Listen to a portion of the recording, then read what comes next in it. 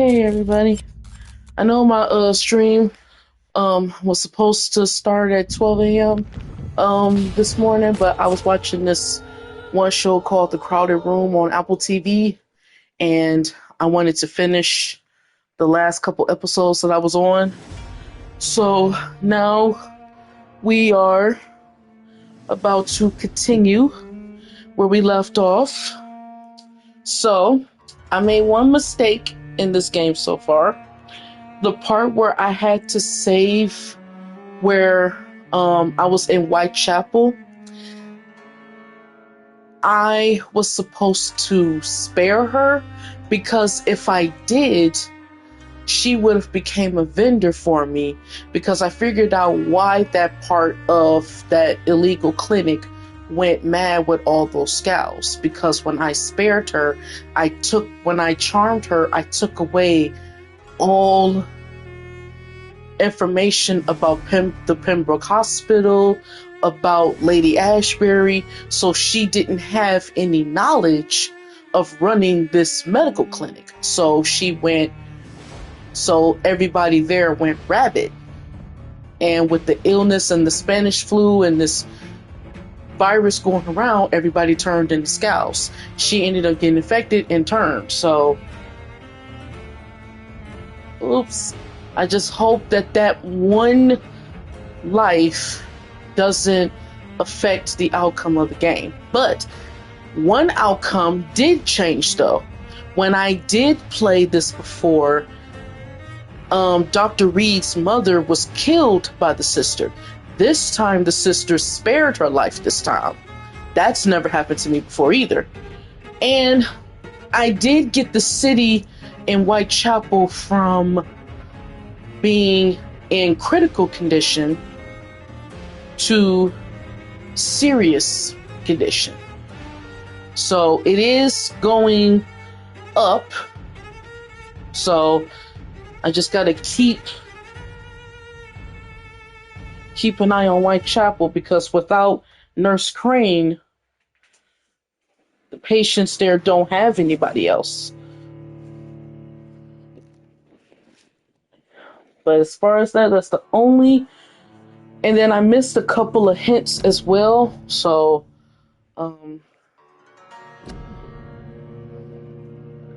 but so far, I've managed to save most of the civilians. But it still hasn't taken away from the main goal that I had.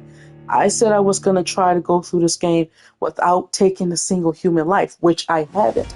I did not kill Nurse Crane. Nurse Crane turned into a scout, and I had no choice but to put her down because she went rabid. I didn't have a choice. I never killed anybody.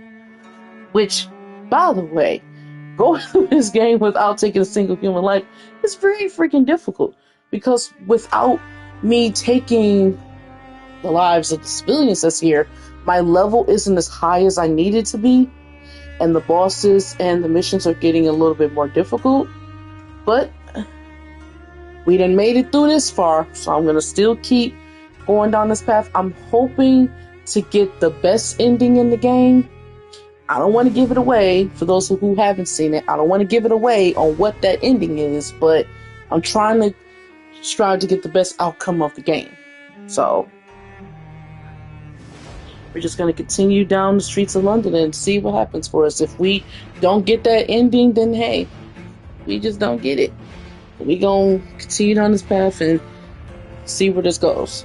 I was supposed to stream at 12 p.m. today, but the last time I streamed, I didn't stream I was trying to aim for an 8-hour stream and only streamed for 7.5 hours. So I'm starting 30 minutes early to make up for the 30 minutes that I didn't do last time. I don't know if I'm just gonna finish this all the way through, because we're already getting to the nitty gritty of when the shit really gets real. Might be a 2-day thing. I might do half now and then just finish the rest tomorrow or later on tonight. I haven't fully decided yet, but let's continue and see where we at.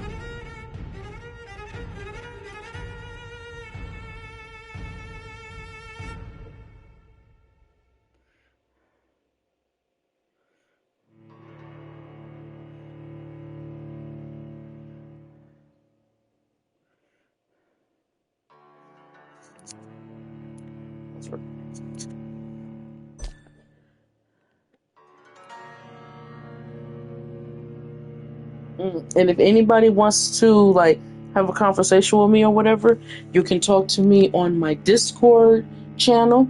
I'm gonna have my channel open so where that way if you wanna have a conversation with me, you can. I'm also gonna have my chat pulled up on my phone because if I leave my mic on during the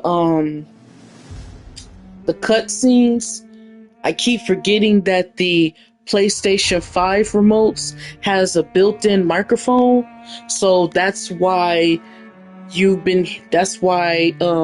people have been saying that they can hear an echo. That's what that echo is. I keep forgetting when I played this at first, I had it on the PlayStation 4. PlayStation 4 remotes didn't have built-in microphones. The PlayStation 5 remotes do.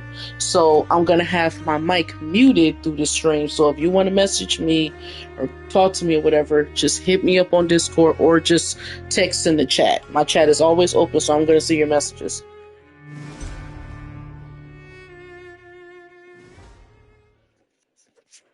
All right, here we go.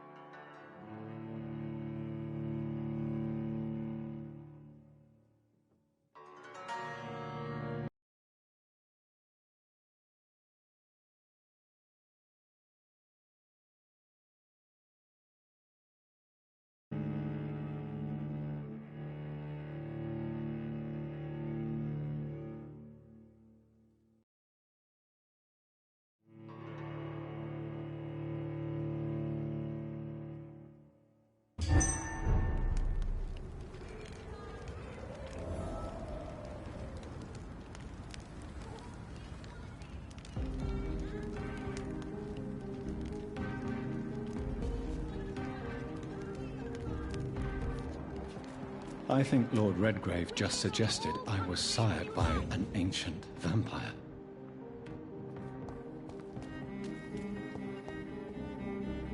Good evening, sir. May I have your attention, please? Come on, Johnny. Don't you recognize your oldest friend? Clarence. Clarence Crossley. How are you? My God. So you survived the war too. So sorry I didn't recognize you at first. I almost didn't recognize you either. War does that to men, I heard. In my case, it was true, for I witnessed the horror that lies underneath. Do you need medical assistance, Clarence? It's a little late for visiting hours, don't you think? What can I say? I haven't lost my old habits. I hope we're talking about the same habits, old friend. When did you escape the war and return to London? You know what's funny? I almost never think about the war. Not anymore. I'm involved in another kind of battle now. What is this new battle? I saw terrible things during the war. Horrors I thought I'd forget. They're here too. They're everywhere. Vampires. I know what you mean. I haven't had much time to think about the war either since my return. Of course. With the epidemic, I bet you've been busy as well. Forgive me, Johnny, I didn't want to sound selfish.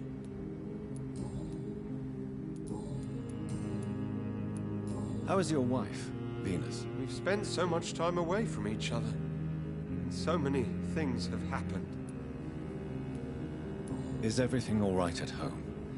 Surely Venus was relieved to see you return from France in one piece. Have you forgot what people are like in this part of town, Johnny? Venus fears for our family reputation. Now her husband has become the village idiot. But you're alive. You returned in one piece and you have a family. How many soldiers can say the same? Believe me, it's not quite that simple. Unlike you, I'm not the man I used to be.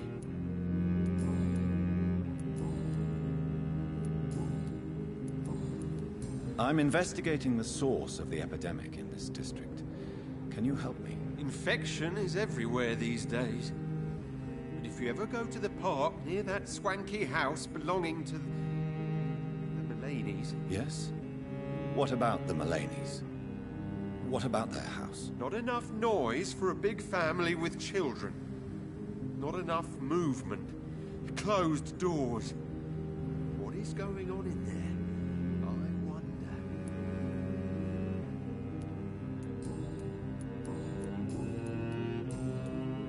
You need some rest, Clarence. You should try to sleep.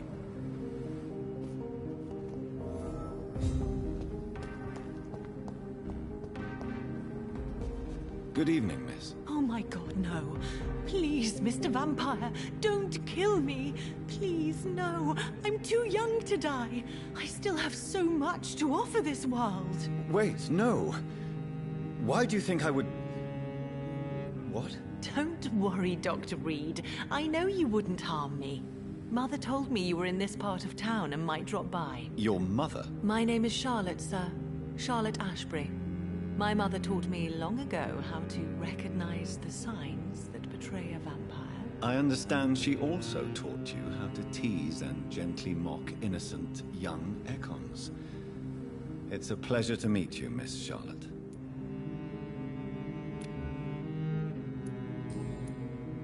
What do you think about this part of town? I was raised here, and I suppose it feels like home. You grew up in this part of town too, did you not?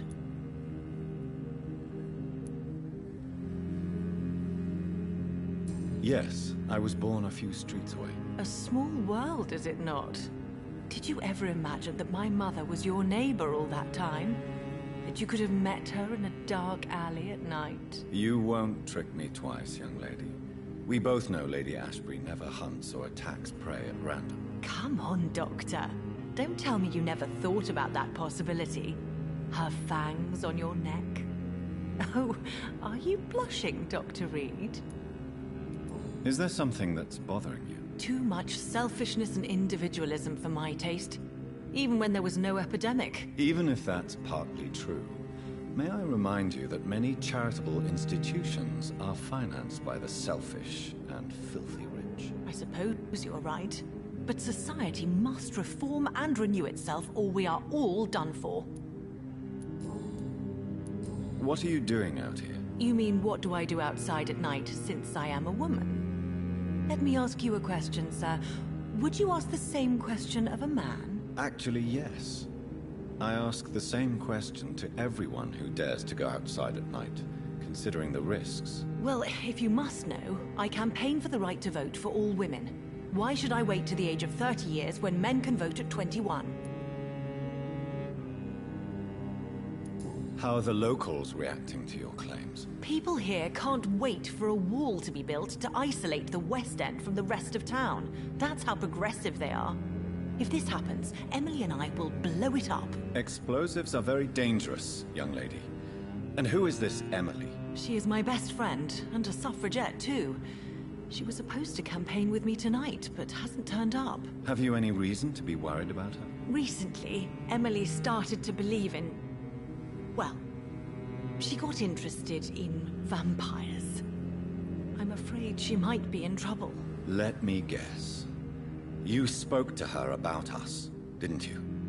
Despite your mother's warning. I think I should try to find your friend. Oh, that would be top-notch.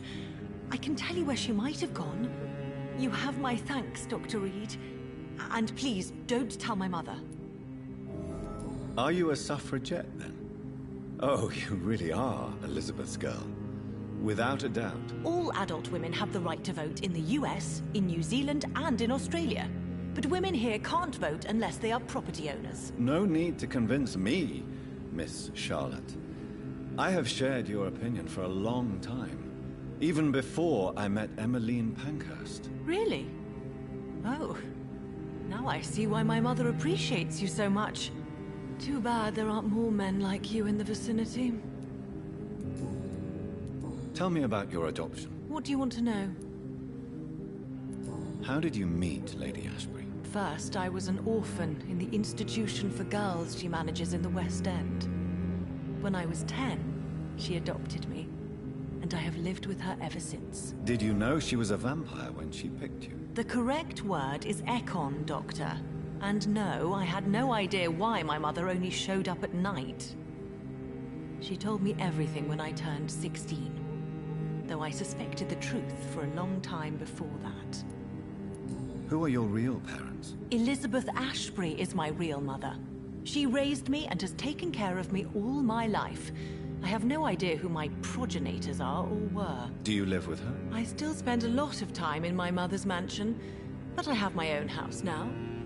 I have a life to live, you see. And one day, I'll have my death to face. What exactly has your mother told you about me? Your name and profession, obviously, and the mystery about your maker. I'm sorry to hear about what happened to your sister, sir. Mother says it was not your fault. Does it not scare you to know what I am? What your mother is? Why should it? My mother is the most compassionate woman. Must I be wary of her, Dr. Reed? Or you?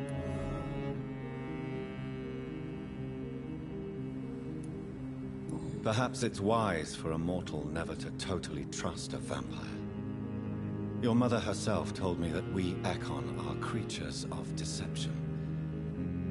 Maybe it's because we seem so alive. That may be true for a naive girl, but I have the best teacher when it comes to getting rid of an insistent immortal. Your mother is not like any other vampire I've met. I believe she thinks the same about you, Dr. Reed.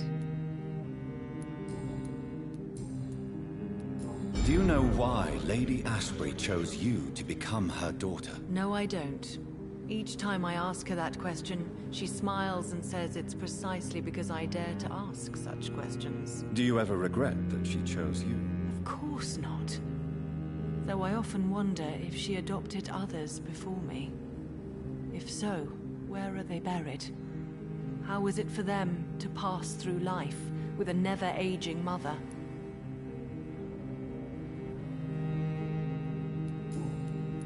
I'm investigating the source of the epidemic in this district. Have you noticed anything unusual recently? A few days ago, I spotted a strange house while campaigning for women's suffrage. Awful smell. No answer when I knocked. Where is it? It's the Mullaneys, a nice family who live in a big house near the park in the eastern part of this neighborhood.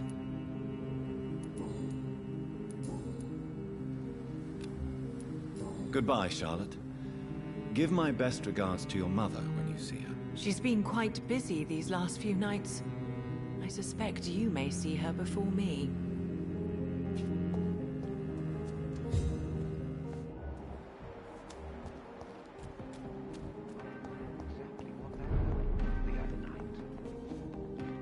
Good evening, sir. Please forgive me for disturbing you. I'm a doctor. I never judge a man by his title, but by his attitude. And you are not disturbing me at all. I am Calhoun Russell, and I welcome you. Well, I must admit it's good to receive a warm welcome for once. I'm Jonathan Reed. Welcome, Dr. Reed. Welcome to my humble shop.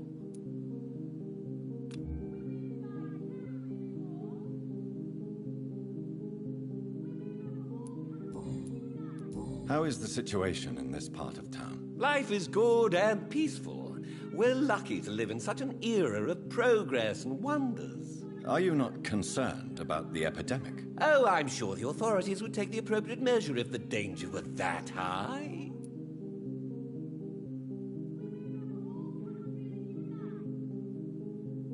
You cannot expect the newspapers to expose the truth while the war is still raging. I can assure you that the situation here is desperate. Well, that's news then. But I can't believe that things are that bad. Are you sure you're not exaggerating a bit? For the thrill of it? Is it not a little too late to be trading? On the contrary, it is the perfect hour. Believe me, my friend, it is always at night that you meet the most fascinating characters. So you prefer to work at night? Oh, I also enjoy a sunny day like everybody else. But the night always has a certain je ne sais quoi of its own. But what about the epidemic? The bombs and raids. And all the random violence. Please, sir, this is London, England. We will prevail. And if a bomb must fall on my shop, then I'll be there to hear it falling. What can you tell me about this place? I recently found the best steak and kidney pie in the city. I'd be glad to share the address if you want. Finding a good restaurant? Is that really all that interests you? Oh, I have many passions, but nothing brings me ecstasy like subtle and exquisite flavors from my teeth to my belly. I must confess, I have quite specific tastes when it comes to nutrition. Really? Well, I'm always happy to try new exotic meals. If you ever find an intriguing table, please share the address.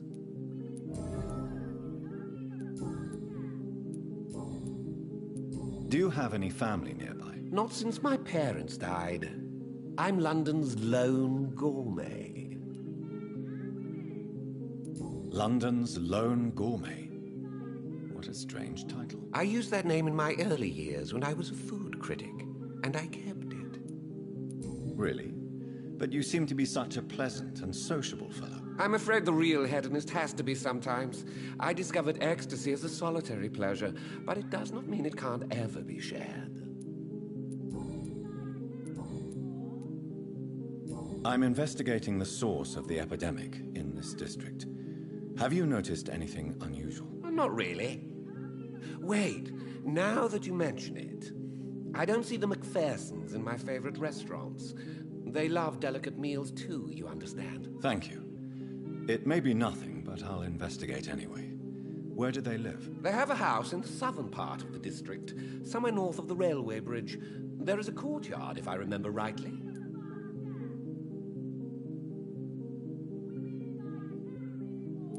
I may have a look at your goods, Mr. Russell.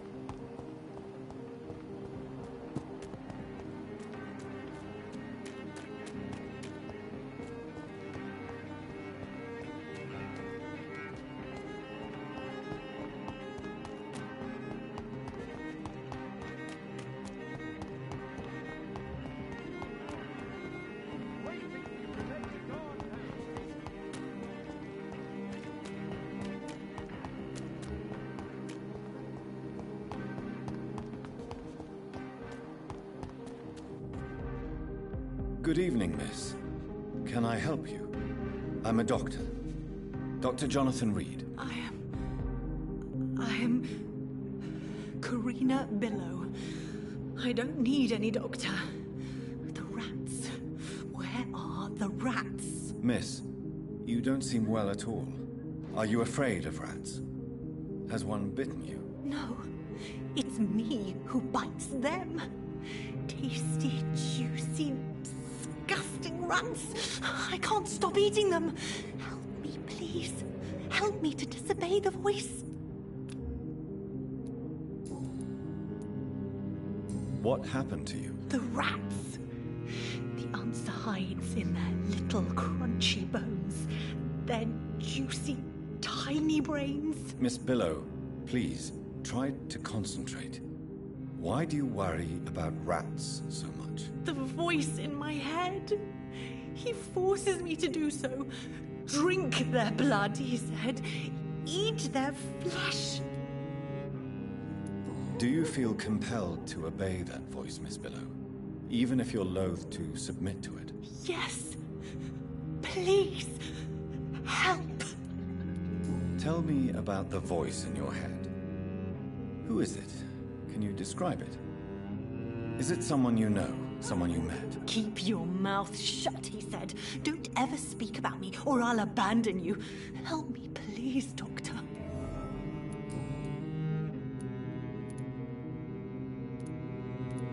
Tell me about yourself, Miss Billow. What do you do for a living? Oh, I'm hungry. Need to eat. Have you got something for me? Blood, perhaps? Can you give me blood, Dr. Reed? Don't you remember who you are, miss? What you did for work? I was strong, proud. I campaigned for good causes. But that was before. Before. It does not matter anymore. I'm so hungry. What is the local news hereabouts, Miss Billow? Shadows. Shadows hunting shadows. Whispers in the dark. Pestilence. Suffering. Death.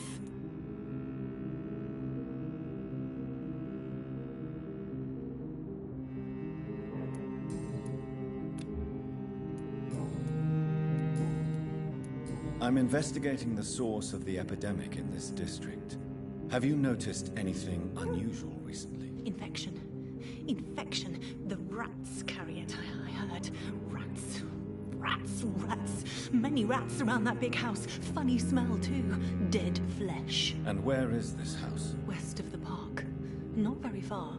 A big house with no sound, no light, no life left.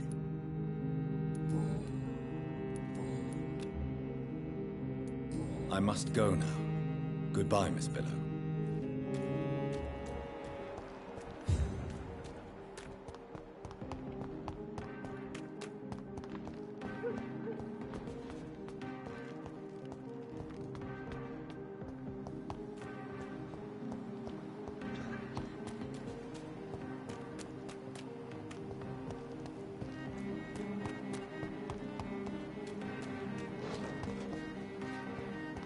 Why are vampire hunters sniffing around here? I need to find out what they're on. Here no...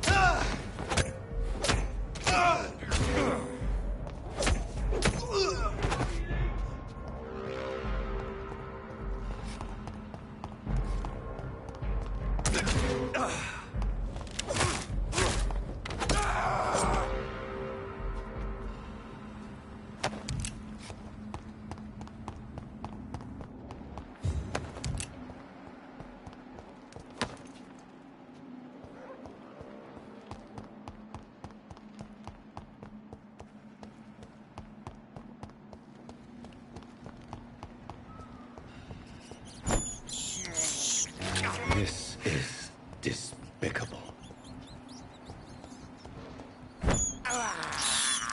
I can't believe I'm doing this. This is despicable.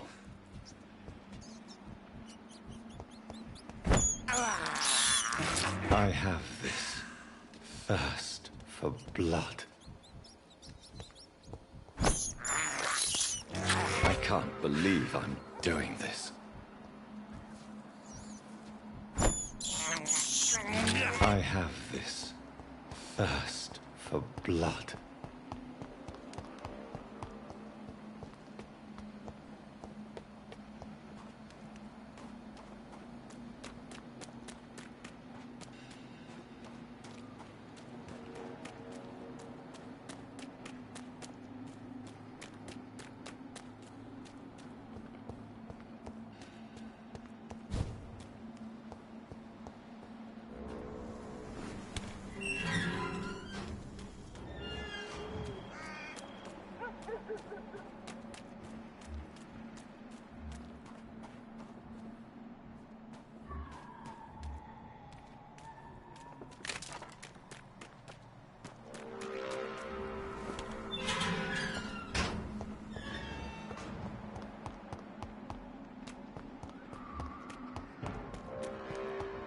Crush the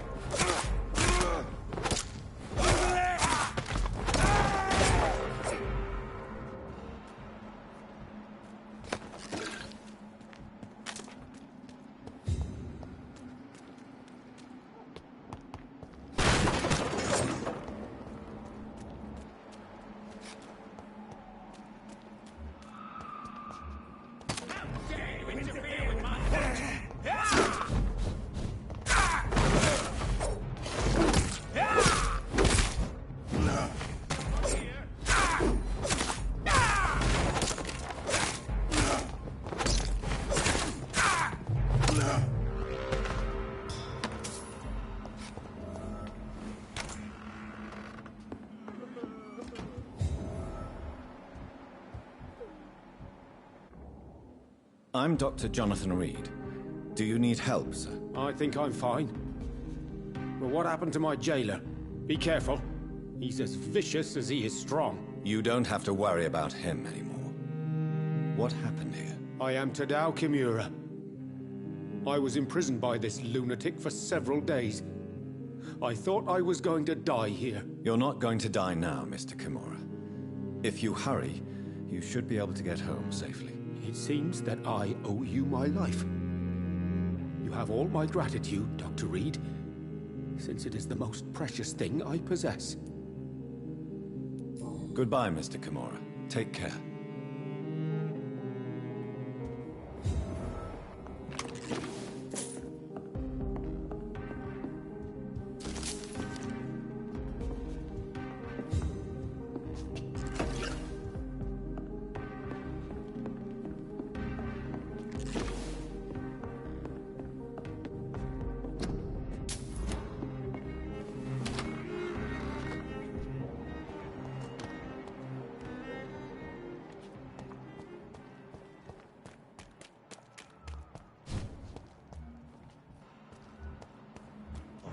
back to the bloody...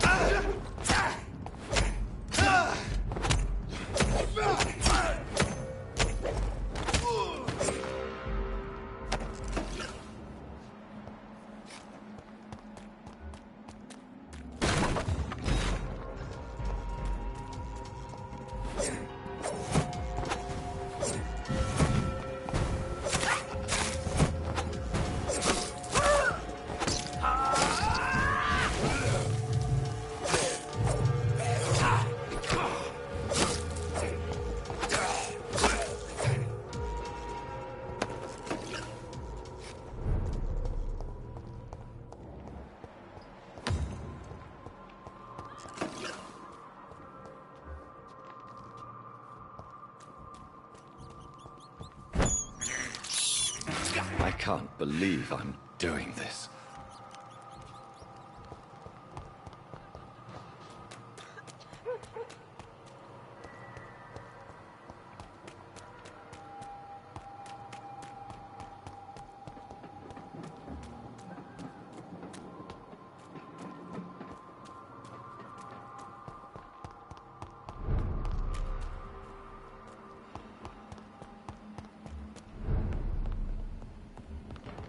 It's a leech!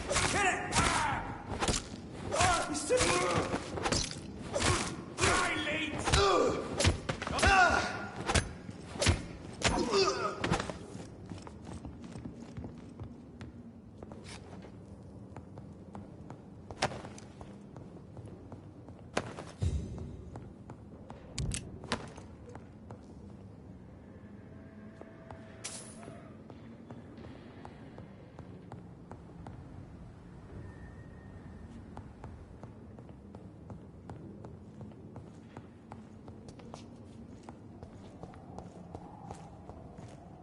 It's locked, all right.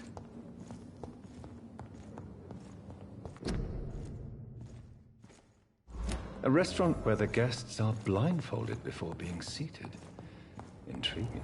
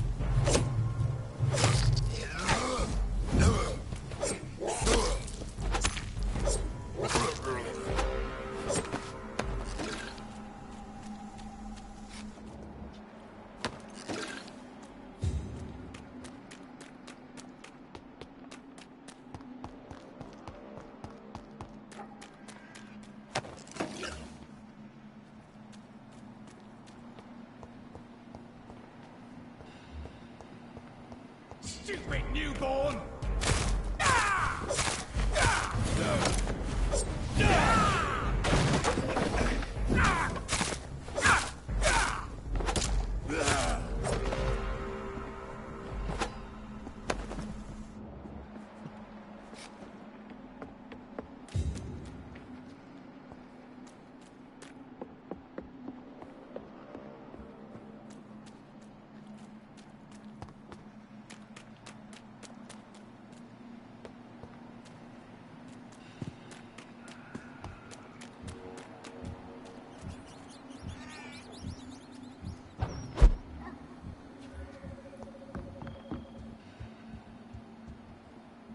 There has been a fight here. I can see a blood trail. Left by one of the antagonists, perhaps?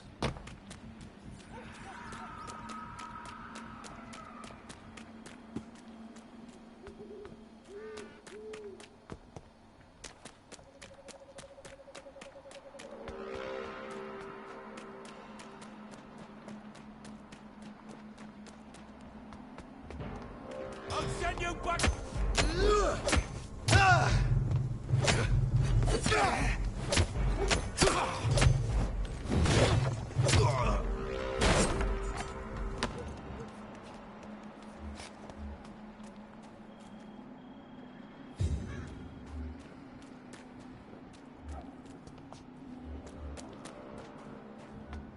See them? Over there! There's one of them!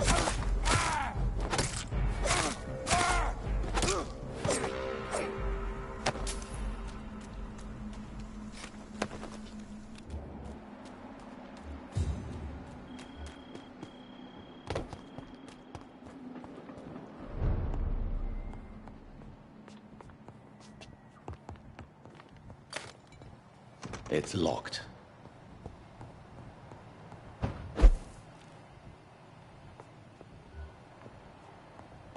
It's one of them!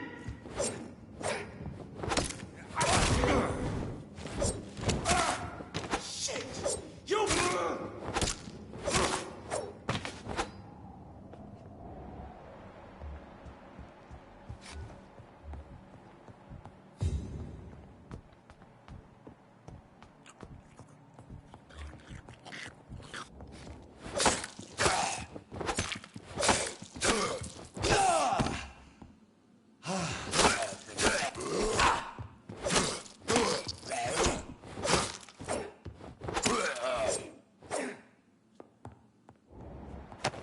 More Braille. I should bring this to Mason Swanborough.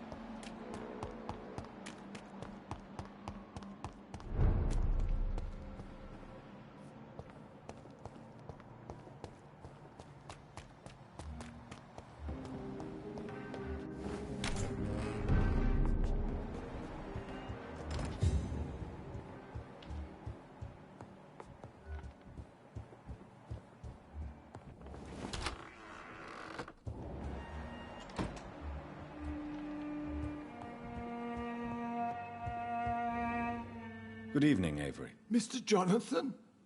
I can't believe my own eyes. Oh, it's a miracle. We all thought you were...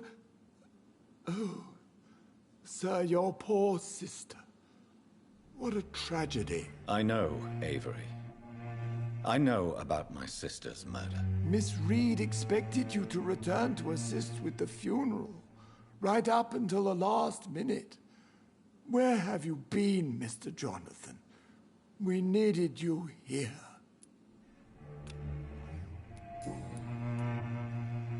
How is my mother? Not well, I'm afraid, sir. Miss Reed is very fragile since the police brought her back home. The police? What happened? Miss Reed was found walking in the streets. She kept saying she had spoken with her son and daughter. She's resting now. Has she received appropriate medical care? I'm taking care of Miss Reed myself. Hospitals are so overwhelmed by the epidemic that they can only accept patients infected by influenza. Perhaps we could arrange a short trip. Somewhere sunny, like France. She has always been very fond of France. I think leaving London could do her good. I'm afraid Miss Reed is too frail for the moment. Recently, she started going out at night without remembering it. I have to watch her carefully. What is the situation in this part of town? For a time, the West End seemed spared by the epidemic. But the situation is getting much worse. Have you no relatives anywhere? I'll understand if you want to take a few days to see family. Your father managed to guarantee my earnings as long as I take care of this house, sir. My sisters are dead, and I've never met my nephews. I'll stay, sir. I'm sorry I could not be here for Mary's funeral. Your mother was strong, sir. But your support would have been appreciated.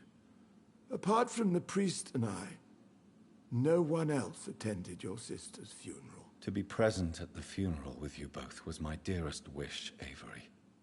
But I am sorry, I simply could not attend. I would not dare to question your absence, Mr. Jonathan.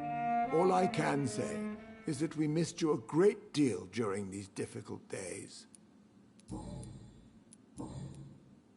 Tell me the truth, Avery. Do you feel forced to stay here? Would you leave this house without the arrangement made by my father? No, sir. I have nowhere else to go. And I promised your father I'd take care of his family as long as I lived. This house is dead, Avery. There is a curse on this family. You really should consider leaving. If only you could have been here sooner or more often. Maybe this house would not be that empty. But you're here now, sir. So my task is not over.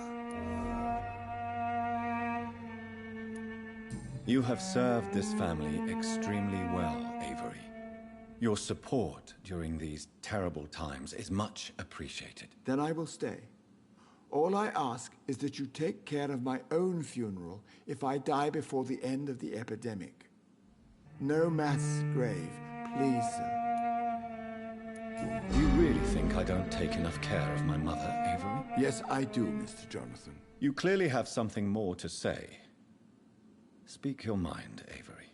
I know you work hard to help the sick, but what will you do once the epidemic is over?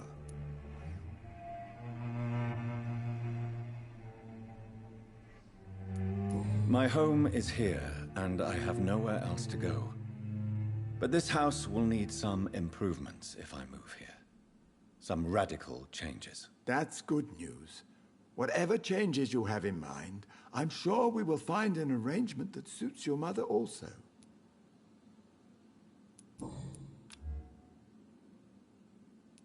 I'm currently investigating sources of the epidemic in this part of town. Do you know anything useful? Not really, except all the Macphersons' servants resigned a few days ago. They feared becoming infected, they said. The Macphersons? Where do they live? I think it's a rich house near the railway bridge in the southern part of the district.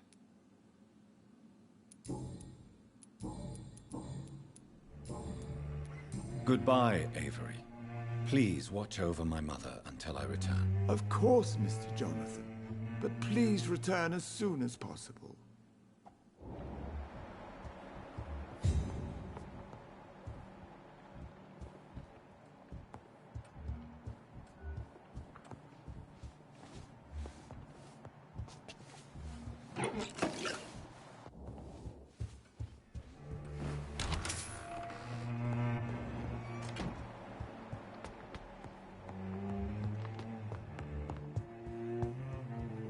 It's locked, all right.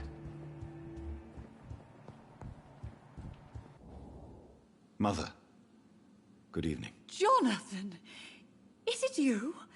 Where have you been, my prodigal son? I'm right here, Mother. I'm finally home. Yes, for this son of mine was dead and is alive again. He was lost and now found. But where is your sister? Where is Mary? Mary? She is gone, Mother. I know she's gone. The question is, when will she return as you have? I miss my grandson so much. It's been days since their last visit.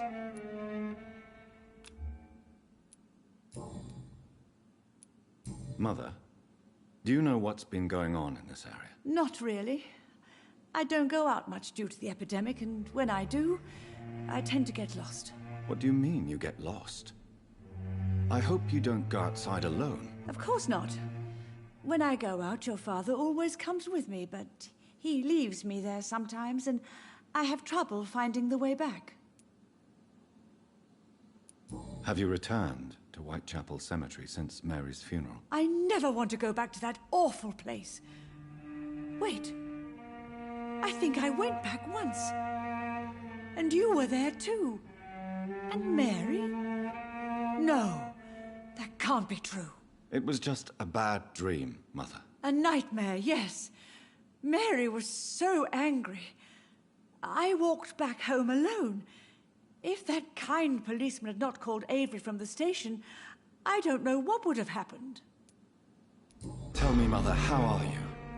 All alone in this big house with only Avery to take care of you. I'm sad most of the time. Sad that you have left me here alone.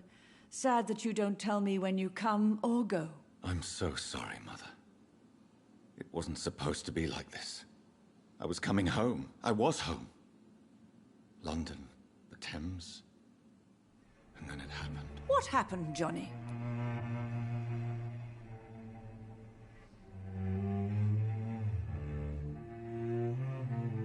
I was attacked, Mother. And I've not been the same since. The important thing is that you finally returned home. I was worried, you know. You were the last member of the family of whom I had no news. Even Mary comes more often than you.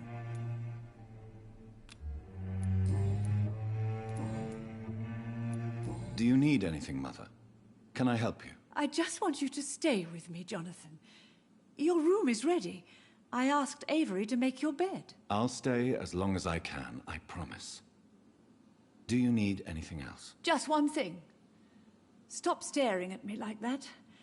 As much as I love you, it breaks my heart to look at those empty and dead eyes. Are you working on a new painting? Not recently. I have trouble focusing on my subject, and my mind quickly drifts. It's the same thing when I try to write poetry. I recently met a talented painter with an excellent technique. I wish you two could meet. I'm sure you'd like her. I'd be glad to meet her. What is her name? Is she famous? Is she dead too? She's not famous, and her name is of no importance. And yes, she is also dead. The important thing is, I hope you two get along. If she ever fancies meeting your mother, I'd be glad to welcome her into my home.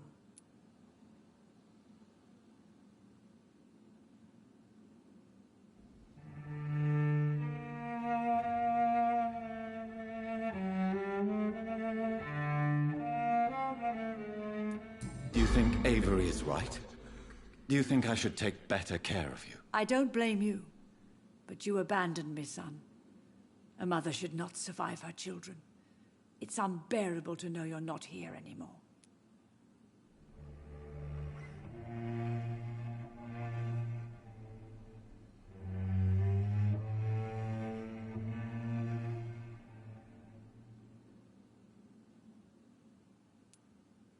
I know I have failed you since I returned. I even watched you bury Mary from a distance. From now on, I will protect you. You have my word. You don't have to apologize to me, Johnny. Do you think I did not notice how much you have changed? Have I changed that much, Mother? Am I still your son? You are still, and you'll always be. Despite your pale skin, your bloody eyes, and that echoing sadness in your voice.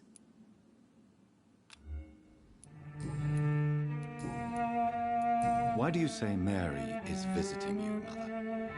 You know that's impossible. Why should it be? Are you not standing in front of me right now? Why should it be any different with your sister? But I'm not dead, Mother. I'm really here, talking to you, trying not to cry. Oh, it breaks my heart to have to tell you this. But of course you're dead, my darling boy. Just look at you, as pale as my Mary. But Mary really is dead, Mother. Yes. And are you not dead too? Isn't your father dead? And my grandson, and my son-in-law? You're all gone. But you all still visit me from time to time.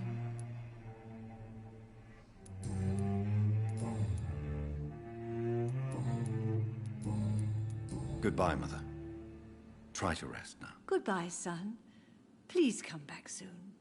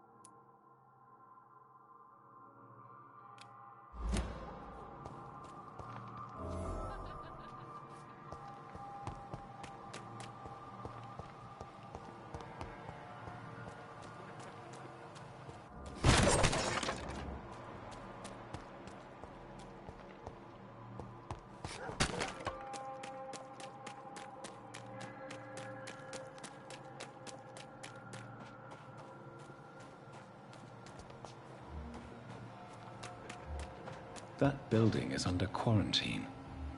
Could this be what I'm looking for?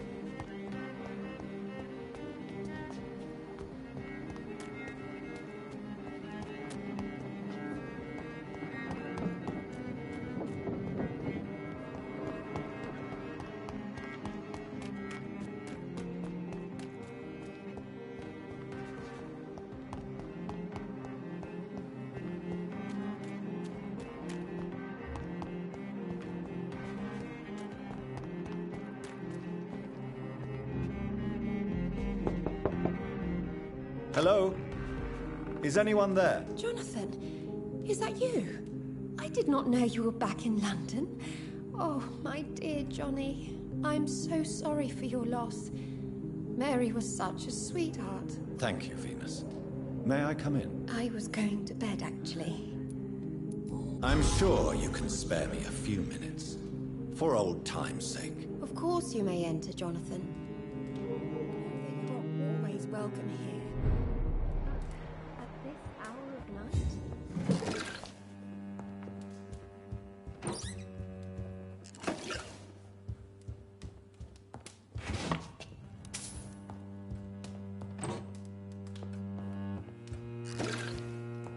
I remember when Mary came here. They were such a beautiful family.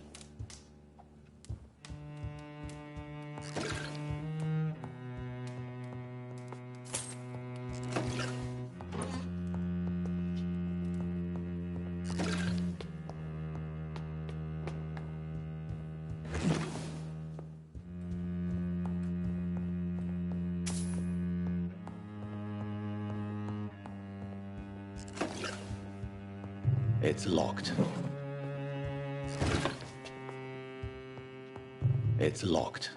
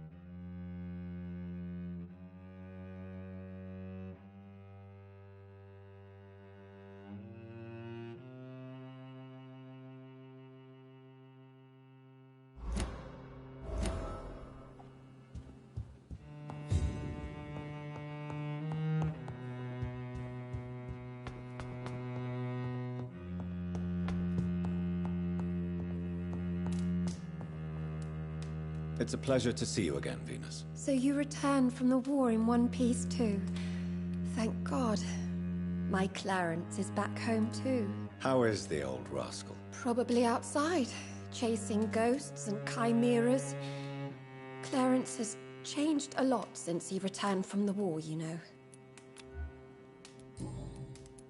How have you been since the last time we met? How long has it been? 3 years now? I've done my duty, like all British women. You have no idea what it was like to wait for months without knowing if I'd still be a wife or a widow. I understand. Luckily, this part of town has been saved from the worst of the bombings, from what I've seen. Yes, and it's also true about the epidemic. The flu has killed here too, of course, but not on such a large scale as in other parts of town. Have you noticed anything peculiar about the neighborhood recently? You mean except for your return to town? No. Oh, and again, Jonathan. Please accept my condolences for your sister. Why is my return so surprising? It's more an unexpected happy end than a surprise. You and Clarence, back from the war. You have no idea how hard it's been for me. Thank you, Venus.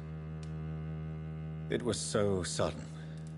And I've been so busy, I haven't spoken to anyone about it. I wish I could have assisted at the funeral, but you know, it's been so quick. And what with the epidemic in the streets? There's no need to apologize, my dear. It's normal, considering the circumstances. No, it's not. I am sure that Clarence has not even thought to present you his condolences. He is too busy with his penny dreadful stories.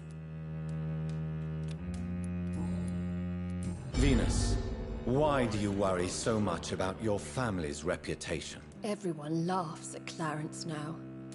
And they avoid me because they believe I share his insane opinions.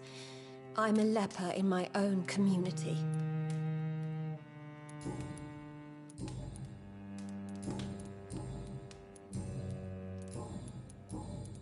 I'm investigating the source of the epidemic in this district. Have you noticed anything unusual? The McPhersons. I heard they locked themselves in their own house. They could just be afraid of getting sick. Perhaps you're right. But if I were you, I'd pay them a visit. A big house, reachable through a courtyard, to the north of the railway bridge. Goodbye for now. I remember when Mary came. They were such...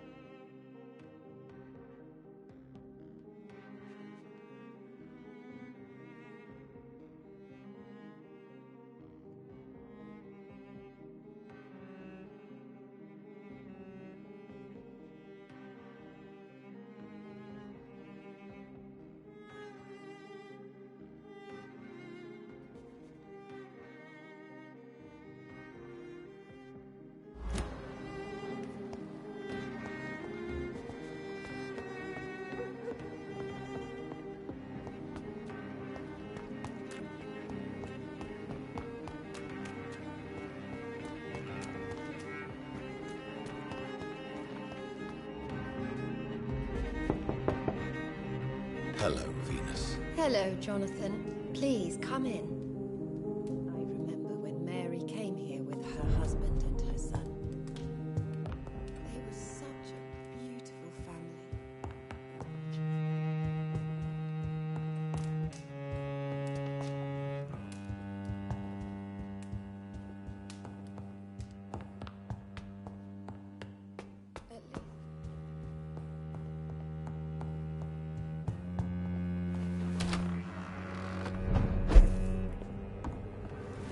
No invitation is needed to enter this building.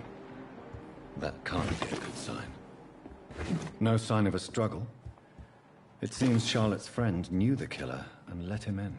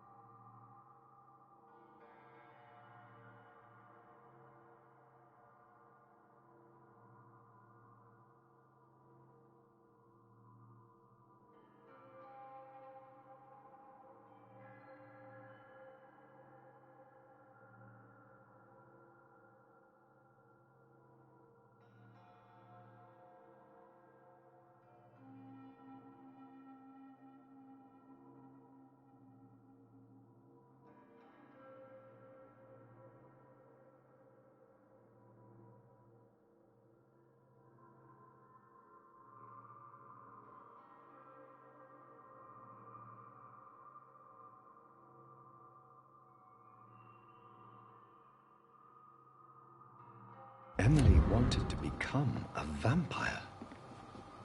Something must have gone wrong. Someone is responsible for this mess. But who?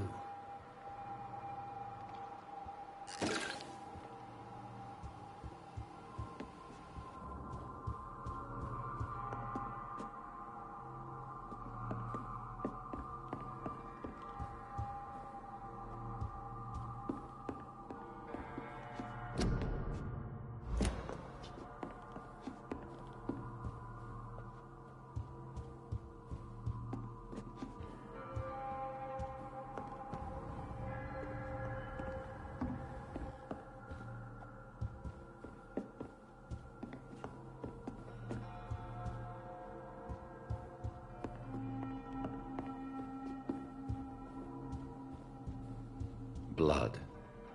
I should follow the trail.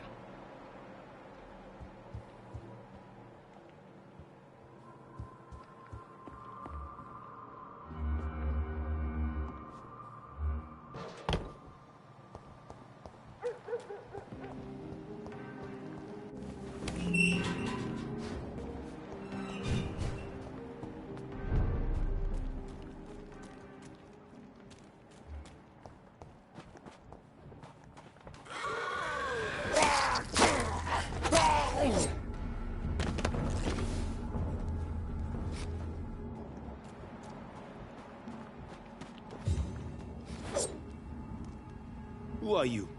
What are you doing here? I could ask you the same question. I'm the Marquis de Bois-Colombes, and I strongly invite you to find your own game, sir. I'm not here to sustain myself. I'm currently investigating the death of a young woman killed by a vampire. A young woman killed by a vampire?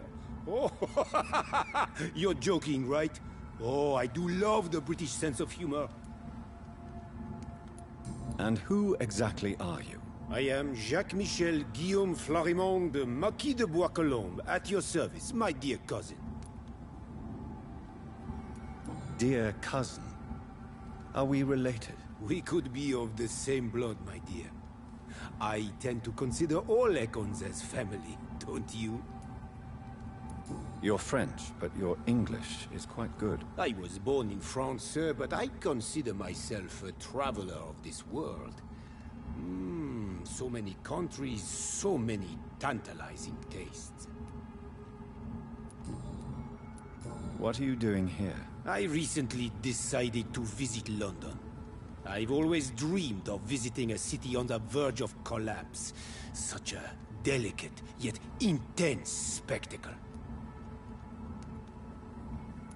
You take pleasure from others' misery. I have been a totally depraved and immoral creature since the day I was reborn, sir. And probably before. What do you plan to do here? Take pleasure. Take pictures. Enjoy the show. Have fun. Believe me, I won't be the only foreign immortal who bought a ticket to the fair.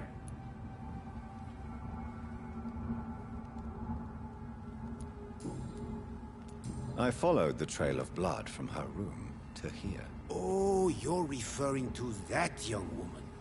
Yes, the meeting turned messy.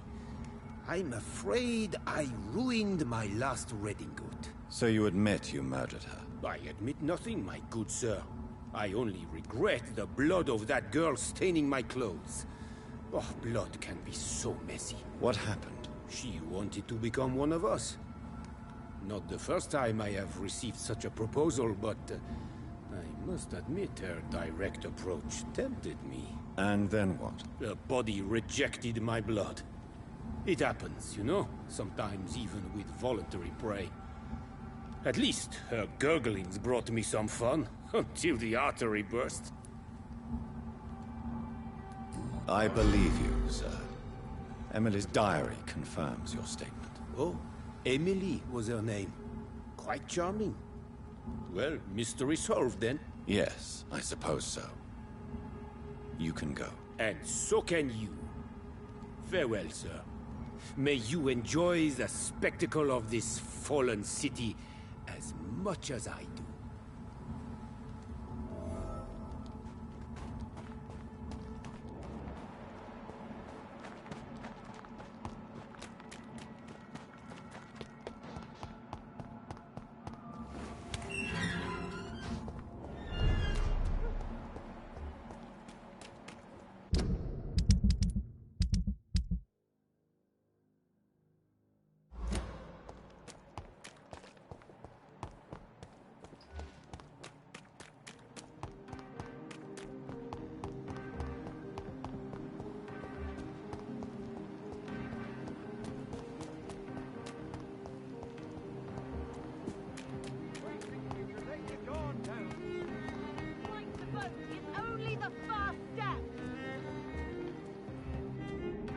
Good evening, Miss Ashbury. And good evening to you, Dr. Reed. I have found out what happened to your friend, Emily. I can handle the truth. There's no need to hide the bloody details. Your friend was planning to become a vampire. She thought she'd met an honest one and made a deal with him. Unfortunately, Emily did not survive the process. My mother told me many times about the risks of being turned. I often suspected she exaggerated the danger to avoid me being tempted. No, the risk is real. Have you any idea what a body has to endure? To become an organism entirely consumed by its need to process and recombine blood? I should never have talked to Emily about vampires. I never thought she'd actually try it without me. Thank you, sir. Here, take this for your discretion.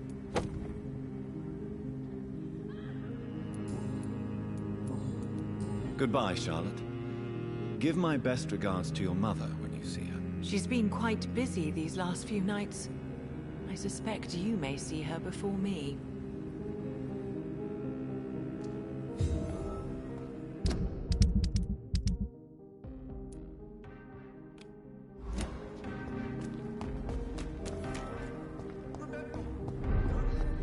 I'm hungry.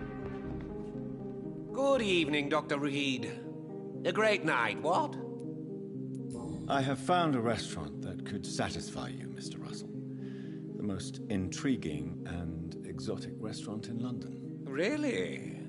You have piqued my interest. Where is it? It's a place where you eat in complete darkness and try to identify your meal without anything but your palate. My, oh my, how interesting. It could even be fun to eat a little poisson et fruit that way. Oh, thank you, Dr. Reed. Please, have this for your research.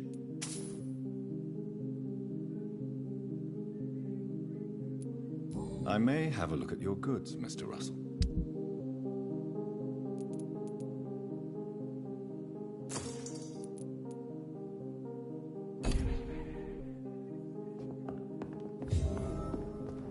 Remember, don't let any strangers come into your house. Have you noticed anything? Suspicious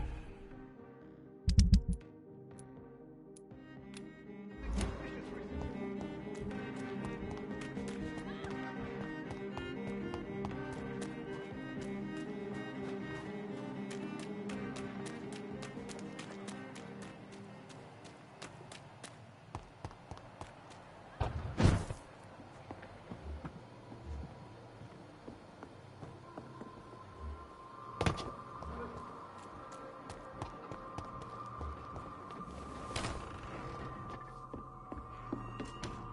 Are you sure you'll manage to reach the West End by yourself, Mr. Gamora? Yes, I'm perfectly capable of defending myself when not ambushed by insane cultists.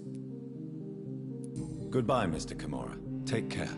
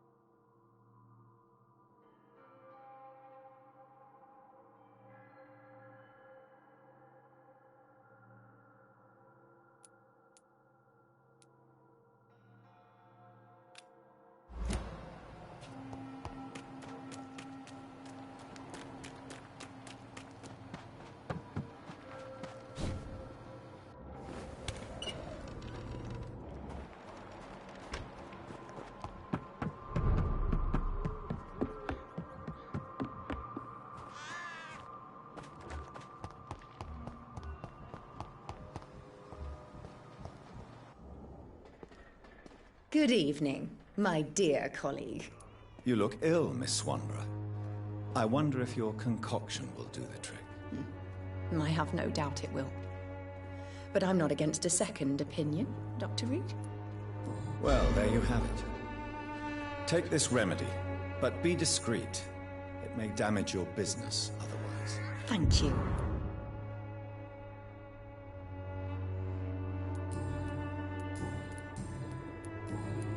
How is the sanitary situation evolving in Whitechapel these days? When people buy guns instead of medication, it means they have already traded hope for fear in their hearts.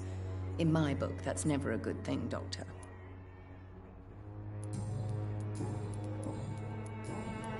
I'd like to see what kind of medicine you're selling.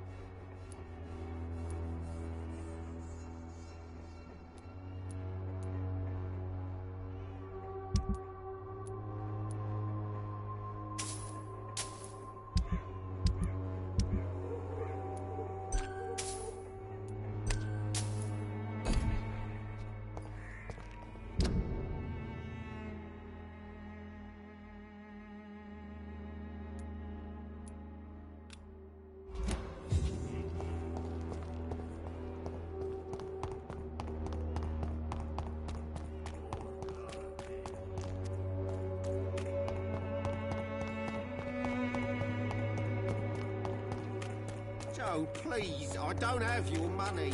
Come on, Barry. For there is no protection against malevolence and trickery.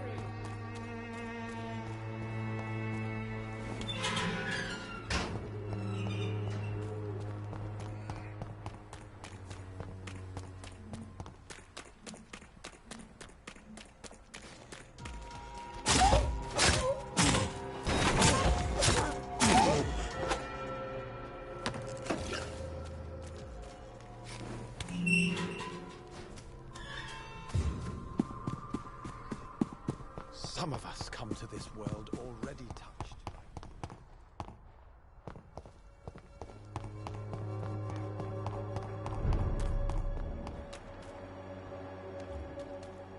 Your prey is mine now!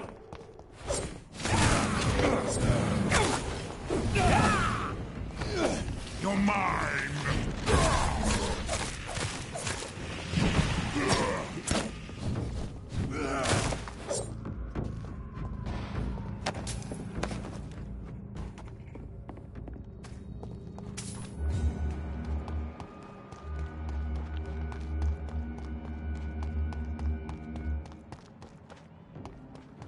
Back in the grave!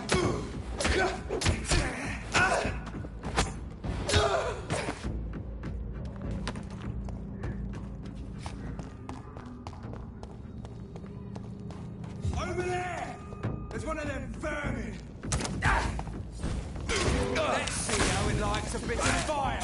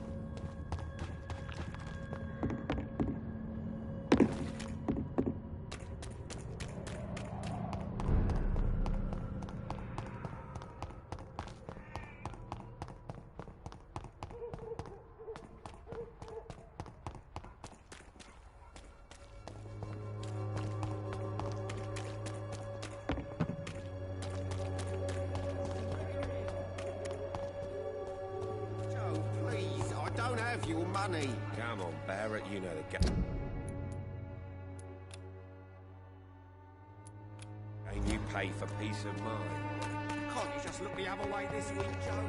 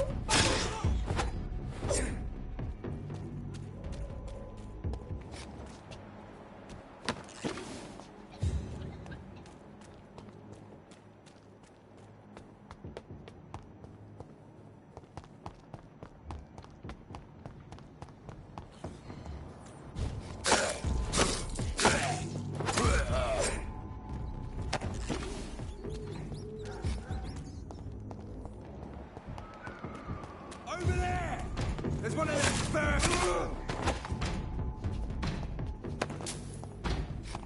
I'll kill you! See them fancy clothes? This one's a tough!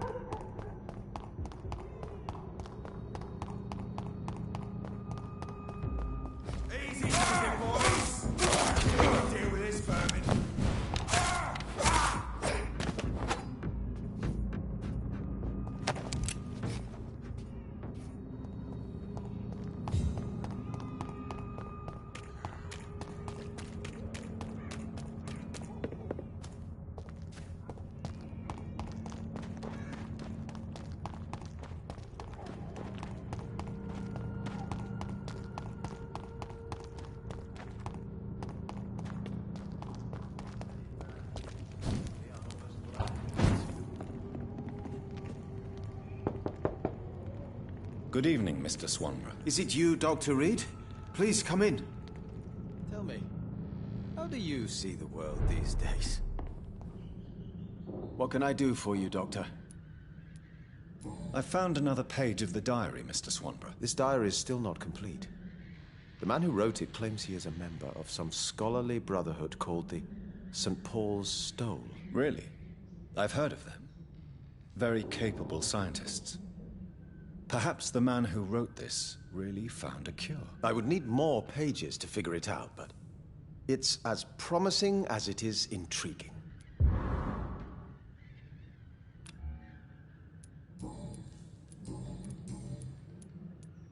Your sister seems to believe this miracle elixir business is somehow doing you good. Loretta believes that keeping busy is what I need to be happy. And is she wrong? My sister is wrong about almost everything. But as long as she thinks she's in charge, she can be nice. How is the sanitary situation evolving in Whitechapel these days? I hear them hissing and scratching at my door every night. The sick made mad by the fever. But these walls are thick, and my lock is solid. Goodbye, Mr. Swanborough. I'll leave you now. What kind of gentleman pays visits to people at this late hour?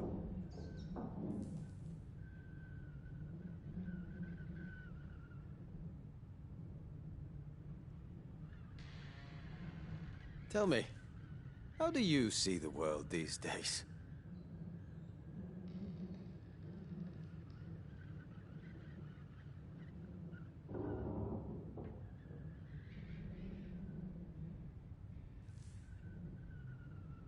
Wandering in this part of town at night, you're either brave or a fool.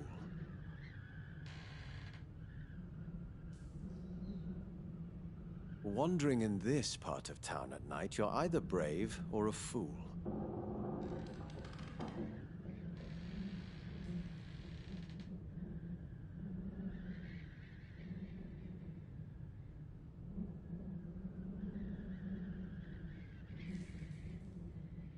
Tell me, how do you see the world these days?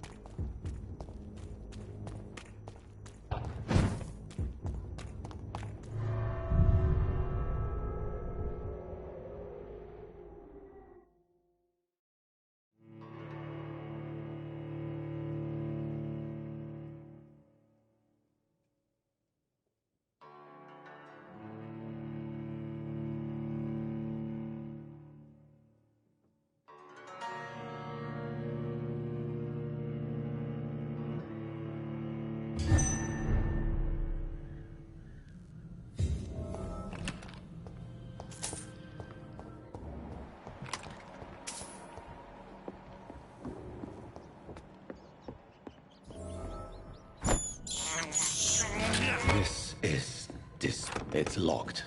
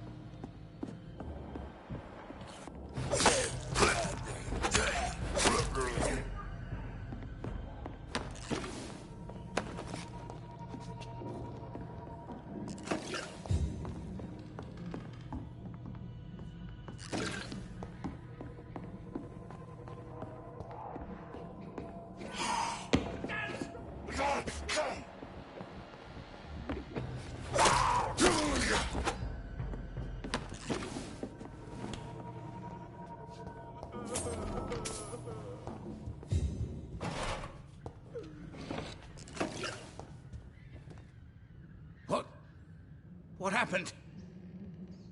Who are you? It's all right, sir. You're safe now. Oh, a fellow Englishman. Thank you, sir. For a moment, I thought those bloody heathens had killed me. What are you doing here? This place is not safe. Yeah, it's a cesspool, but it's mine.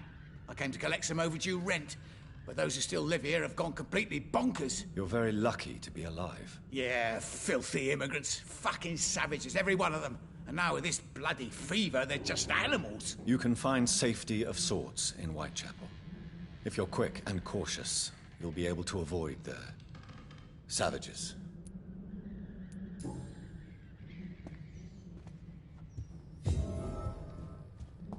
More Braille.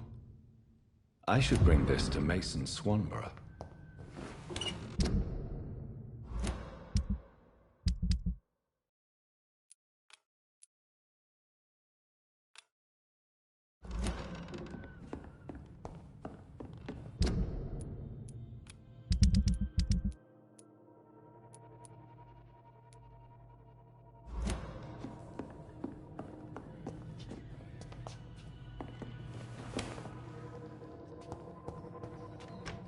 You had better return to Whitechapel without delay.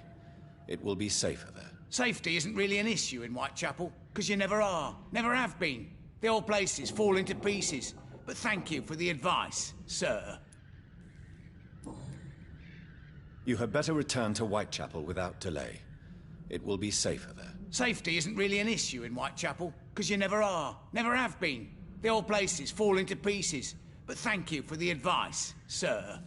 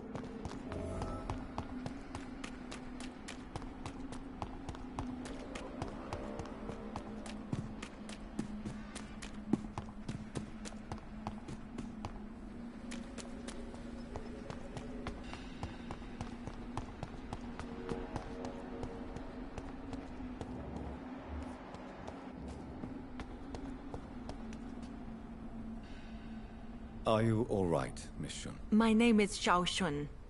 This is the proper way to address someone in my country. I do apologize, Xiao Shun. Are you all right? Yes, I am.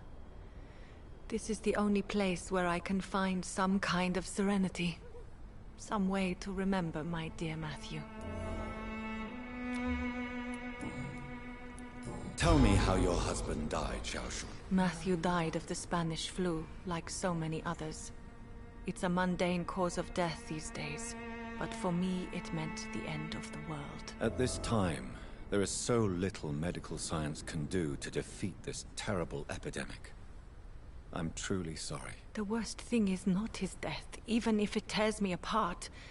The worst is not to have seen it coming, to have lost him so quickly, even before realizing it. Did he hide his condition from you? Matthew was a smiling type, a happy sort. Everything that I am not. Did he laugh at his death to come, or did he not realize what was going to happen? I'll never know. Are you on your own? Do you have any friends or family who you could be with? I have family and friends, but I need to be here alone. One day maybe I'll go back to them, but not now. I need silence, and I need sadness.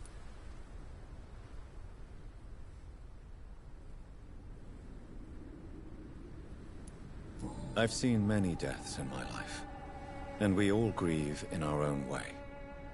Some stay silent, or need to shout. Others need company, and some just can't stand it. Thank you for your sincere words, Dr. Reed. I sense you trying to help me, even if I don't quite understand why. The Spanish flu may be the worst disease mankind has ever faced. Why are you blaming yourself? You don't understand. I didn't know he was so sick. I didn't realize the gravity of his situation until it was too late. As harsh as this sounds, we are all equally vulnerable to this awful disease. It can take the strongest man in just a couple of days. I never said goodbye to Matthew. We never realized how bad it was. We laughed about it even. He always made me laugh. Now I don't have enough tears to shed.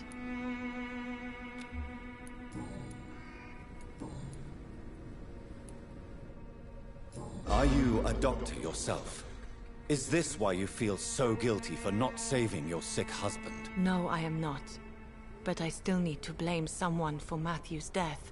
And who else, if not his wife, who did not see it coming? I'm a physician. One of the best in the country. But I was unable to save my own sister, Mary. She died in my arms. Why tell me this? Is it supposed to make me feel better? She will rest in this cemetery forever. And I'll spend eternity hoping that she can forgive me. May I ask what caused the death of your sister? You could say she was also killed by a terrible disease. A disease I have sworn to fight and cure, no matter how long it takes. Thank you for sharing that with me, Dr. Reed. Maybe it's time we start to rebuild our lives, you and I.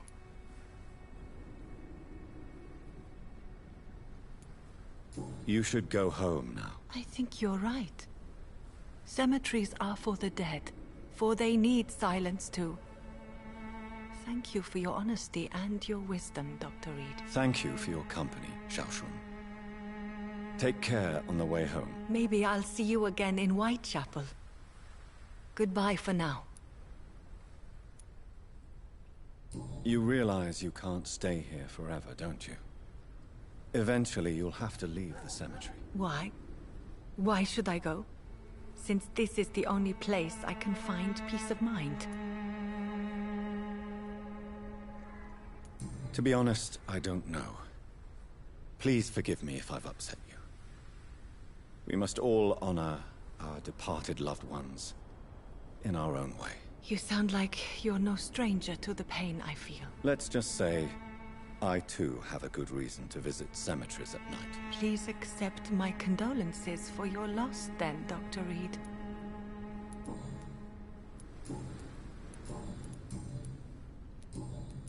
How is the sanitary situation evolving in Whitechapel these days? My only relief is that my Matthew died before seeing the madness that approaches. I'm afraid we won't survive this trial, Dr. Reed. Goodbye for now. You know you can trust me.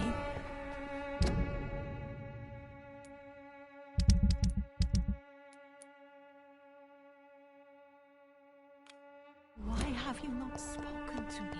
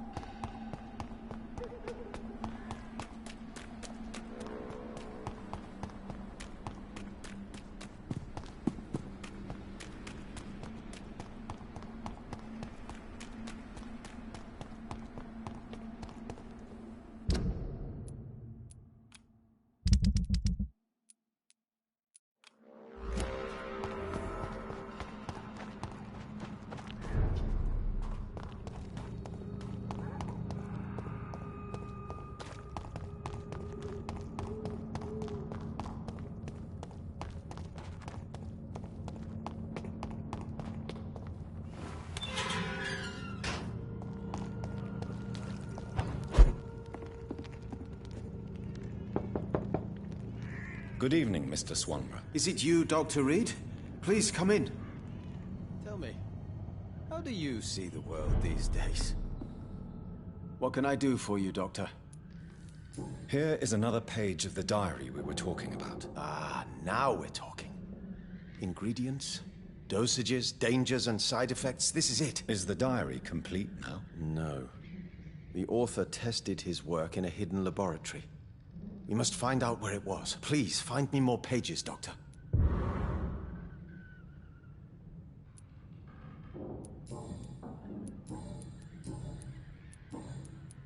Goodbye, Mr. Swanborough. I'll leave you now. What kind of gentleman pays visits to people at this late hour?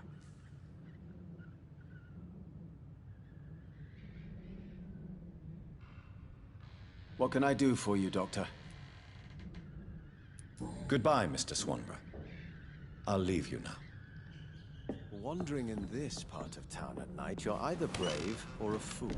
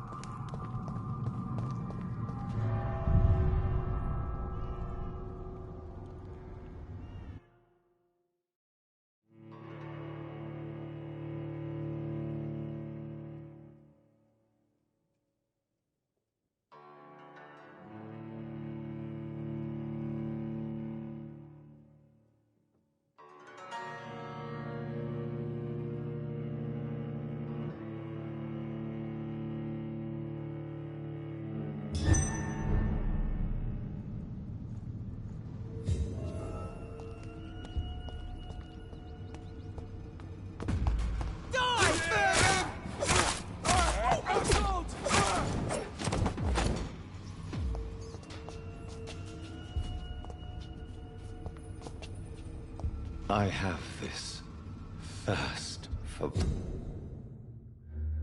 blood.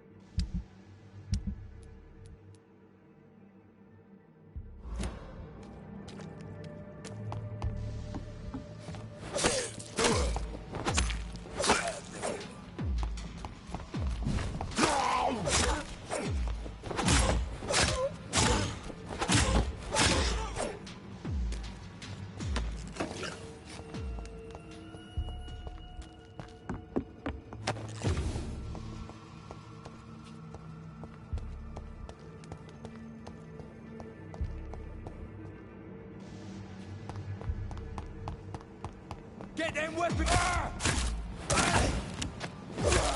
Murdering bastards!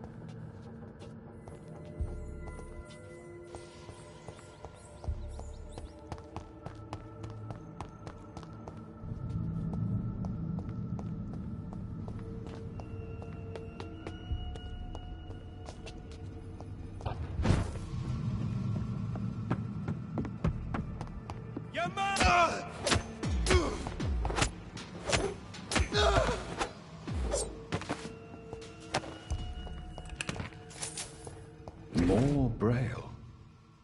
I should bring this to Mason Swanborough.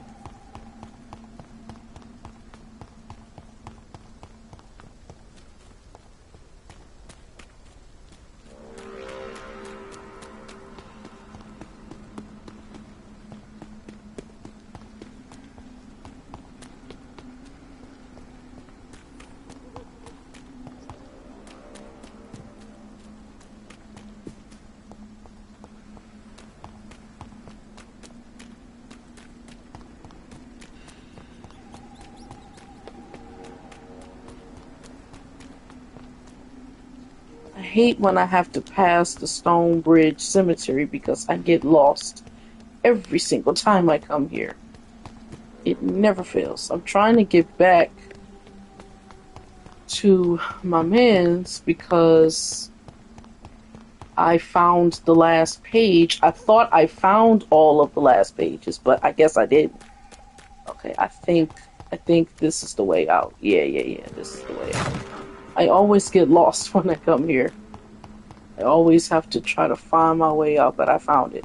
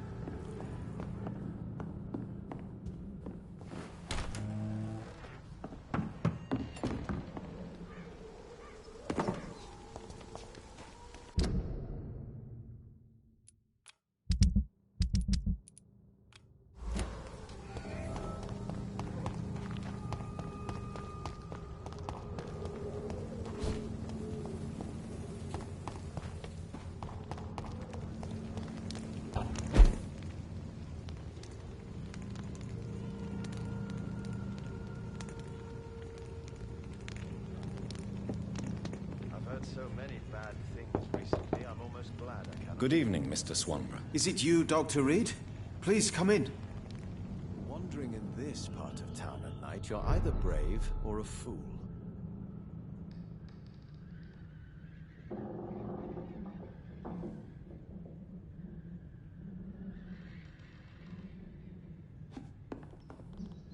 What can I do for you, Doctor? Here is another page of the formula for the cure for blindness. Give it to me? Yes. Brilliant. I'm going to give you the location and the code you will need to find the cure, but you have to listen to me first. Why? What is it? If you find the proof that this treatment for blindness is real, I want to try it. Do you understand? No matter the risks. Risks? What have you read in these pages that you're not telling me? You already know what you need to know. I trust you, Dr. Reed. We share the same passion for science. Please bring back the formula.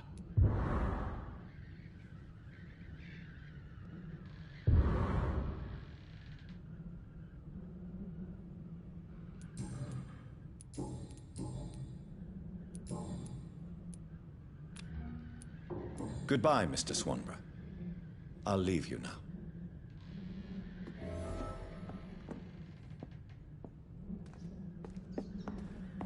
Tell me, how do you see the world these days?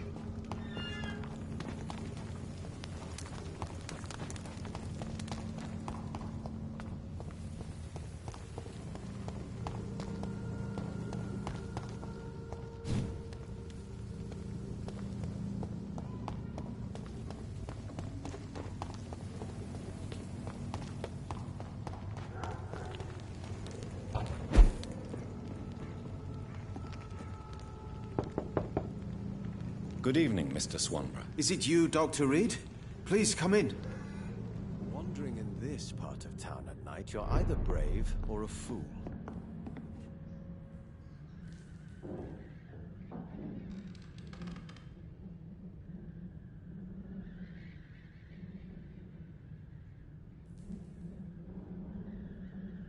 Tell me, how do you see the world these days?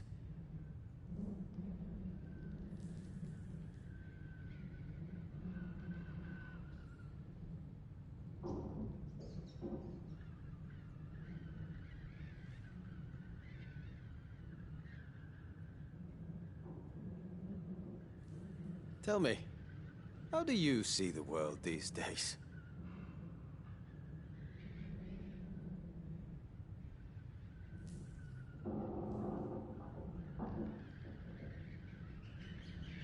What kind of gentleman pays visits to people at this late hour?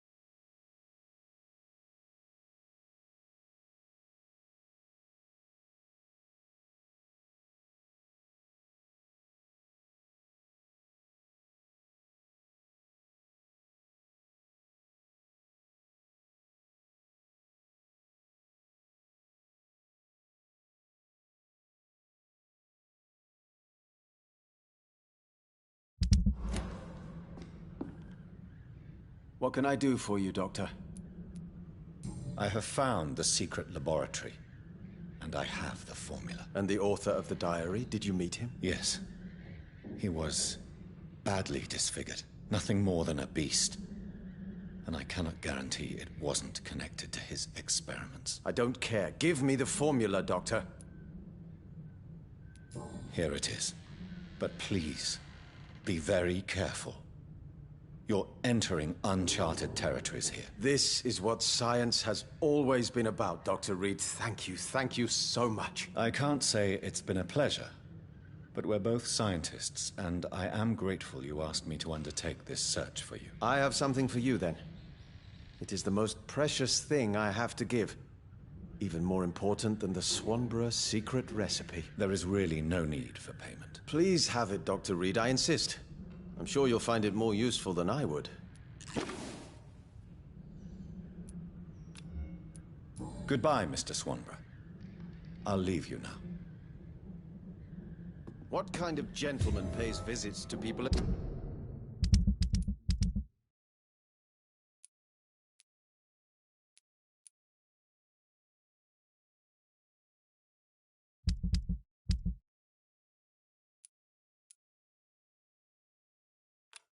this late hour?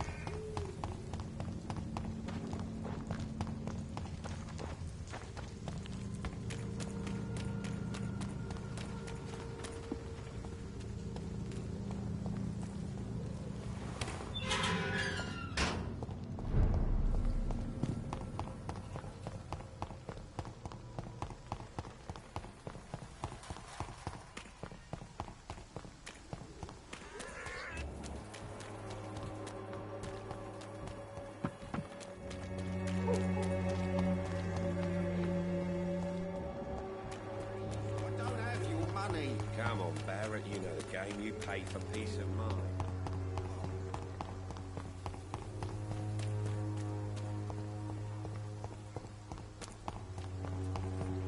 As long as you have the money.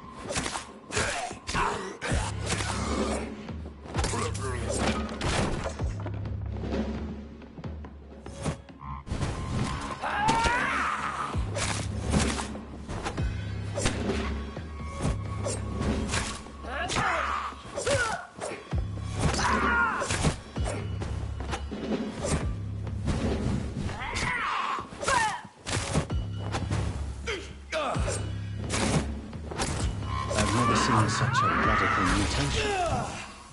Could it be a new stage in the disease's evolution?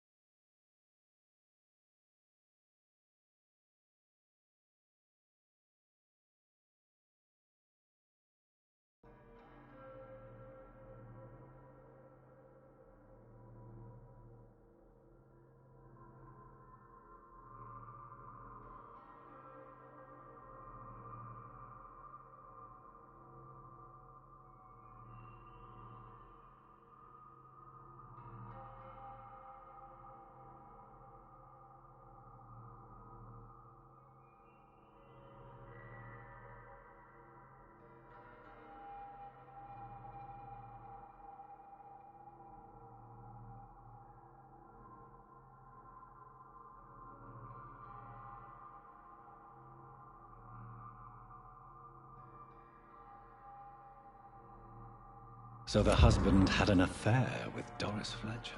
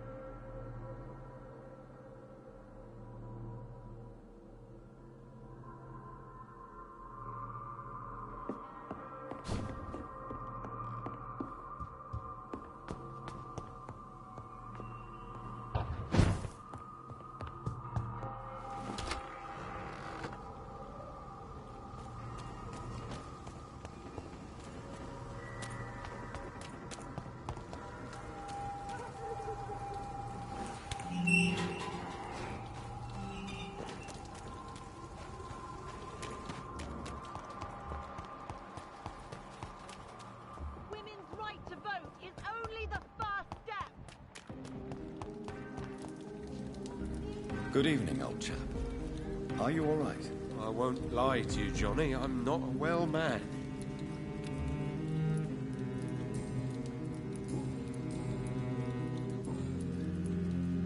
You need some rest, Clarence. You should try to sleep.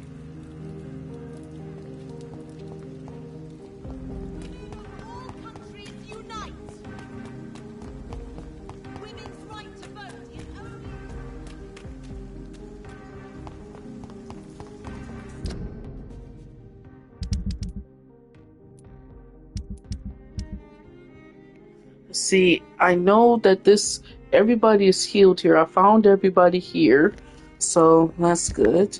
I found everybody here at the hospital. No one is sick here. Nobody is sick here.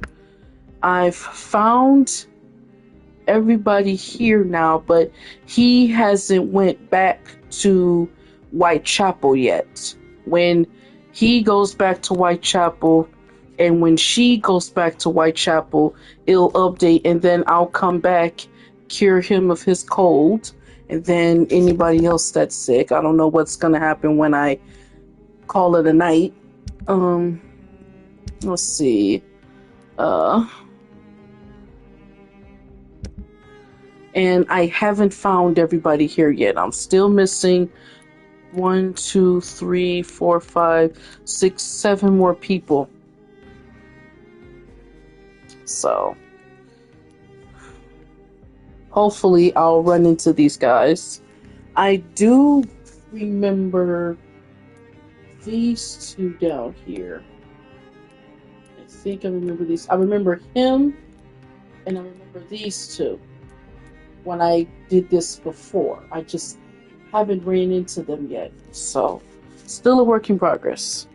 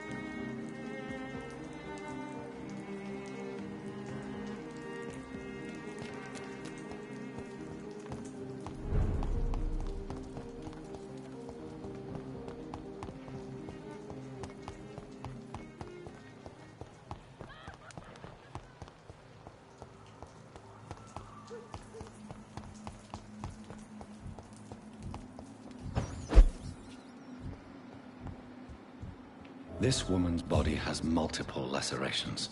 They're deep, too. Whoever did this was driven by rage. Oh, I don't know if you was here, DJ, but anytime, like, if I'm in the room or whatever, you see how I gotta find an example of some blood. Okay.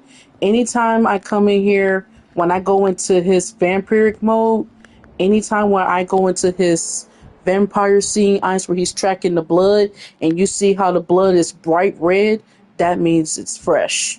That means this just happened. If I'm in here and the blood is dry, that means that blood has been here for a while.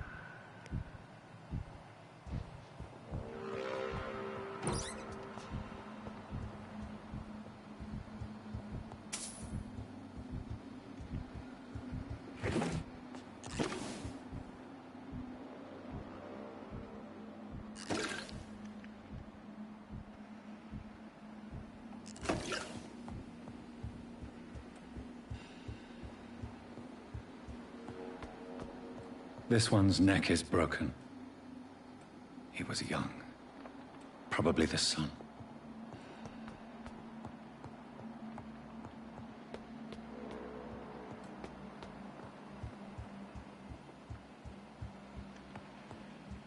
He had his tongue removed and his eyes gouged out. He was a victim of brutal torture.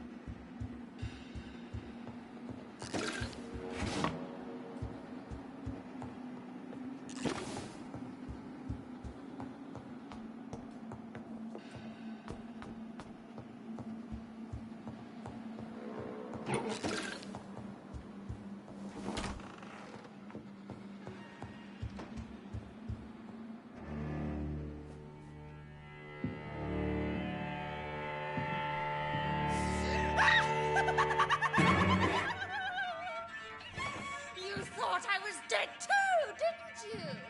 No, I was just pretending. Doris told me I could have been a great actress. You killed your family. They mocked my talent. Ah!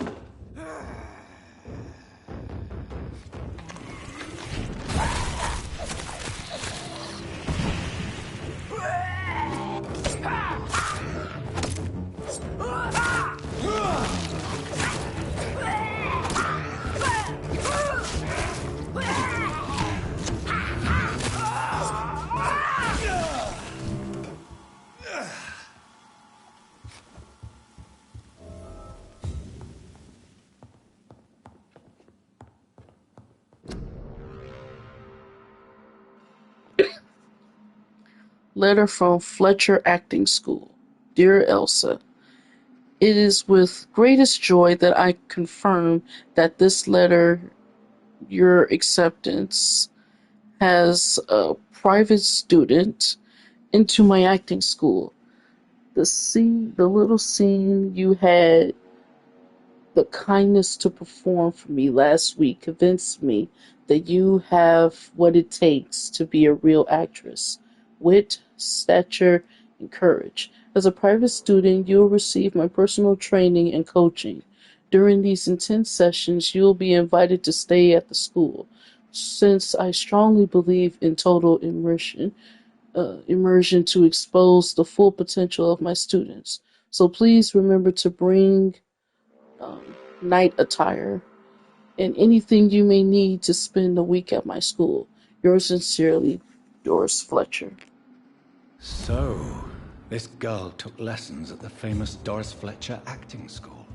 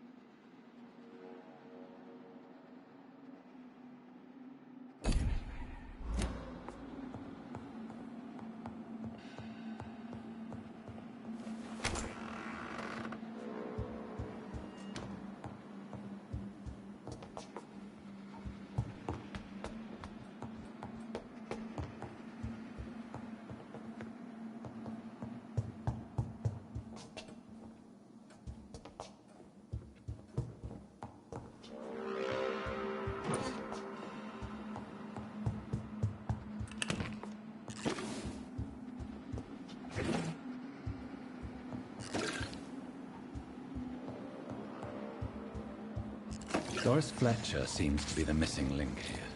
It can't just be a coincidence. I should go to her acting school.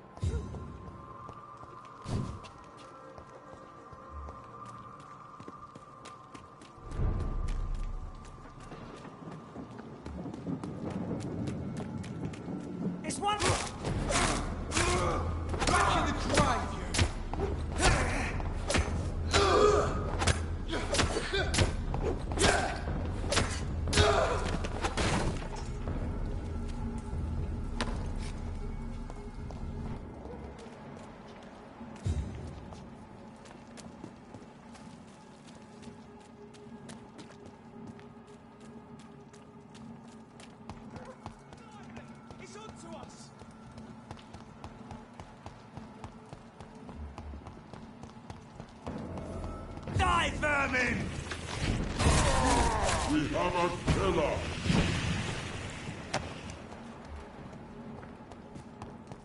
Over there! This!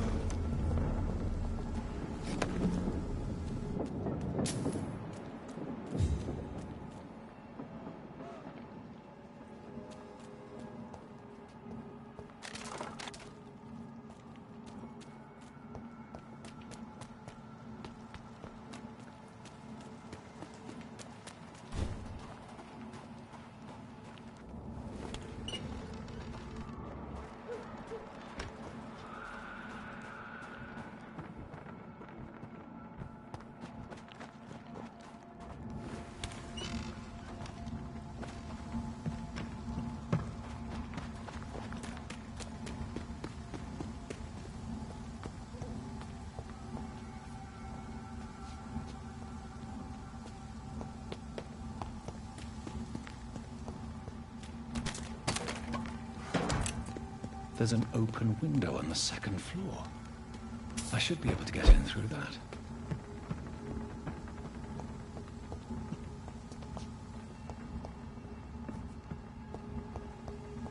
It's locked, all right.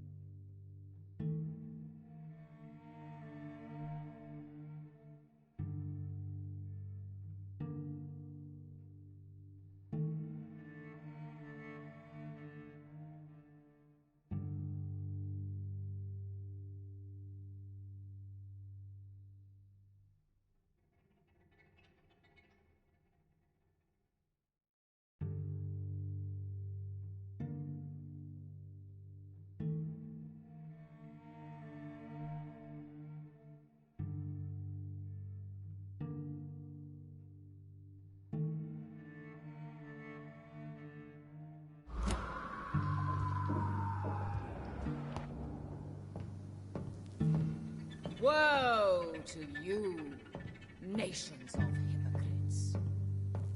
For in front of you stands the tall queen. Can that be Doris Fletcher's voice? Where does it come from?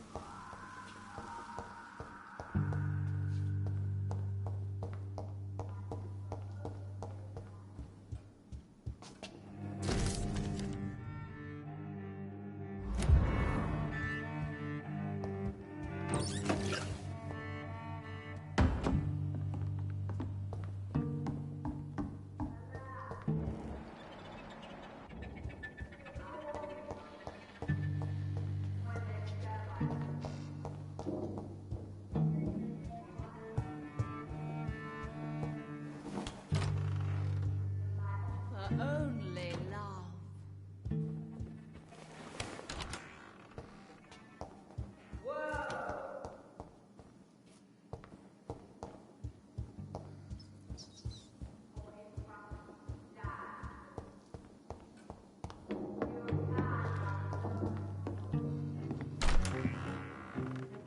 Who are you?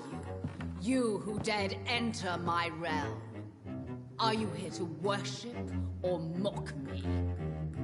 I'm here to put an end to the vampire epidemic, Miss Fletcher. Ah. But Doris Fletcher is no more. She was consumed by this putrid flesh that now enshrouds her. You feel anger for what happened to you. But I can help you. I'm a doctor, Miss Fletcher. Doris Fletcher is no more. All that remains are the dreams of the queen she was, and the queen she'll be. Until then, all shall die, for that was her final wish. My blade, arise and save your queen, my slave.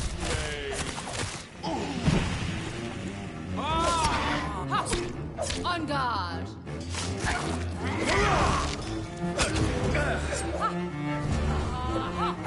Your hand is shaking.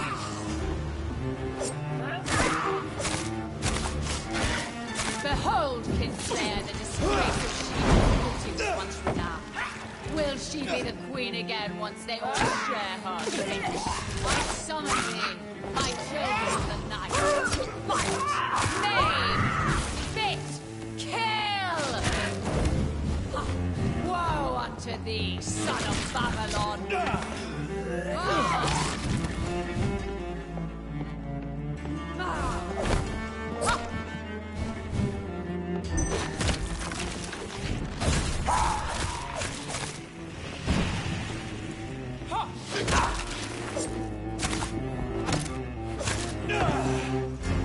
Here and obey, for your queen commands you. Attack!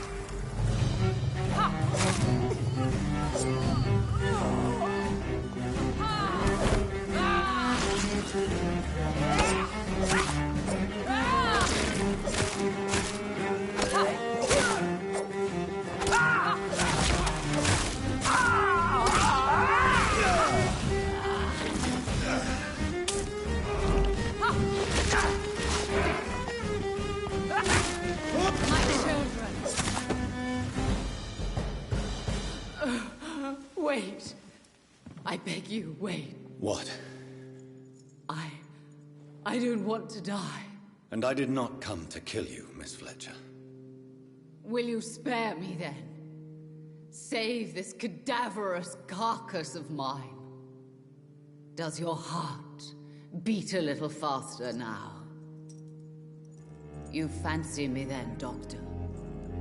No, Miss Fletcher. My dead heart will beat for only one.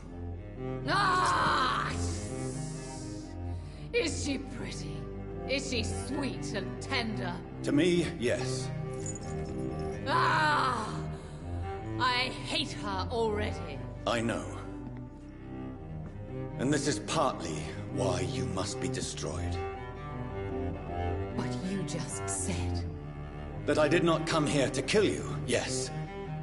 But I realize now the threat you embody must be stopped.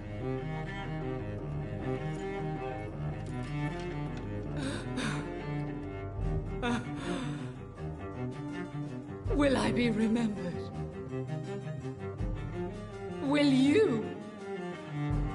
You were Doris Fletcher, the greatest actress of her generation. No one can take that from you. Thank you. And farewell. Ah! Ah! Ah!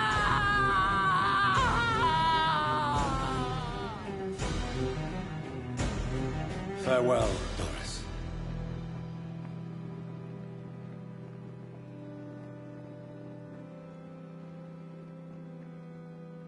Bravo! So dramatic. I love it. McCullum! How strange I seem to find you whenever I'm inquiring about that Skal infestation. I mean you no harm. I'm not here for you. But once I put all the pieces of the puzzle together, I'm sure we'll have a little chat, you and me. Stay away from me, McCullum. You and all your war dogs. That I can't guarantee, Dr. Reed. But I'll let you go. For now. I should probably leave the theater right now.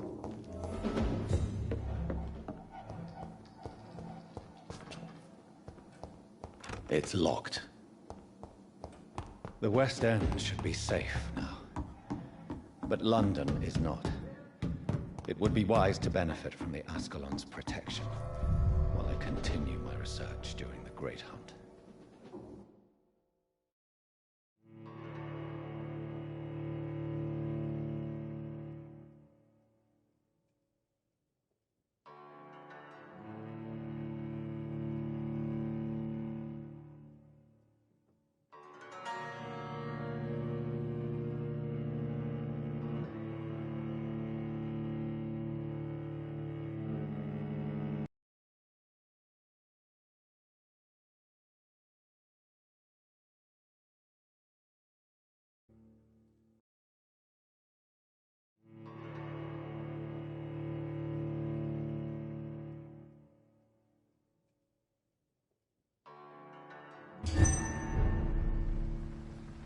These people want me dead.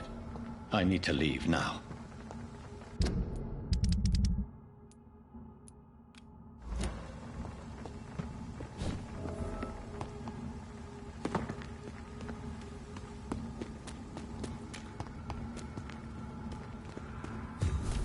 So Doris just needed to be close to her audience to infect them. Contagion through skin. Very disturbing.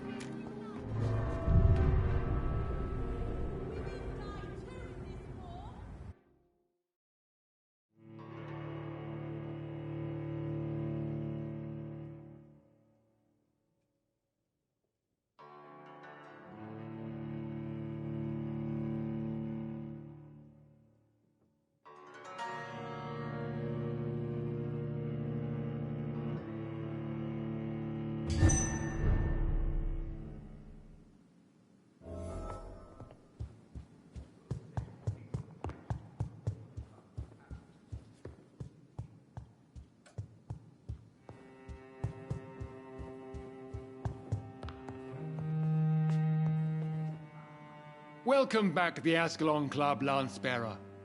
Please, tell us the good news. Have you put an end to the epidemic? My hypothesis was correct. Doris Fletcher was the source of the contagion in this part of town.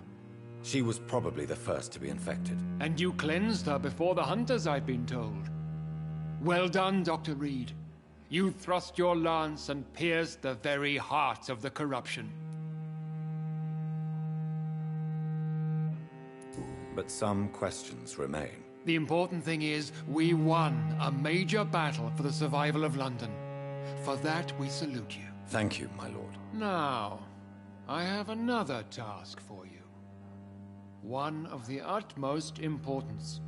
Perhaps even more so than the previous. I'm listening. It's time for you to perform a most sacred duty for the club.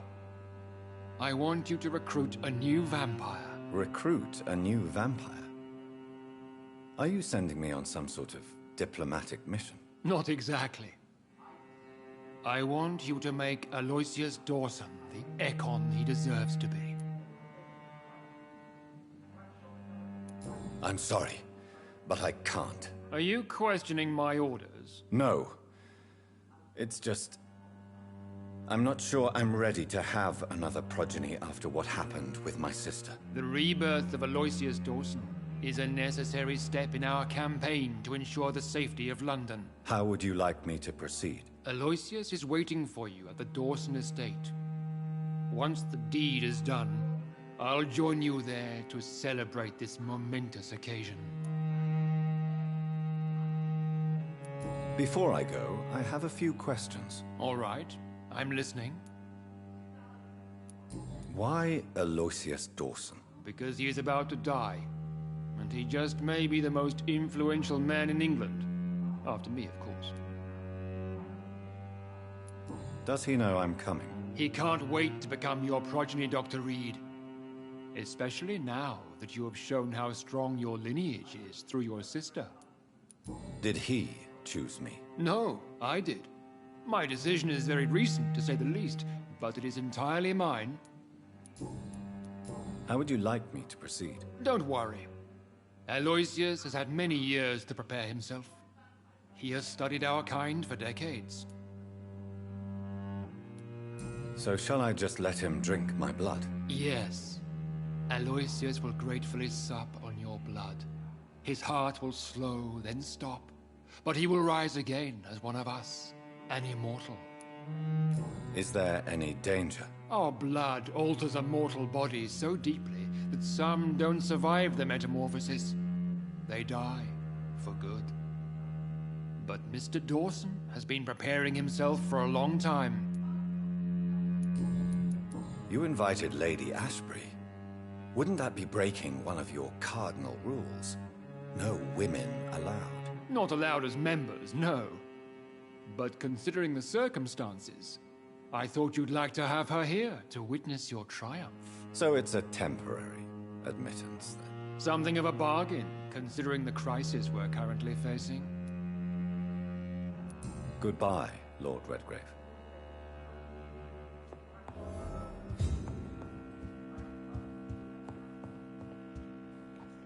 So I hope he knows that I'm not turning Eloise Dawson into a vampire, right? Are you all right, Jonathan? Lord Redgrave has just ordered me to turn Aloysius Dawson. To make him my progeny. I see. And how do you feel about this?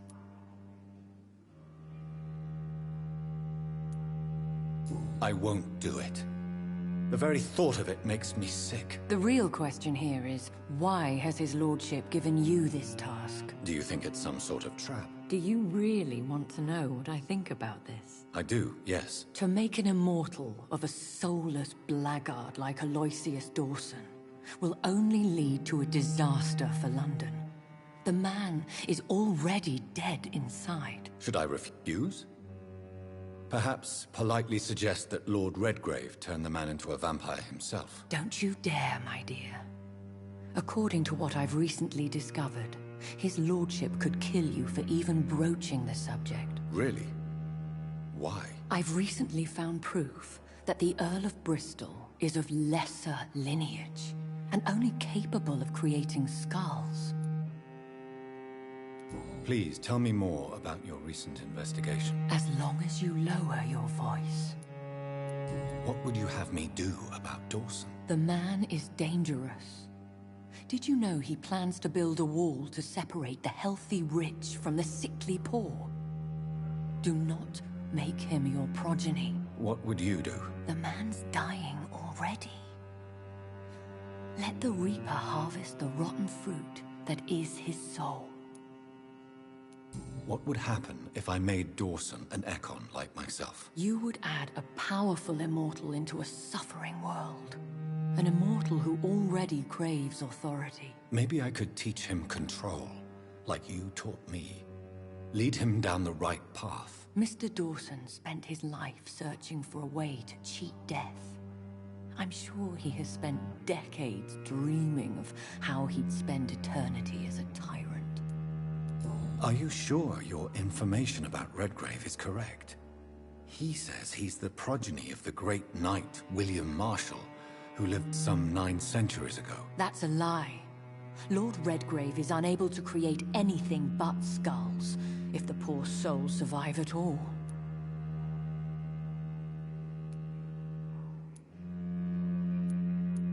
Why so vindictive? You suddenly sound like you're angry. Forgive me, Jonathan. I hate myself for it, but I feel such pride in my discovery. I'm afraid I just can't help it. Which is? He did serve William Marshall.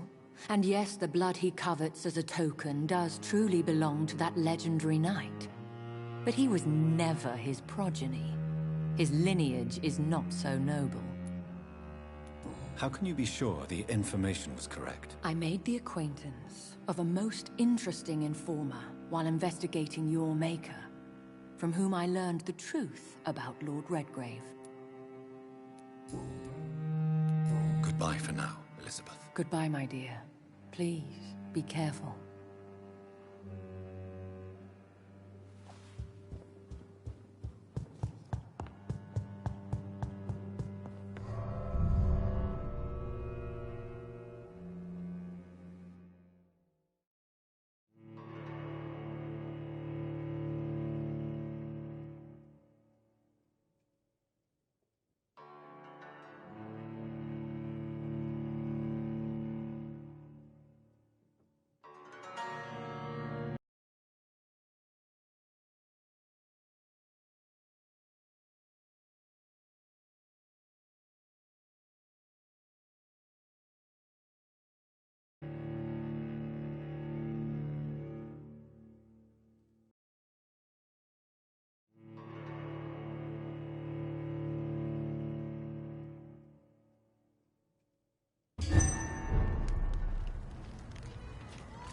It looks like vampires have to obey Mendel's laws when producing progeny.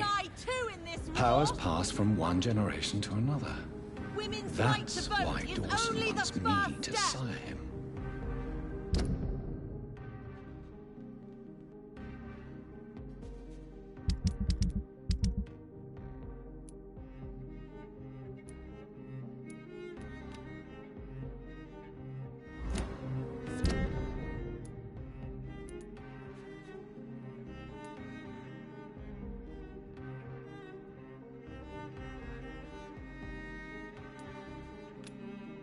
The equality between men and women. Where shall I eat? Good evening, Dr. Reed. A great night, what? I may have a look at your goods, Mr. Russell.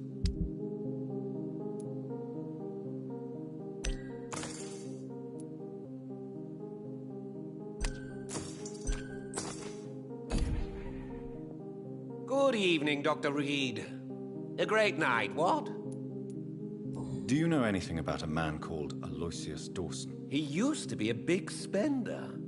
One day, he sent 3 houseboys to buy all the Beluga in my shop. For his brother's birthday, if I remember correctly. I see. Anything else?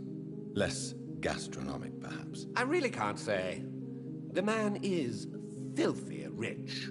But you know that, of course. Goodbye, Mr. Russell. I'm sure you'll take care of yourself. strangers come into your house? Where should I eat? Good evening, old chap. Are you all right? I won't lie to you, Johnny. I'm not a well man. What can you tell me about Aloysius Dawson? Well, I've discovered he's quite versed in occult knowledge. So I wrote him a letter asking him to finance my research about vampires. He never responded.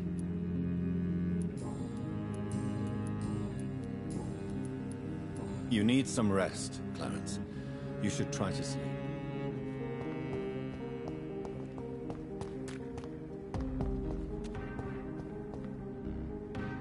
Good evening, Miss Ashbury. And good evening to you, Dr. Reed. What do you know about Aloysius Dawson? That man is a tyrant. The embodiment of greed and selfishness. All I despise about this country. Goodbye, Charlotte. Give my best regards to your mother when you see her. She's been quite busy these last few nights. I suspect you may see her before me.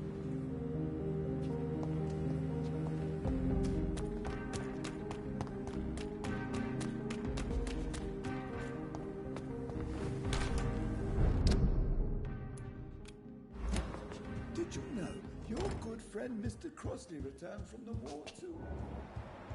The poor man does not seem well.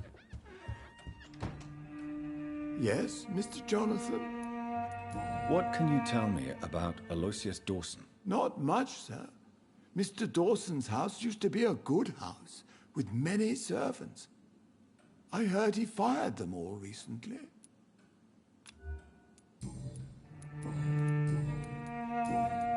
Goodbye, Avery.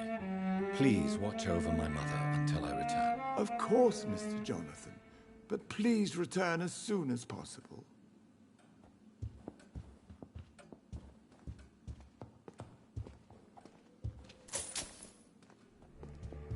There are rumors of abductions in the West End at night.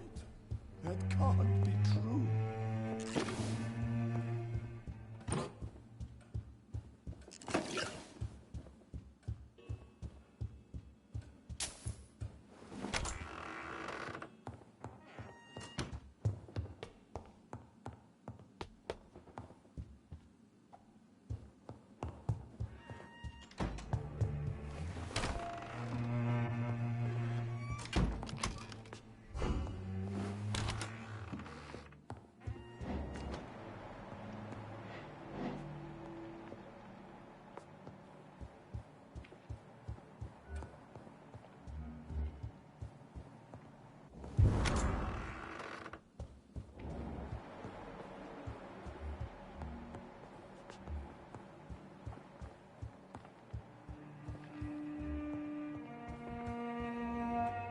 Hello again, Mother. Jonathan, back already? Good, good. I was just about to go outside to find you. You shouldn't stay away for so long.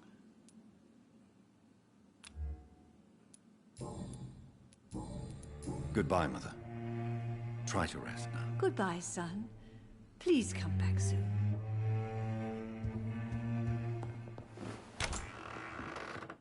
Mary?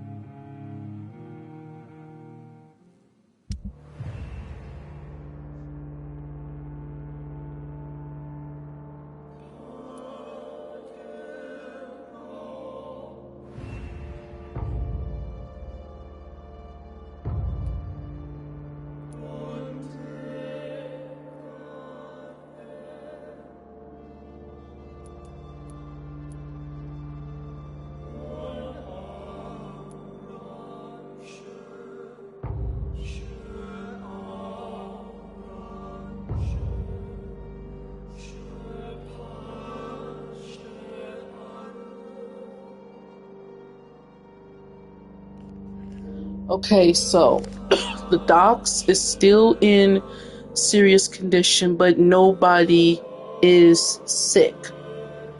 It's still something to worry about, but at least it's not critical and it's not hostile. But nobody is sick. Everybody is still healthy at the hospital. This was in critical condition. I got it to stable condition now. He should have been able to return back to Whitechapel. So before I cash in for the night, I'm going to make sure I cure him of his cold first.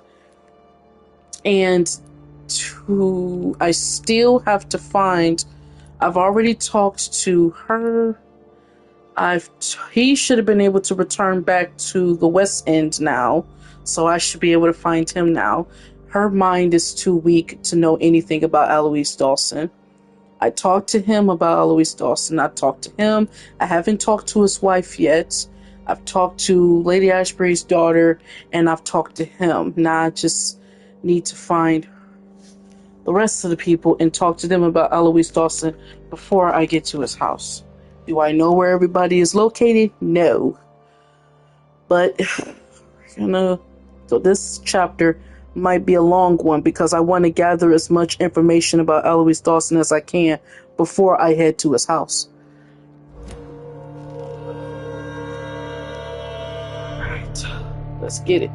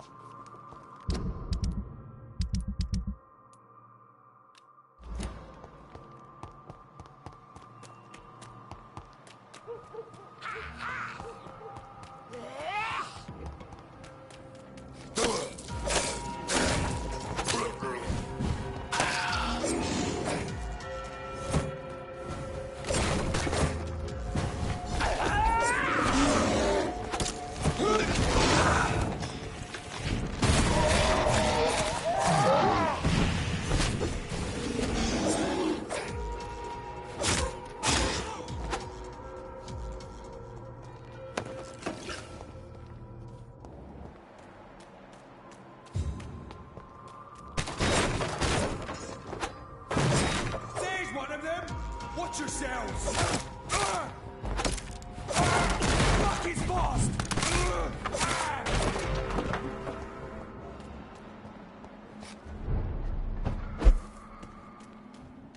Leech spotted! Watch out, boys! Watch it! It's...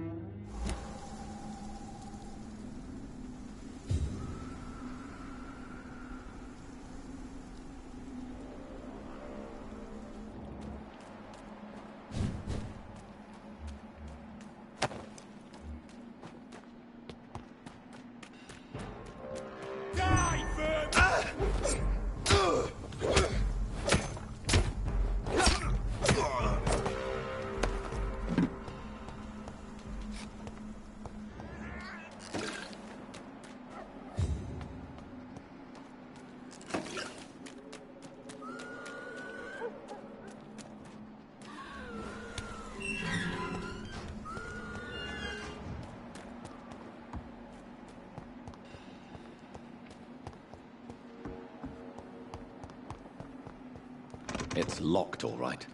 I should find another way to get into the neighborhood.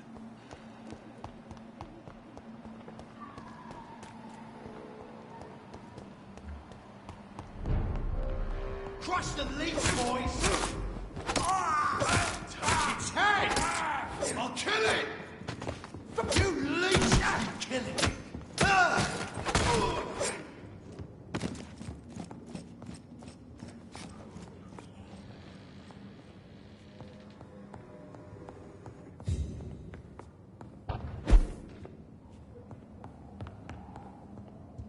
Look at it! Vicious bugger!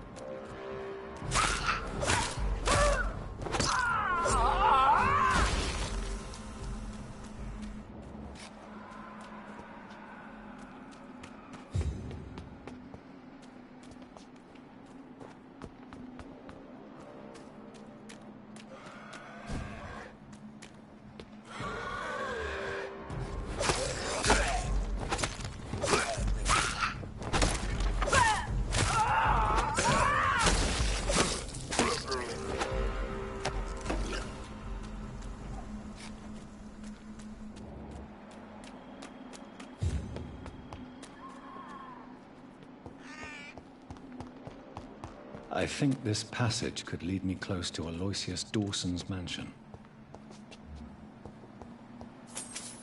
You're feeble!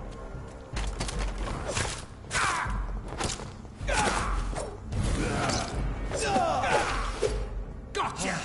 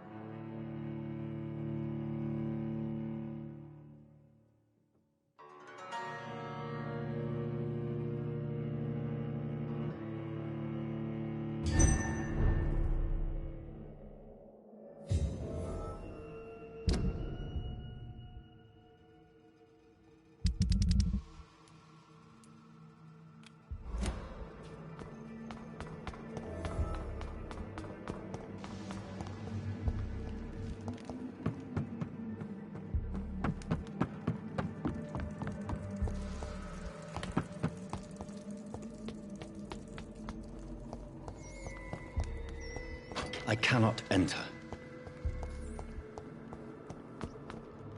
Ascalon!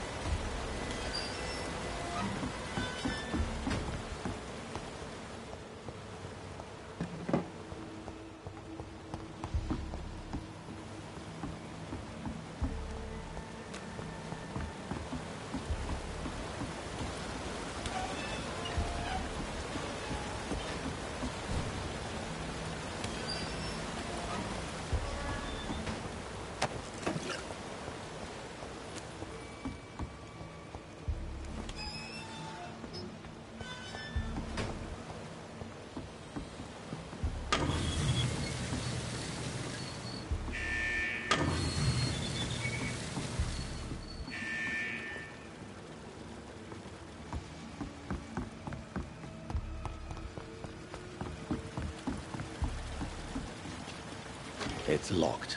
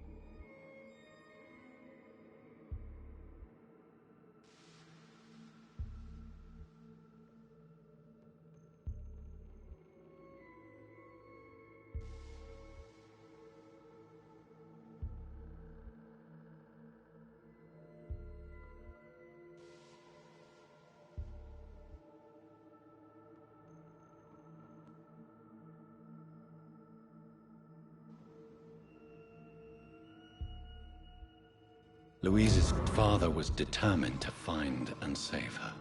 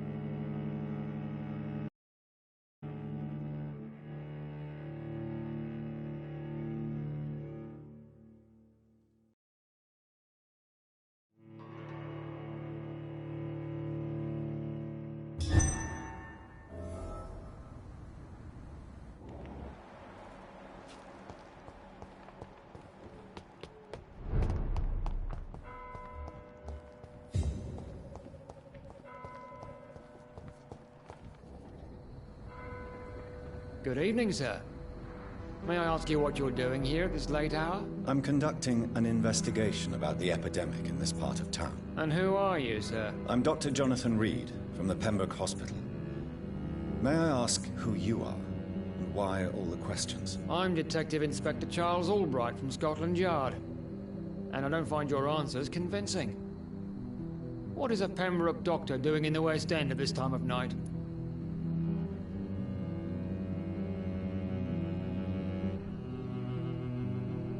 I work for the Ascalon Club. Here is my permit to go freely about the city. The Ascalon Club? You should have said so, sir. I must warn you, these streets are dangerous, and you'd better be careful. What can you tell me about this district? I'm the one asking questions, especially when there's a killer on the loose. What killer? I'm not going to discuss that with the civilians, sir. Haven't I told you about the investigation I'm conducting? Perhaps I could help you. All right, without giving you too much information, I'll tell you this. I'm convinced there is a homicidal maniac on the loose, using the epidemic to disguise his kills.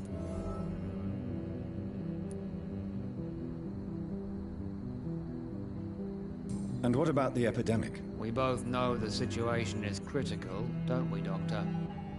Colleagues of mine die almost every day.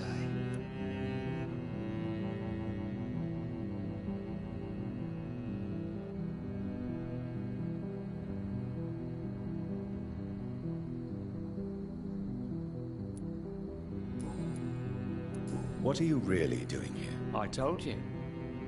I'm a detective inspector from Scotland Yard, investigating suspicious cases in the area. What about the situation in the East End? Why are there no police there to protect the civilians? I know, it's a shame, but we just don't have enough men to cover the entire city. Do you work alone? Yes. The situation is difficult for the police. Many of us are sick, and since the summer strike, most men apply a work to rule on their patrols. Why are you investigating at night? Criminals rarely act in daylight, you know. But since you are also a night worker, have you noticed anything strange which requires police attention?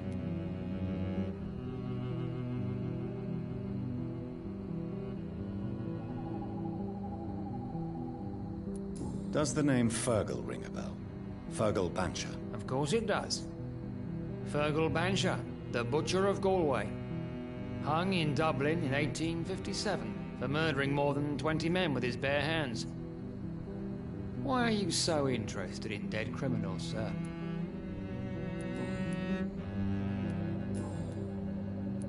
Tell me all you know about that homicidal maniac you're looking for. I'm not even sure there is only one. The wounds are always the same, but the modus operandi varies. Sometimes violent and brutal, sometimes precise and swift. How could different killers inflict the same wounds? That's my main problem. If my theory is correct, maybe we're facing a group of individuals sharing the same violent tendencies. Perhaps a sadist cult.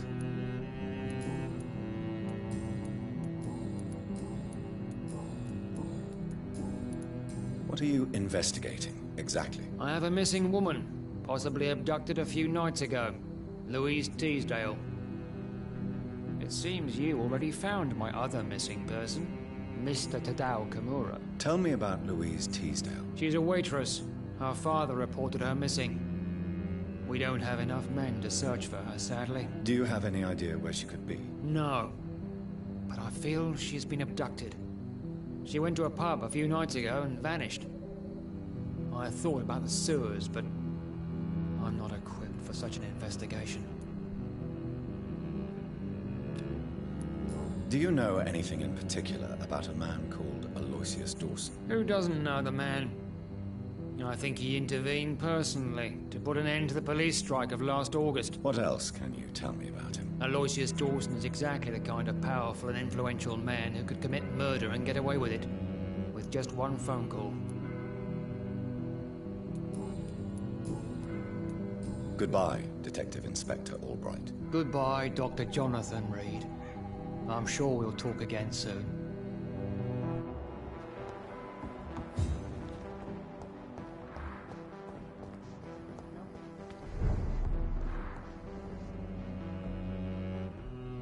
Good evening, Miss Price. I'm Dr. Reed. Do you remember me? Dr. Reed? Yes, of course. You are the doctor who healed me and my mum. Good evening, Dr. Reed. Good to see you too, Carol. Are you all right? Oh, yes. I did not hurt myself recently. I know how to take care of myself now. I'm almost a grown-up. Why are you awake at night, Carol? I am helping my mother in her shop. It's not easy, but I'm a grown-up now. Why is work not easy? Is something or someone bothering you? Oh no, most people are gentle with me. But I'm so nervous sometimes. I pay no attention and hurt myself. Good thing my mum learned first aid. I'm sure your mother is grateful for your help. I do the best I can. But I'm so clumsy sometimes. I drop things. I injure myself. It's a good thing my mother has the patience of an angel. What can you tell me of the people living nearby? I don't speak to many people, except our customers. It's not easy to make friends. And with the epidemic, it's even more difficult. Have you no friends at all? No. Mr. Nithercote used to pass by and was always nice to me. Does he not come by anymore? No. Mum said he was weird. Always reciting poetry about a girl he'd met in Whitechapel. I wonder who this camellia may be. What can you tell me about the epidemic? Some of our regular customers have left London. Some others only send their housemaids now. Everybody fears the contagion. I've even seen men with weapons. Do you enjoy working with your mother? Oh yes, Doctor. My mother raised me alone after my father died. We've always lived together, and she has always watched over me. Do you remember your father? No, I was just a baby then. My mother always told me how strong and good he was. Do you ever think about getting married, now you're a woman? Oh no, Dr. Reed. Mum always says I'm still a child who has no idea how tough life can be. No husband would like a clumsy girl like me. Have you ever met the famous Aloysius Dawson? Yes, a very strange man. Not very nice. What do you mean? He said he was ready to pay good money for rare books, and then laughed at what we showed him. Goodbye, Carol. Oh, I am sorry, I can't help you, sir. Good evening, Miss Price. How are you tonight? Dr. Reed, I didn't know you had returned from the war. I had a new doctor when you left, but he's not as kind as you. Always glad to see a former patient in good condition. It's been a long time. Too long indeed. And as a token of my appreciation, I'll grant you the best price if you fancy buying anything from my humble shop. What can you tell me about yourself, Miss Price? I'm still managing my shop. The only difference is, since the quarantine, we're open at night.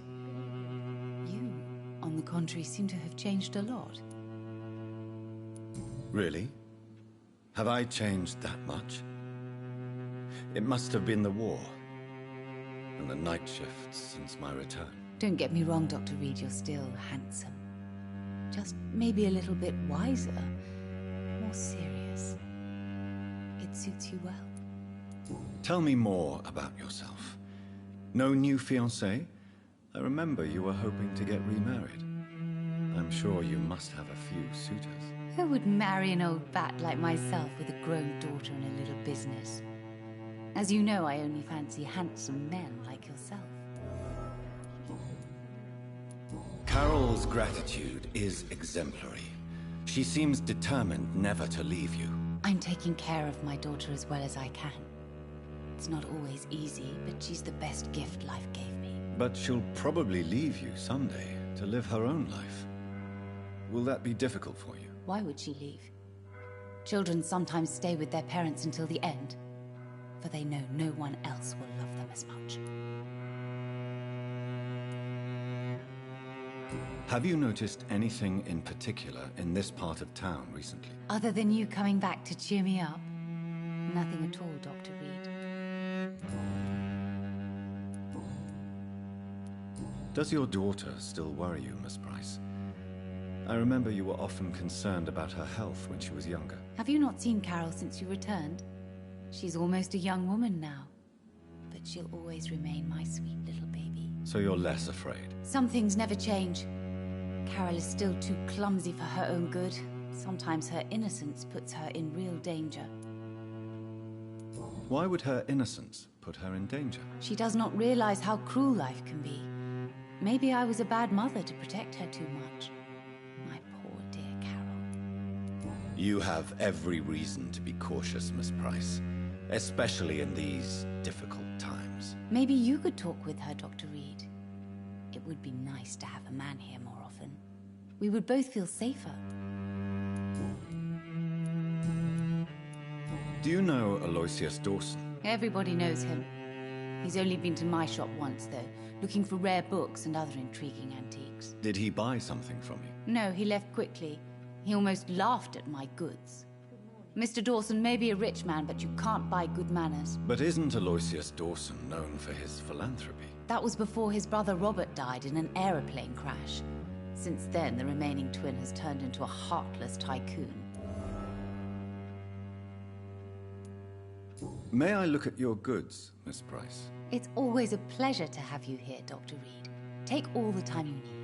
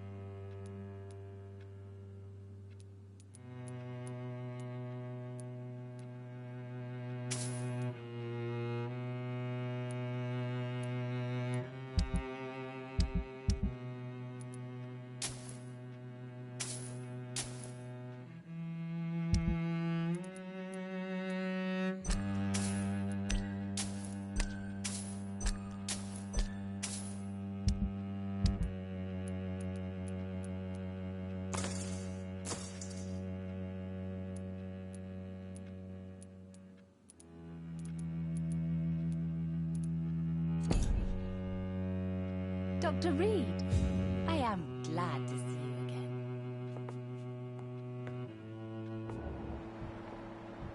I am sorry, I can't help you, sir. Perhaps you should...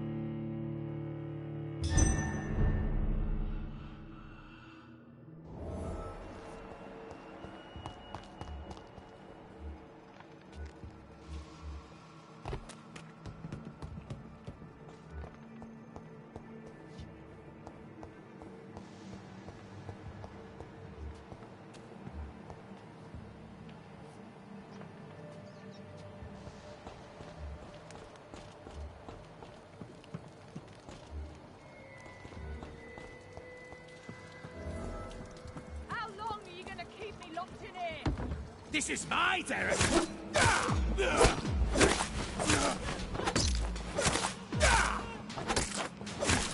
Disgusting asshole! Vampire or not, I'll never be your wife!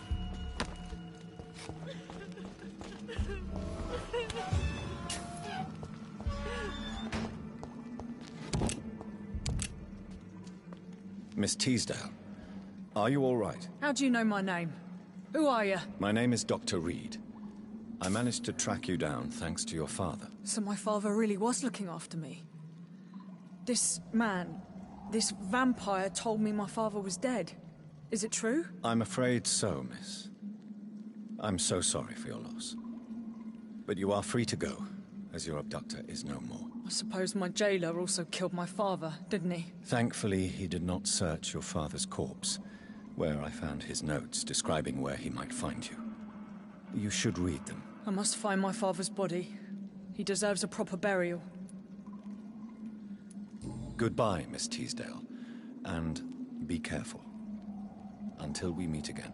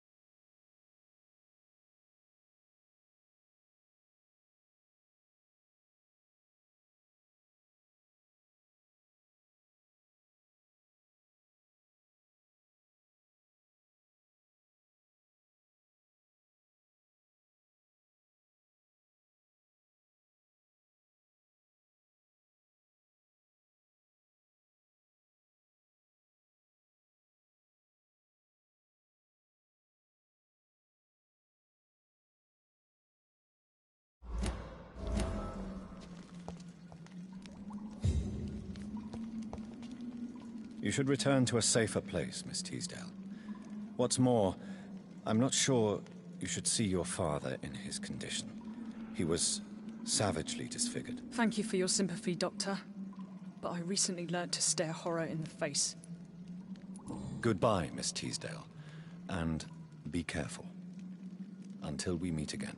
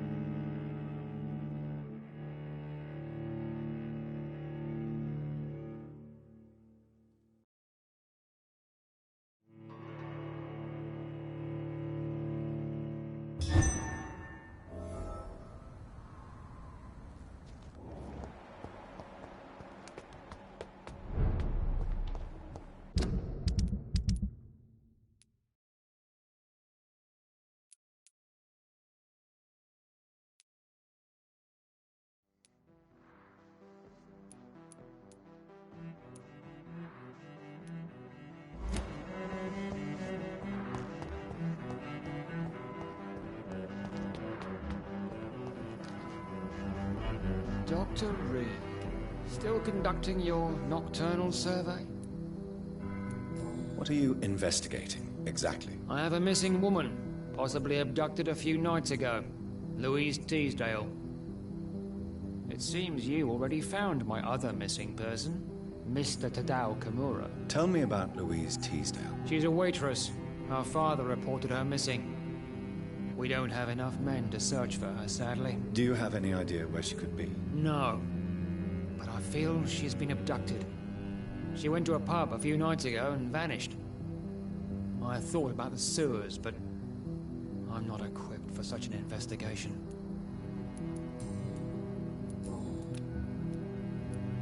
Goodbye, Detective Inspector Albright. Goodbye, Dr. Jonathan Reed. I'm sure we'll talk again soon.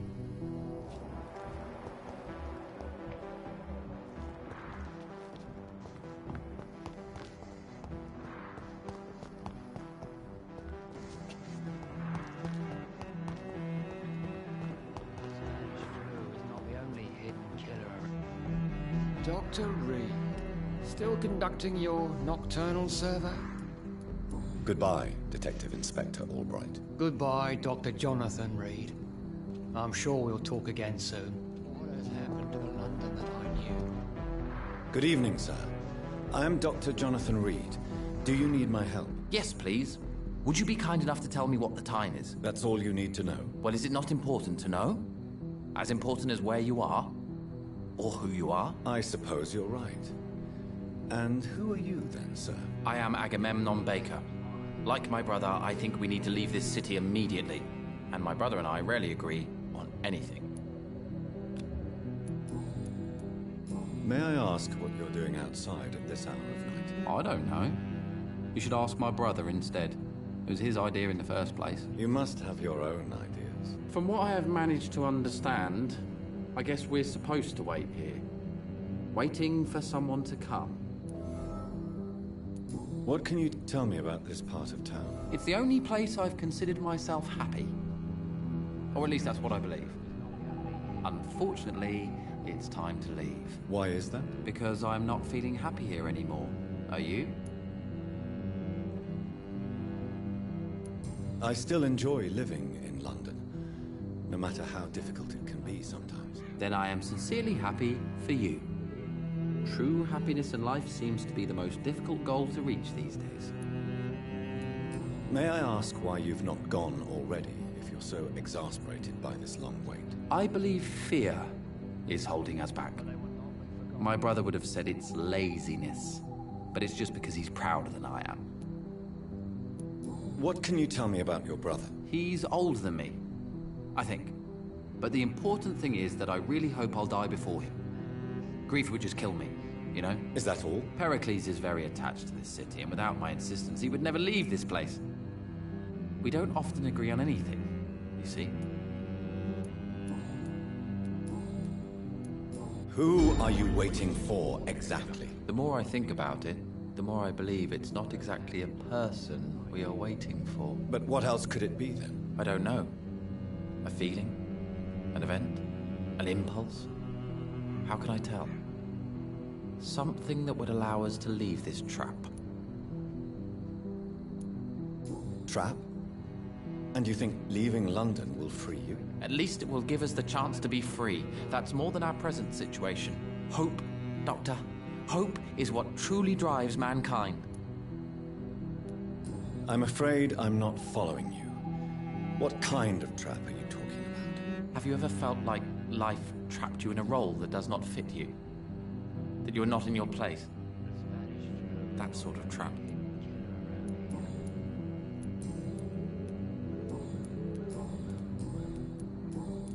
What can you tell me about Aloysius Dawson? You should ask that question to my brother instead. Personally, I've not seen Aloysius for many years. Goodbye for now, Mr. Baker. Too many murders to investigate them all. Good evening, sir. I'm Dr. Reed.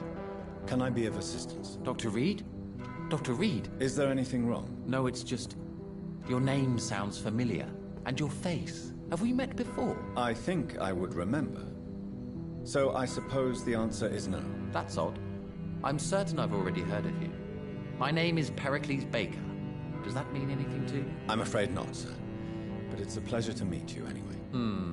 The pleasure is mine, I guess. I only wish I could remember when it was that we met. Tell me about yourself, Mr. Baker. What are you doing out here in the middle of the night? We are waiting. Waiting for someone. And why are you waiting for this person? Because we need to leave this city. As soon as possible. Why do you want to leave the city? I'm not really sure.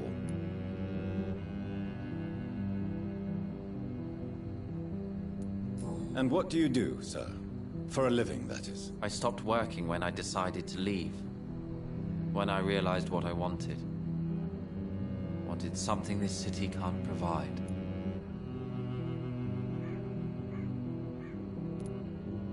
But what were you doing before you took this decision? Does it really matter anymore? Considering the past seems so pointless to me. I have lived in this city all my life. And now I think it's over. Tell me more about why you want to leave London, then. I just don't belong here anymore.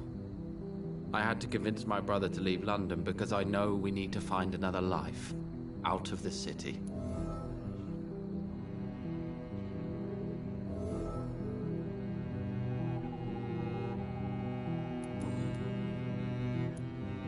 Can you tell me anything about this district? As you like asking questions so much, would you allow me to ask you one first? Please, be my guest. Do you like this city?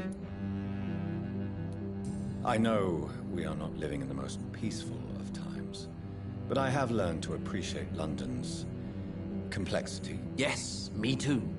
This city tests us. It invites us to find ourselves, to discover our true nature scattered throughout its dark streets. But what if we don't like what we find? Do we ever know who we are? I wonder sometimes.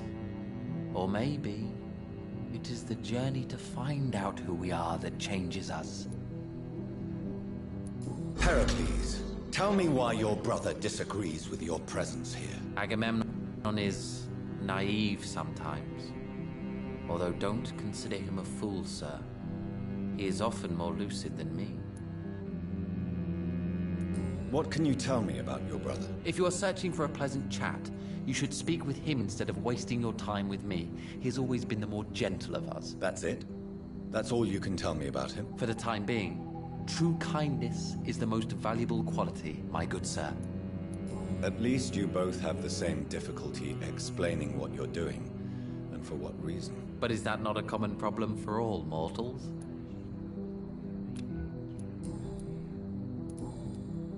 What can you tell me about Aloysius Dawson? I've heard this is a man who has searched for his place in the world for a long time. I hope he found it. Goodbye, Mr. Baker. Hello again, Dr. Reed.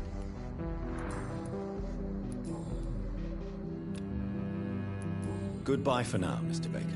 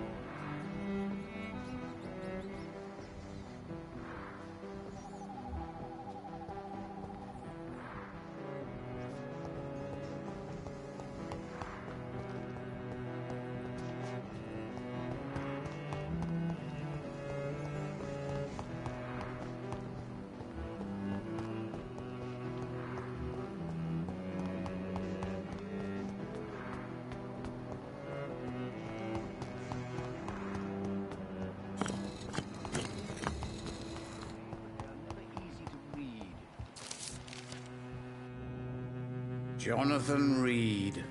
At last we meet. The cards warned me you would visit tonight. I beg your pardon, sir. Do I know you? Of course you do.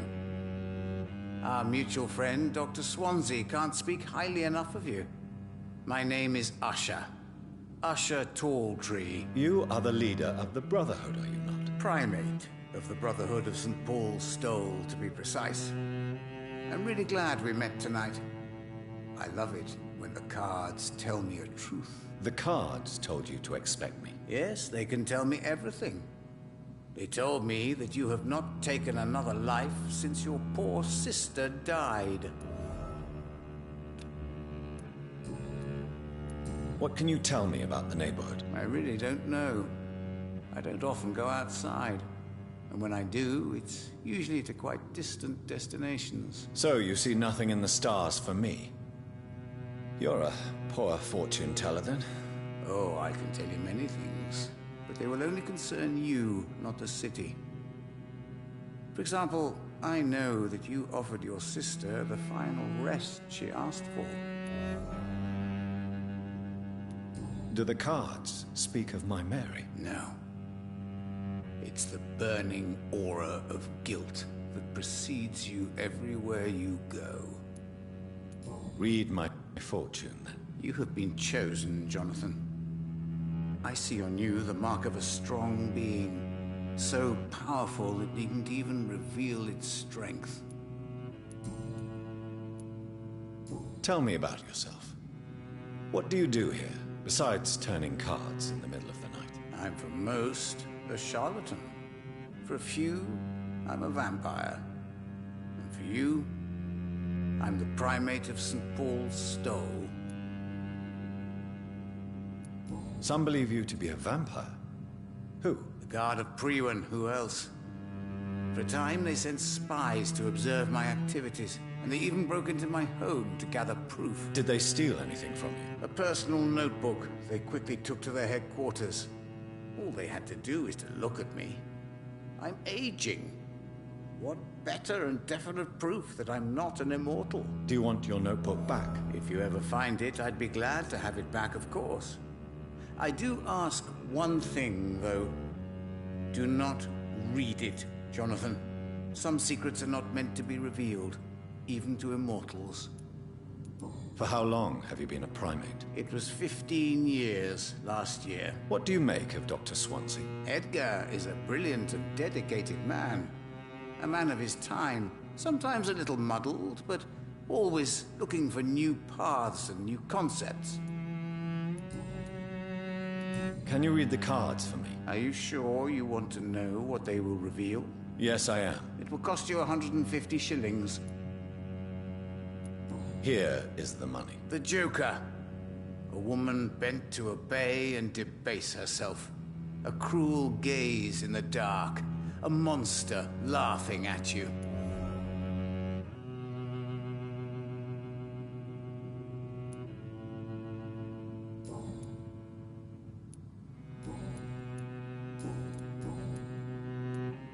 How do you measure the amount of blood on my hands? I told you. The cards always tell the truth. Well, most of the time. Is it possible to tell me my future? A vampire's fate is much more delicate to read, Doctor. But I can try.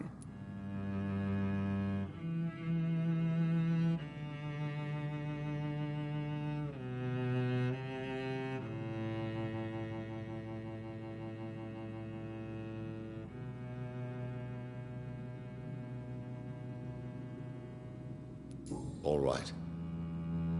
Let me hear it. You're on a path to redemption, Jonathan. But be careful. One single trip and you'll fall. That doesn't sound promising. Take this, young Ekon, as a personal reward for your strong will. Keep following the right path and you'll reach safety.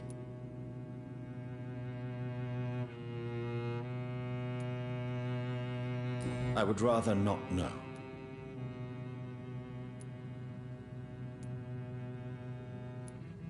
How do you measure the amount of blood on my hands? I told you. The cards always tell the truth. Well, most of the time. Is it possible to tell me my future? A vampire's fate is much more delicate to read, Doctor. But I can try. How did you learn about Mary? And spare me the hocus-pocus parlor tricks. The truth, now! Swansea told me. Don't look at me like that. His task is to observe and gather information about vampires. He had to tell me about Mary.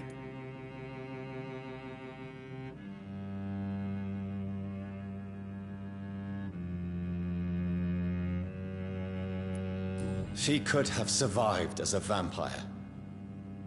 If only she had given me a chance to explain. If only I could have found the words. Not all vampires accept their new condition. Since suicide is impossible, you have to find a way to get someone else to relieve the pain. I could have saved her. No, Jonathan. May I ask you about the Brotherhood? Of course. But I must warn you that there are some subjects we consider taboo, in spite of our fondness and acceptance of your kind. I know there is no love lost between the Guard of Priwen and the Brotherhood. What caused this rift? It was 1801. The Brotherhood was stronger then, a strength that made them hungry for ever greater power. An argument divided them, and the wound never healed. What was the nature of the disagreement? The problem was that both sides considered themselves the legitimate heirs of the original Brotherhood. We divide up the books, the relics, not always fairly or with consideration. Who founded the Brotherhood? That's precisely the kind of question I cannot answer. It is delicate, and may reveal some of our secret traditions. So you're not just a club of academics and scholars? Once upon a time, very long ago, the Brotherhood did more than simply study the vampires. They took actions to eliminate the more ferocious and corrupted.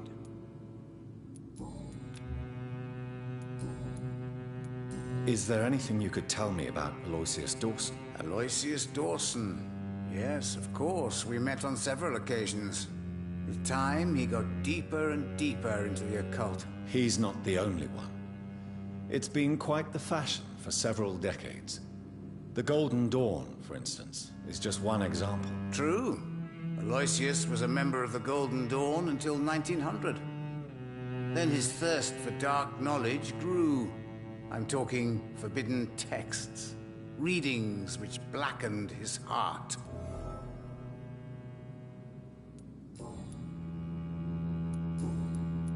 Goodbye, sir. Until we meet again. I rarely wander, yet it amuses me to converse with your kind. Perhaps London will survive the epidemic, but I see terrible It's locked. trial.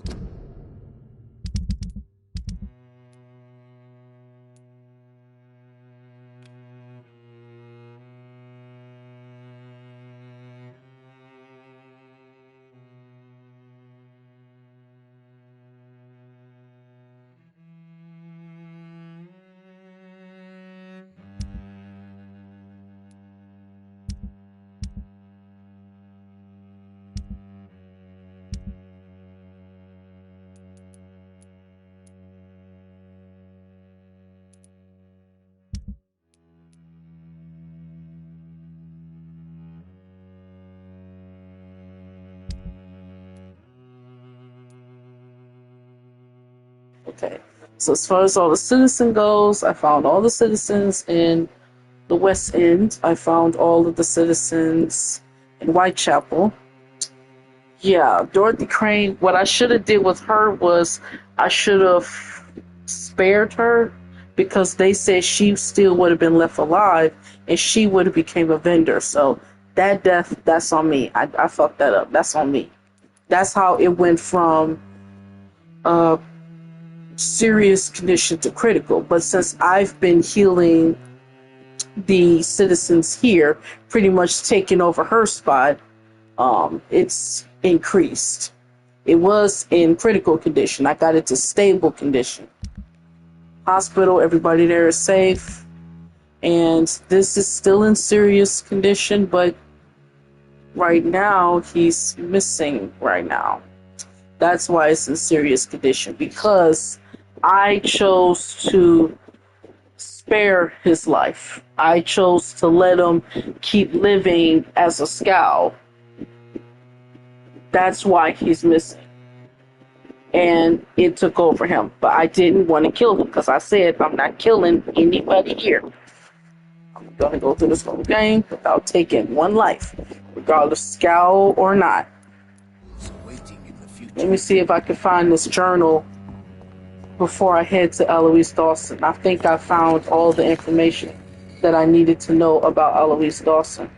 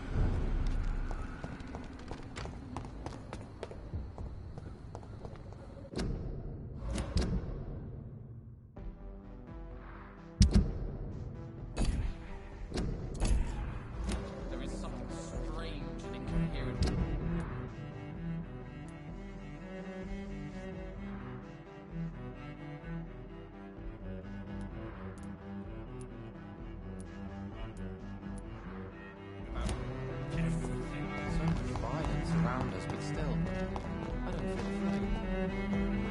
The Spanish flu is not the only hidden killer around here.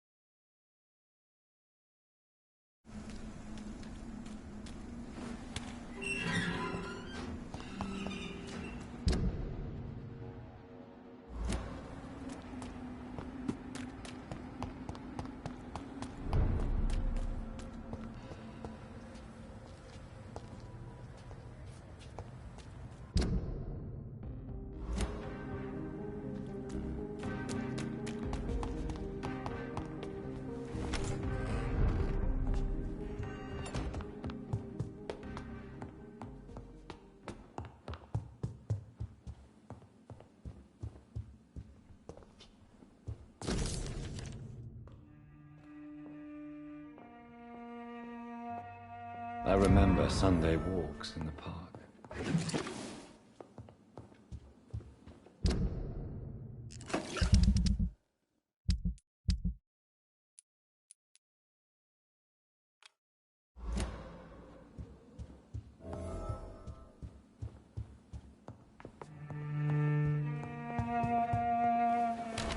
Aubrey, I'm not sure.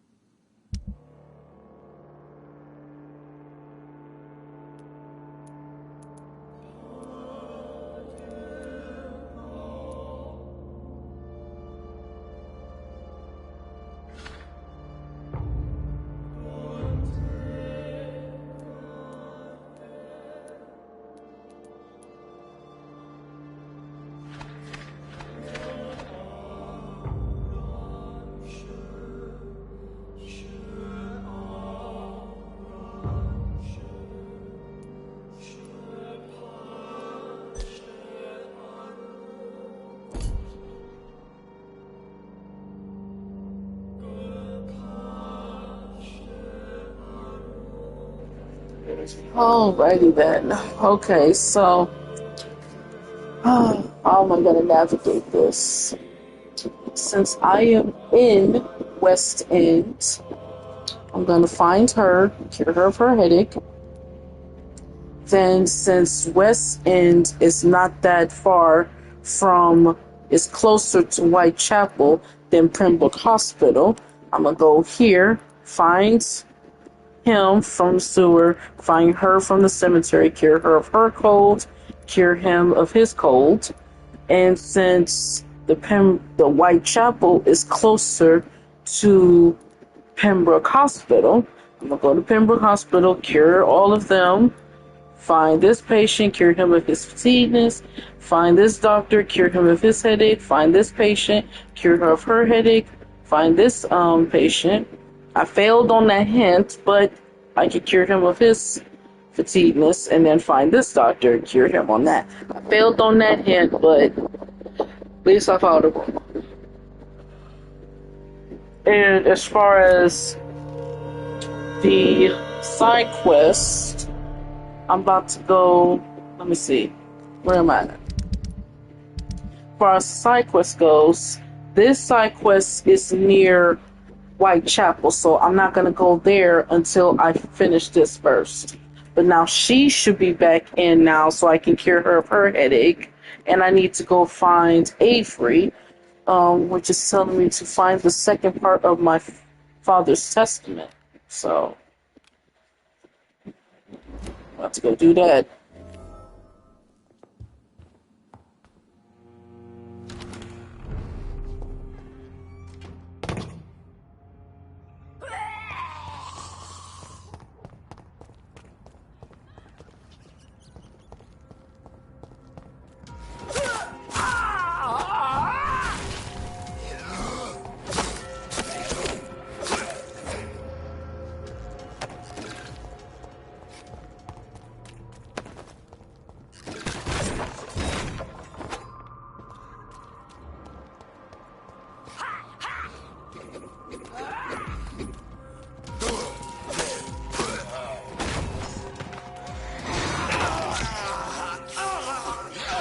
This bastard did not just bite me.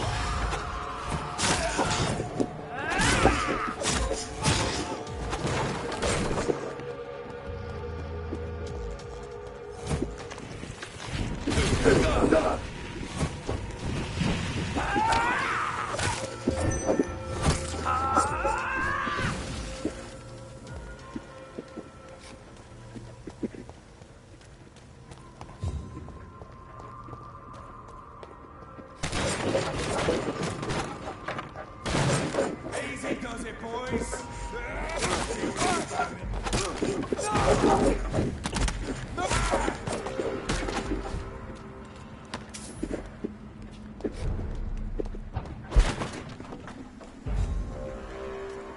Over there! There's one of them vermin! Christ! He's dead!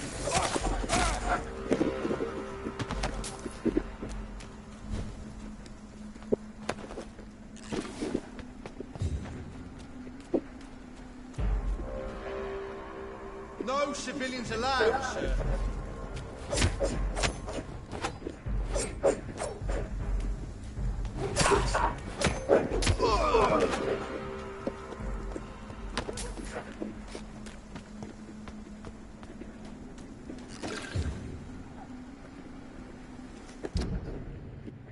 Should be right here near the area.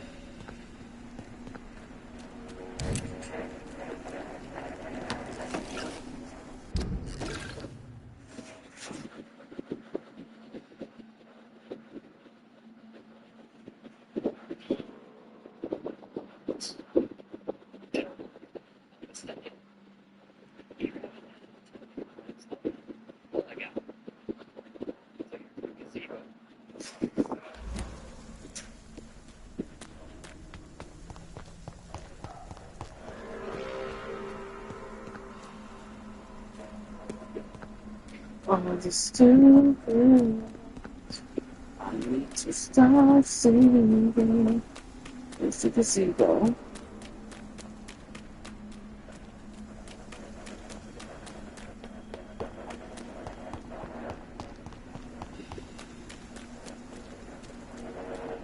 You're feeble.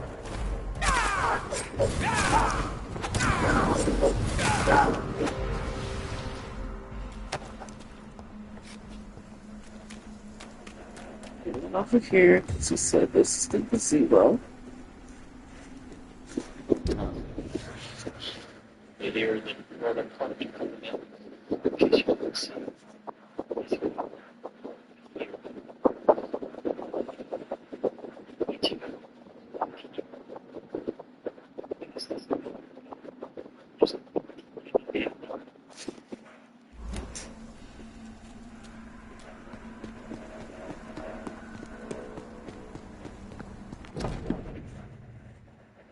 I had almost forgotten I applied. Oh, let me read the first one. I didn't read the first one. Read the first one. From Jonathan.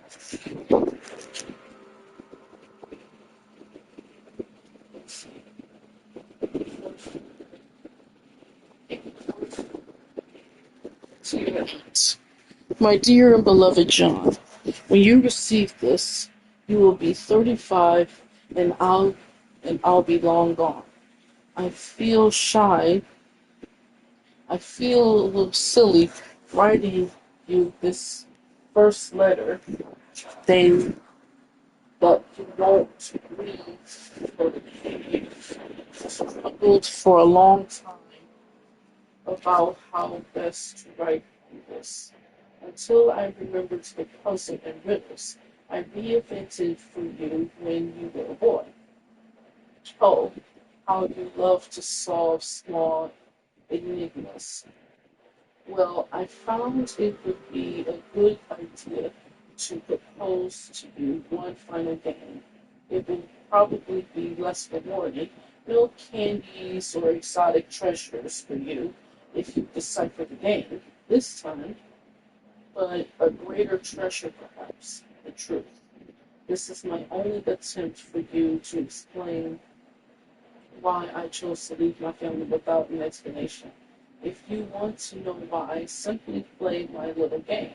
It's really up to you, my son. Rest assured that I love you. I promise my family was as still as everything to me. I remember the first time I held you and your sister in my arms. My treasures, my jewels. To see you grow up and play and laugh filled my heart with joy every time I went back to our home. I could have killed to protect you, my son, my daughter, my wife, but fate found me in the end, and I had to make a tough decision. The worst was to disappear without a word. I decided to do it anyway, and soon I'll be gone for good. I don't ask for forgiveness, but for understanding. If you want to know more, all you have to do is remember how happy you were back in those days. If you want to find the next message, think green grass and tall trees on sunny days. From your affectionate father, Harvey Reed. Reed Mansion, April 4th, 1908. My dear son, this is my second letter for you. If you found this one, it means you'll probably have shown the first part to your sister Mary, or my dearest Anina. I think it's a good idea you don't keep to yourself what you discovered, but I leave that for you to decide. Do you remember our long walks in the park? Your mother taught you your alphabet under the trees. I hid so many wonderful treasures for you and Mary in this park. You were both so clever, so brilliant. I always know that you both become people, become great people. I've always been proud of you. I was never able to conceal my pride when I asked what you wanted to be. He'll be whatever he wants. Your mother was convinced you'd be a great artist like her. You always like to read and write. So I still keep my very first poem. Like I kept Mary's first drawing. When you chose to follow medical studies, your mother was serious enough to cover her attention tantrums. Her connections and motives. Me, I was happy you did not become a doll maker like me.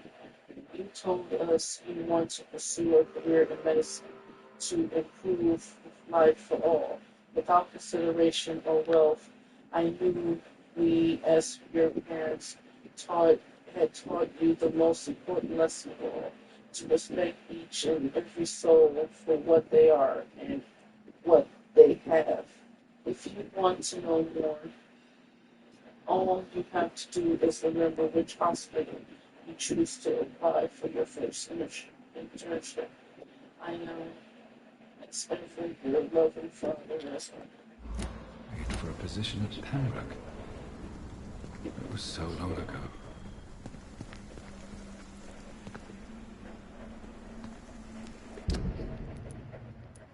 The third one's at Pembroke Hospital. Okay, so I gotta go to Pembroke anyway. But while I'm here,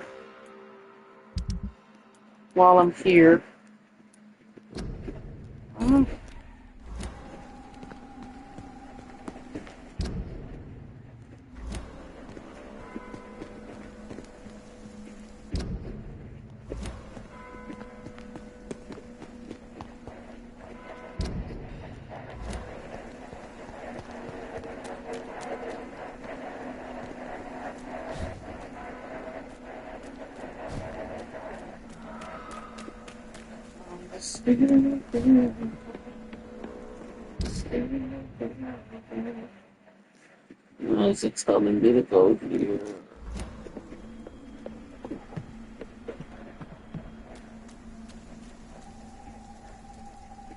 What's it telling me?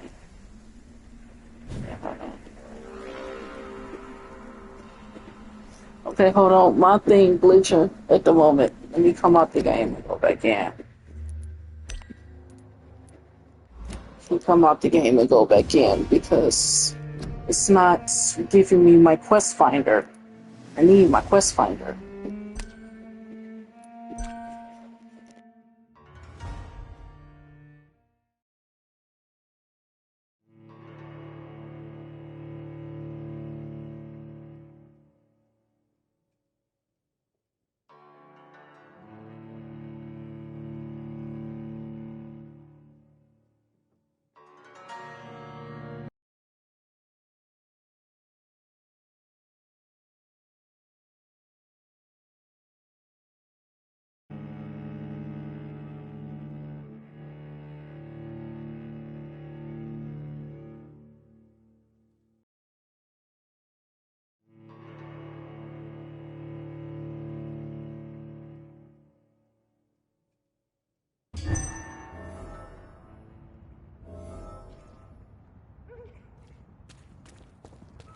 I'll kill you!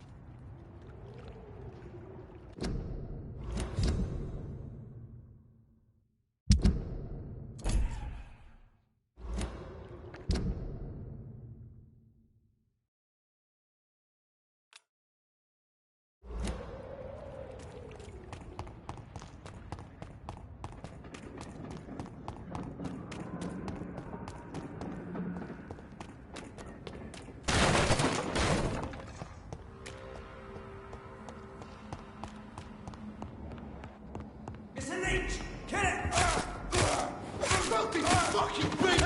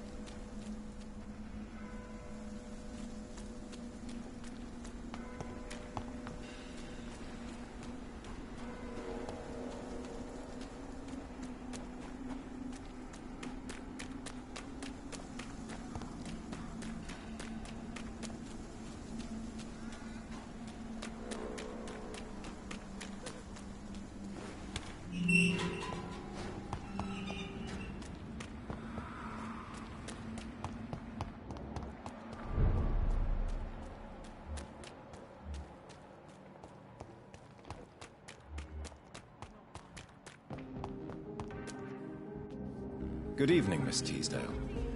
How have you been since you returned home? Dr. Reed.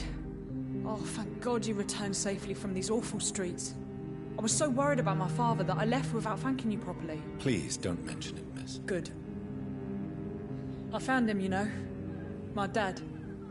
Or what was left of him. I think my abductor intended to do the same thing to me.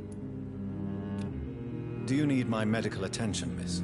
I don't need your help, specifically. I can assure you there are many competent doctors around. I have no doubt about it, but I'm offering you my help anyway. All right then. But please leave me alone for now. What do you do for a living, Miss Teasdale? Before my kidnapping, I was a waitress in a pub. Now I'm unemployed. Were you fired? No. It's just that after my recent experience, I don't feel like I can go back to my normal life. I need to do something useful. What do you intend to do? Dad always told me, Louise, if you want something, don't stop until you have it. I did my research and I found it. Ichabod Throgmorton, professional vampire hunter. I'll be his apprentice. Be very careful, Miss Teasdale. You are lucky to escape death once, but vampires lurk everywhere. You killed my kidnapper by yourself, didn't you? No offense, Doctor, but you're just a doctor. I don't see why I couldn't do the same. What can you tell me about this area? I've never really liked this part of town. It was where my father wanted to live. I won't remain here much longer. What exactly don't you like about it? People here are contemptuous and elitist. My dad always said, Louise, always treat people like you want them to treat you.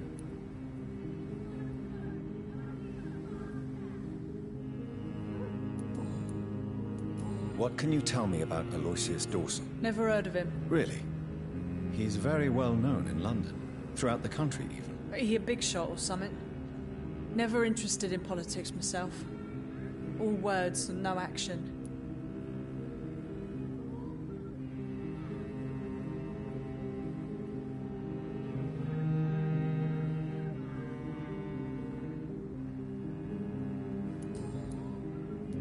Louise, tell me what you really think about your father's sacrifice to save you. I'm proud he went after me. I forgive him all his harsh words, all his bloody attitudes. I only wish I could tell him how much I loved him. Yes. It can be traumatic, not having the chance to say goodbye to those we love. Yes, Doctor. And there's no treatment for that type of pain, isn't that right? That may be the last thing my father taught me. Louise, what can you tell me about the vampire who captured you? The little fucker claimed he'd fallen in love with me. That he wanted to spend eternity with me. Not a bad idea. At least that's the way it seemed at first. Really? Did you consider accepting his proposal? Well, immortality. Not a common wedding gift, is it? I think he just wanted to have his way with me. Can vampires even fuck, Doctor? What? Well, I really can't answer that. Well, since they are creatures of blood, physically speaking, I suppose an erection is possible, but Don't be embarrassed, Dr. Reed. I was just asking. You seem to cherish your father a great deal. Dad was the best. He kept an eye on me, but let me make my own mistakes. Louise used to say, mistakes are the best teacher. You would have liked him. I'm sorry you didn't have the opportunity to say goodbye. That's all right. He's buried in consecrated ground now. Nothing bad can happen to him.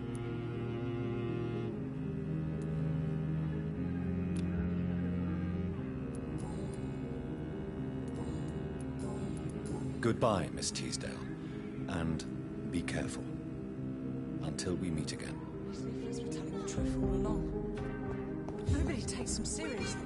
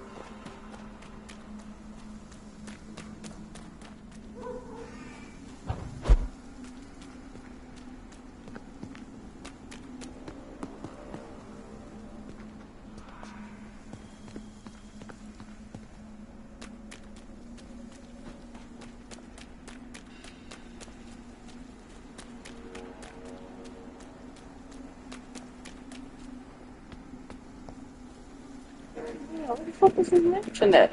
Am I missing it or something?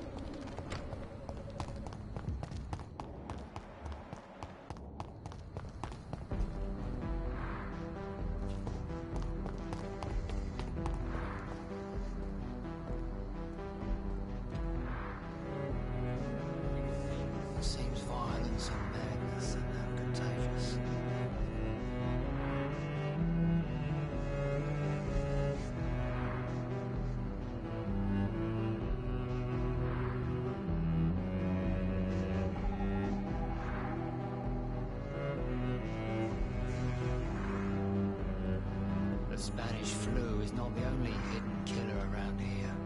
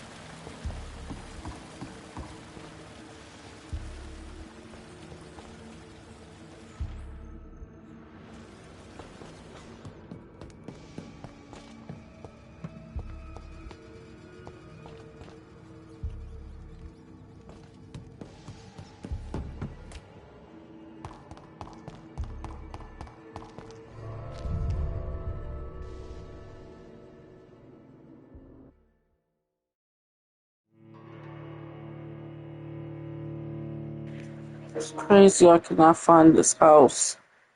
Oh, mansion.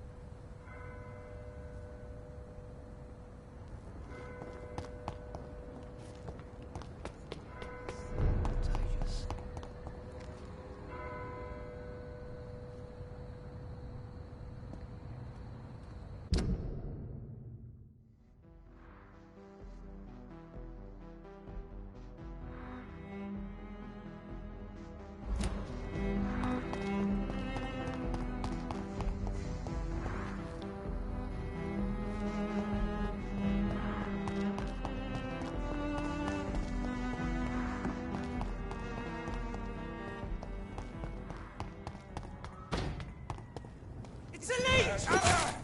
Dave!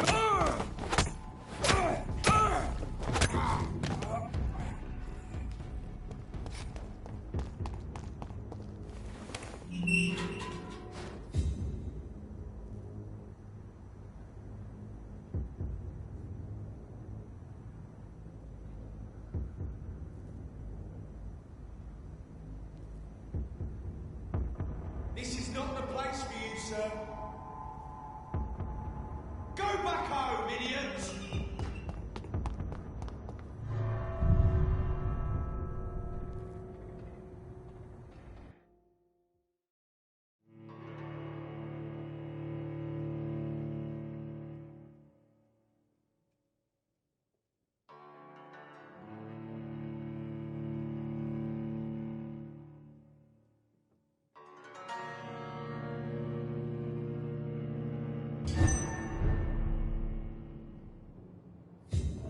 Dawson's mansion.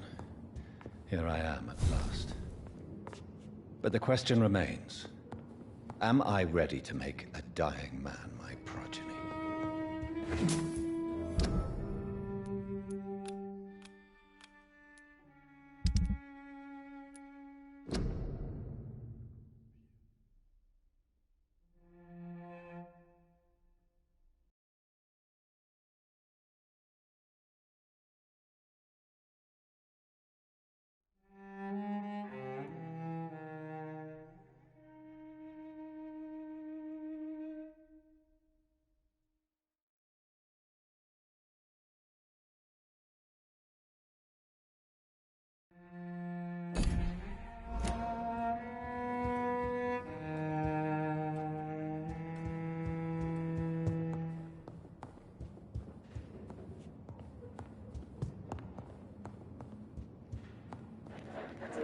Oh, okay.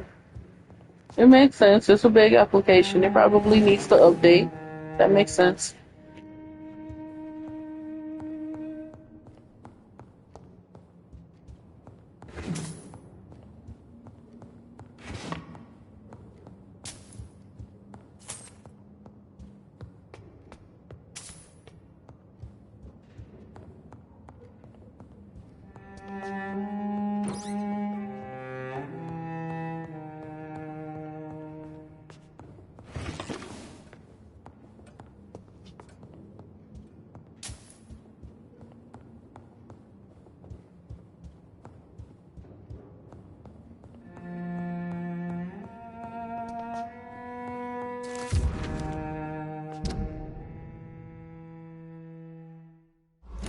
Reduced in rank for falsely accusing a man of murder.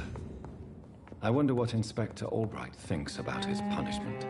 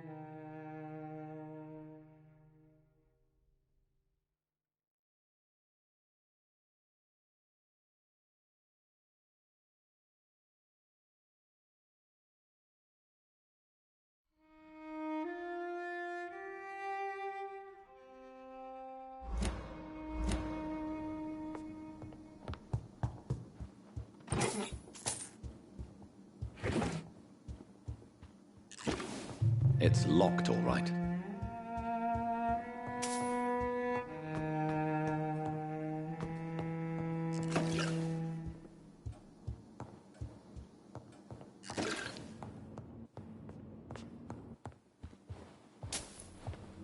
Finally, you're here, Dr. Reed. What took you so long? I had to pass several of your barricades and outposts to access your mansion, sir. Death, pestilence surround us, and time is against me. I see you've gathered some of the most expensive, albeit experimental, blood transfusion equipment available. All this could be so useful in a hospital. Yes, yes. Since Lord Redgrave sent me a doctor to perform my conversion, I thought you might find some of these devices useful. Most thoughtful.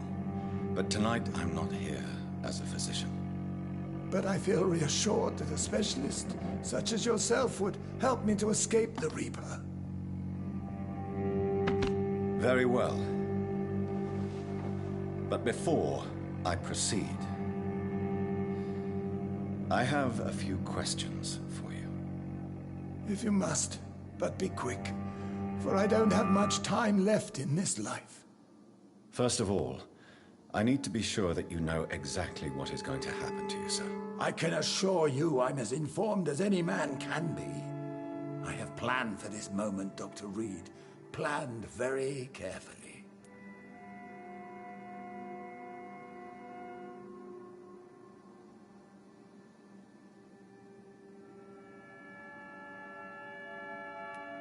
Sir, I'm going to end your life. Do you not wish to discuss the procedure for even a minute?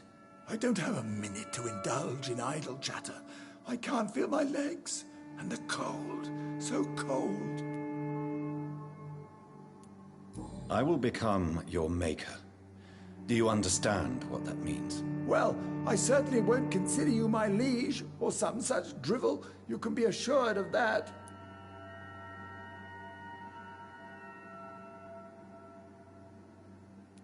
You'll need to feed on warm blood. Blood from mortals. How do you feel about that? I'm rich, Dr. Reed, and powerful. I'm sure I'll be able to acquire all the blood I need without ever having to sully my own hands. What do you know about the Guard of Priwen? What I do know is that I'll crush anyone or anything that would dare to oppose me.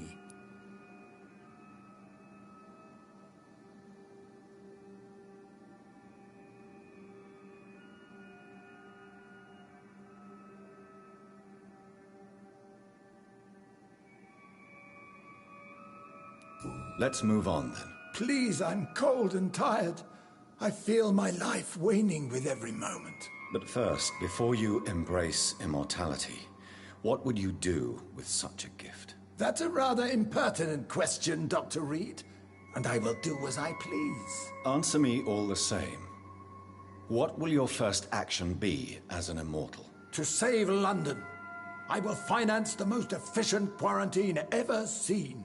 I will build a wall that will separate the sick boroughs from the healthy ones. Who gave you the right to decide the fate of thousands of people? My money. My money and my pending immortality gives me the needed authority, Doctor. I'm a businessman. I'm used to tough decisions. You really plan to build a quarantine wall across London? Yes. It will be tall and strong, separating the wheat from the chaff. Let me guess. You mean to isolate the rich from the poor? This is a desperate measure for desperate times. England must prevail, Doctor, no matter the cost. By doing so, you will also create 2 separate prisons. Come, sir. An eminent doctor like yourself knows that such radical measures have proved efficient in the past. Quarantine is not a bad idea, medically speaking, but I'm convinced this epidemic will not be contained by mere walls. As long as the right people are on the right side of the wall, that's all that matters. What if a new outbreak happens inside your walls? You'll have created a giant trap. That won't happen. As long as we dispose of anyone that is contaminated as soon as they are spotted. But you can't guarantee infection will not spread. Just one contagious carrier would be enough to create an apocalypse. The apocalypse is already knocking at the gate. We must be strong now. I've heard enough. It's time to proceed. At last. All right, do what you have to do. If it hurts, so be it. I've been preparing such a long time for this. Listen to me, Aloysius Dawson. You will forget your fear of dying, for it has poisoned your mind and made you bitter and ruthless since the death of your twin brother. You don't understand. Death is oblivion, the eternal void. I know there's nothing there. I saw it in Robert's empty eyes. I saw myself in that coffin. Death is painful for those who remain, not for those who have passed. All that occult gibberish you filled your head with has made you forget this simple truth. No! Death will not claim me. I have the power and the money. I've acquired the arcane knowledge needed. I believe there is magic, there are dark forces. You will provide me my extension. Your ignorance makes you a fool. You have no idea. Look at me. Hunted like a beast, my family lost, cursed. I have not escaped death, I have become it. No, there must be a way. I don't want to go like my brother did. I have money, lots of money. Money won't ease your mind. I know you used to be a good and generous man. So I offer you the gift of peace, Aloysius. The tranquility of a true death. I accept your offer. And I understand. No more fear, I will die a man of dignity. And a man at peace.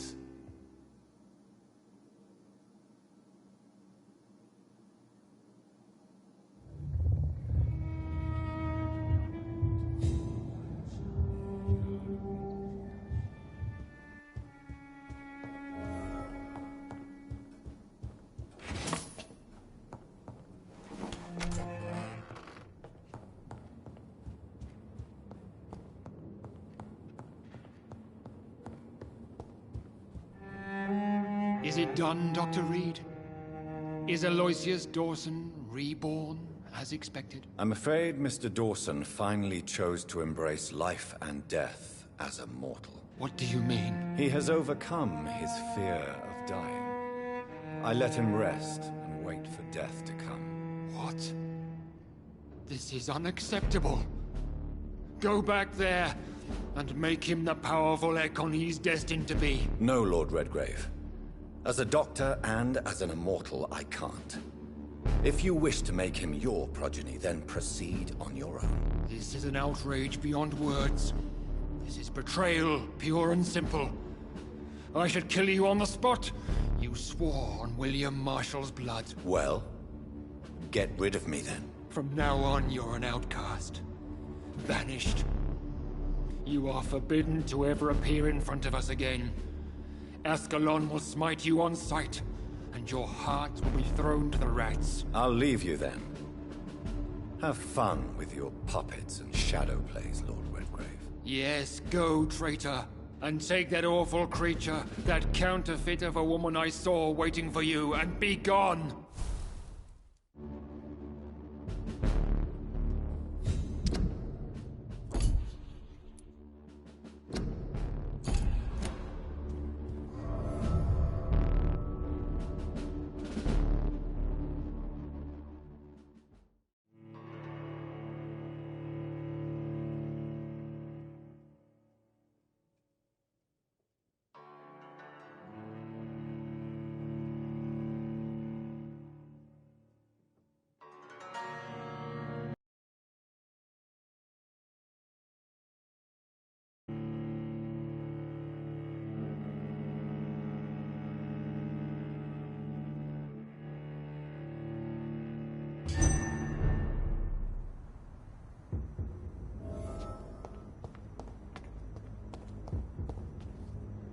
We meet again at the strangest of times, young Ekon.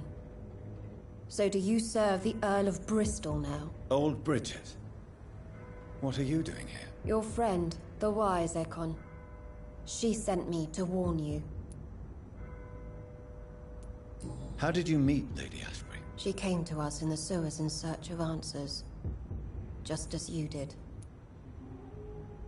What kind of answers did you give her? I knew nothing of your maker, but we talked. We talked a lot. Her words and ideas are captivating. It is no surprise that you like her. I like her too. Lady Ashbury in the sewers? Now that's a sight I wish I'd seen. She said she was your friend, and that she sought the identity of your maker. So I answered her questions. Did anyone see you? It's a long way from the dock sewers, and hunters are patrolling the streets here. Who said I took the streets? How do you think I survived for centuries in this city without ever being seen? I know all her secrets. Lady Ashbury? You know her? Tell me what's going on. The lady approached me but a few nights ago, wanting to meet the sewer skulls. Once she questioned Harriet Jones. She agreed to help us. Harriet Jones is still with you then? How is she doing? Harriet remains angry, but is recovering slowly. Her mind is twisted, but at least her body is healing. Tell me what is going on. The lady asked us to keep an eye on your mortal doctor friend while you were away. We spotted the hunters. They were discussing plans to attack tonight. Wait, slow down. I need to ask you something. I'm listening. But I do not have time to waste, so be quick. Why do I feel like Lord Redgrave was particularly irritated to see you? Far more so than the average Skull, if I may say. Because I used to know him quite well. And he is afraid I may remember who he really is. You're Elizabeth's informant. You're the one who told her about Lord Redgrave's lies regarding his lineage. Yes, but my words were not meant to hurt or threaten. I simply told the story of the Sewer Skulls, and of so many other forgotten children. How did Elizabeth find you? She presented herself humbly at our gate, and asked if we knew of any ancestral vampires hiding in London. She asked about Ascalon. She asked about many things. What do you think of her? Her soul is good, yet tainted with a deep sadness, and the scars of ancient wounds. Time does that to us immortals, for we have so much to dwell upon. Why did she come to you? I am old Bridget, the buried memory of the city. She sought the silent truths, truths I have kept hidden for so long. Where is Lady Ashbury right now? She said she will go home. She needed to speak with some old friends first, though. Do not worry, young Ekon. She is no fool, and just as strong as you. No time to lose, then. I must go there right away. I shall return to my den. Have you a message for the lady? Should I see her before you? Yes. Tell her I love her. Is this still unknown to her? Go now and take care, young Ekon, for the flames are rising.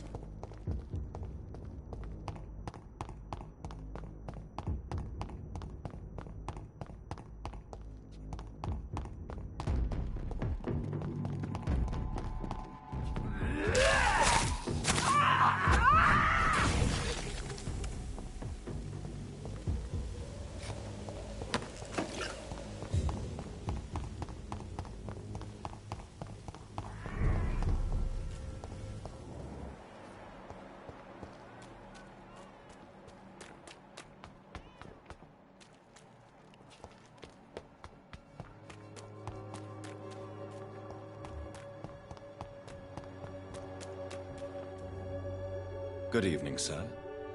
Do you remember me? If you're here for a reward, you'll be sorely disappointed. But I'll gladly shake the hand of a fellow countryman. I'm not here for a bounty. I'm a doctor. Dr. Reed from the Pembroke. A doctor? In Whitechapel? What an opportunity. My name's Bates. Cadogan Bates. Do you require assistance, Mr. Bates? Not me, but your skills could help a lot of people round here. That would help my business, because I say, a live tenant's a paying tenant. It's unusual to see someone so happy around here, especially considering the current situation. Why should I be sad now? There've always been wars, disease, tragedy. There always will be. That's an unusual way of seeing things in these trying times. I don't see why I should shed a tear for another man's woes. I'm healthy, and I intend to stay so. What help could I possibly be to your business? That's simple. I already get good money from all those fleeing the war. Can you imagine what they'd be willing to pay if I could offer medical assistance too? Mr. Bates, do not make me regret saving your life in this quarantine zone. I understand, Dr. Reed, you're from a good family. Don't want to get your hands dirty. That's fine. I'll be happy to act as your middleman.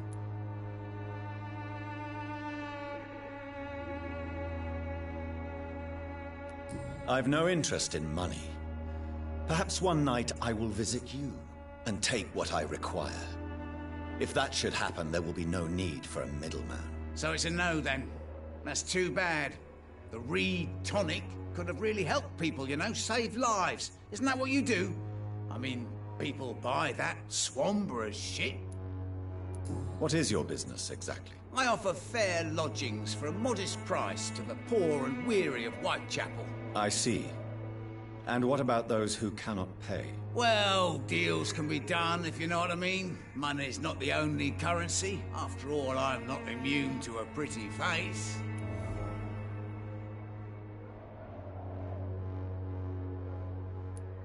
In other words, you take advantage of these poor lost souls. Begging your pardon, I thought you was a man who could appreciate the complexity of the modern world. Things ain't just black and white, you know. Tell me, what's your honest opinion of the increasing violence in London? People are just beginning to discover what we've always known. This city's rotten to the core. They just took their bloody time to wake up and notice it. What do you mean? People are acting like the violence is news. But it's always been savage down here. It just bubbles to the surface every now and again.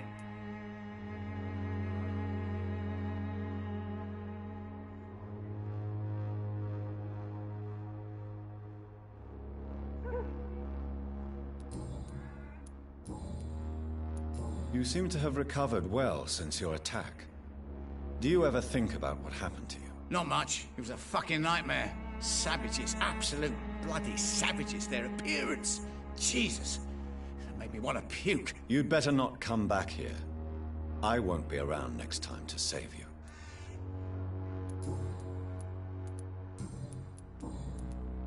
How are conditions in Whitechapel at present? The way this sickness is spreading, I don't think there'll be enough new bloods to replace those tenants I'm losing from this bloody thing. Have you heard anything about Nurse Crane and her dispensary? Not really. A man such as yourself, knee-deep in the muck of Whitechapel, must know more. Speak now. Heard it closed after the owners died. Refugees don't want to come to Whitechapel no more. Scared, I hear. You sound disappointed. As long as she was there at the dispensary, it attracted more immigrants and kept my place full. Such a shame. Why am I not convinced? Maybe it's because you lack faith. Being a skeptic must be useful for a man of science.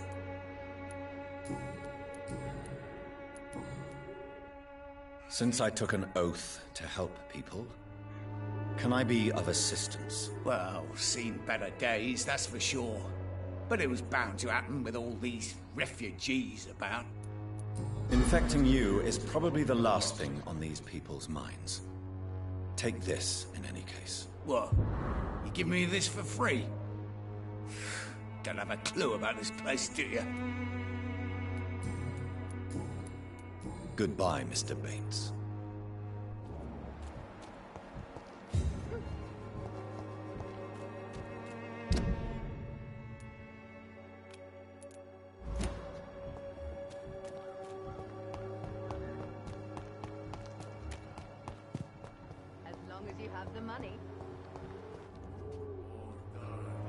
Good evening, my dear colleague.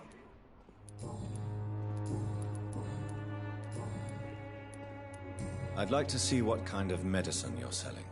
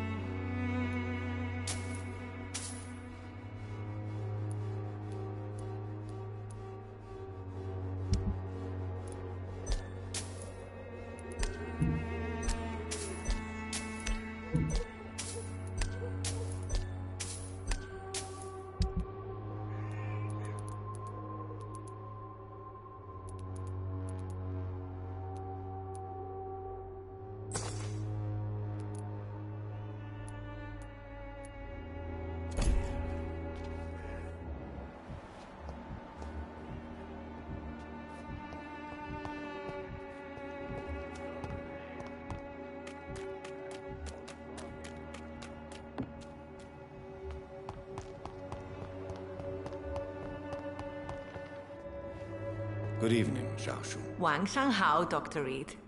It's good to see you again. What are you doing with your time, now that you're back in Whitechapel? I've decided to help the poor and sick of the neighborhood by handing out medicine.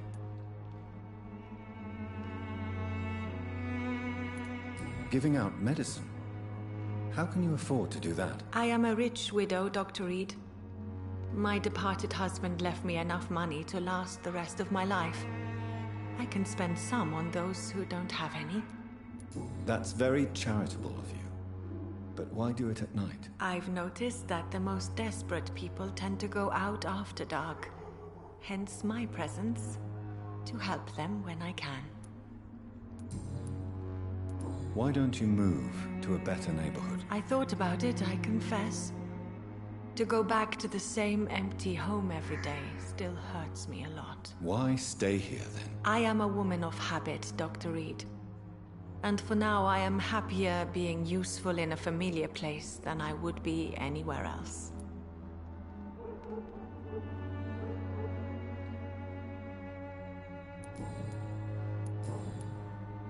How do you feel now that you're back in Whitechapel? I've decided to follow your advice, sir. I won't forget the dead, but my efforts will be for the living. I've no doubt. That is a wise and useful attitude in this part of town. To be completely honest with you, I am also doing this for myself. If I'm destined to survive this epidemic, I need my life to have some purpose. Do you still think about your departed husband? Of course I do. I'll never forget my beloved Matthew, but how do I put it? Now I miss him more than I want him back. I know what you mean. And I think it means you're getting better. Maybe death will take me the way it took Matthew. Without warning and without mercy. But until then, I live on. Goodbye for now. Good evening, Xiaoshu. Wang Shanghao, Dr. Reed. It's good to see you again. How do you feel? Physically speaking, I mean. I don't feel good, Dr. Reed. Not at all. You should recover quickly after taking this. Thank you, Doctor. Goodbye for now.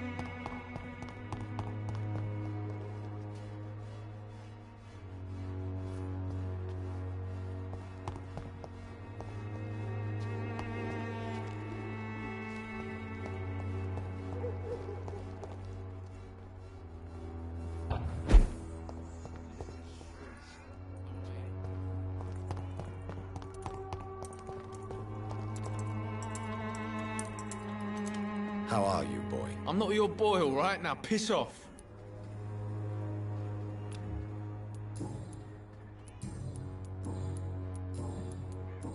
Have conditions improved in Whitechapel? I'm ready for whatever's coming. Goodbye, young man.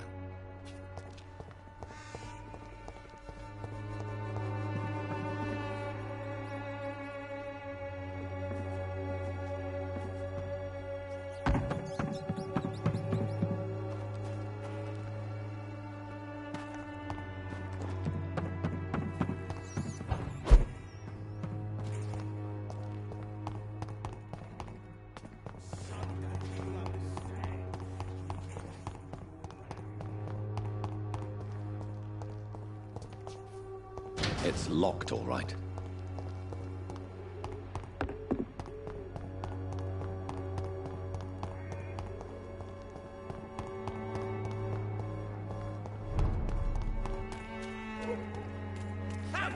you interfere with my...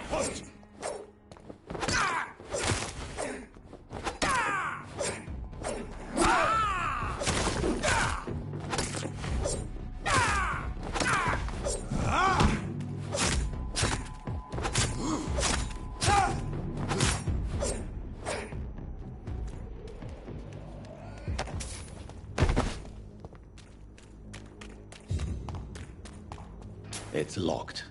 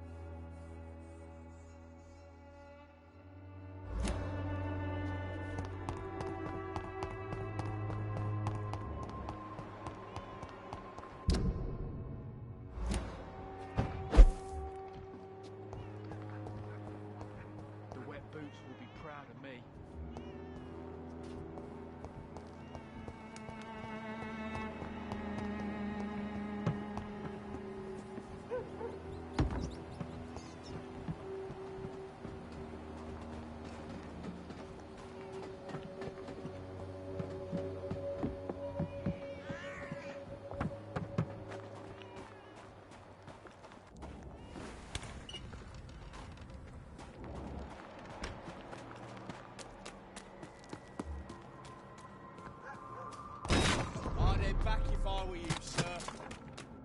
You're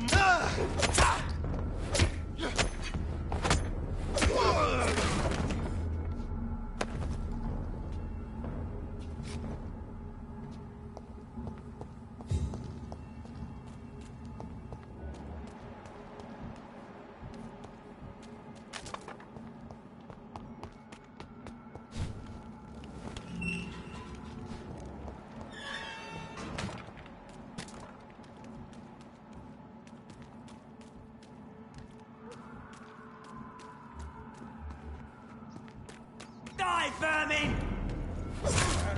We have to stop!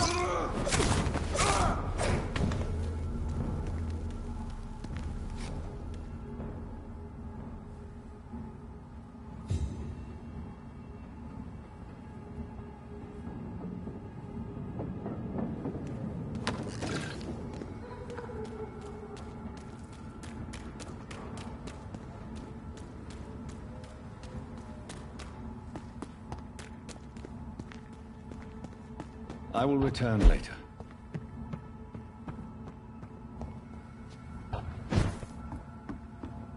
It's locked, all right. I cannot enter.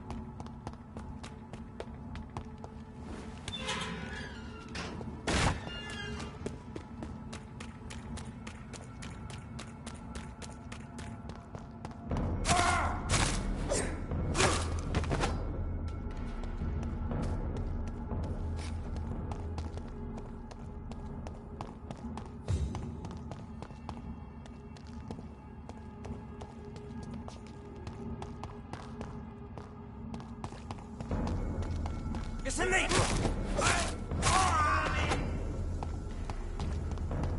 Look at it! Over there!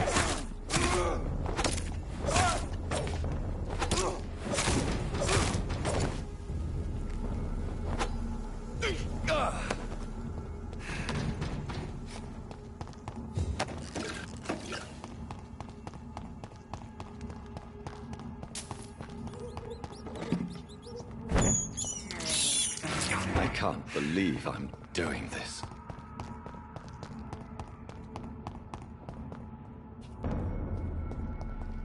I'll kill you!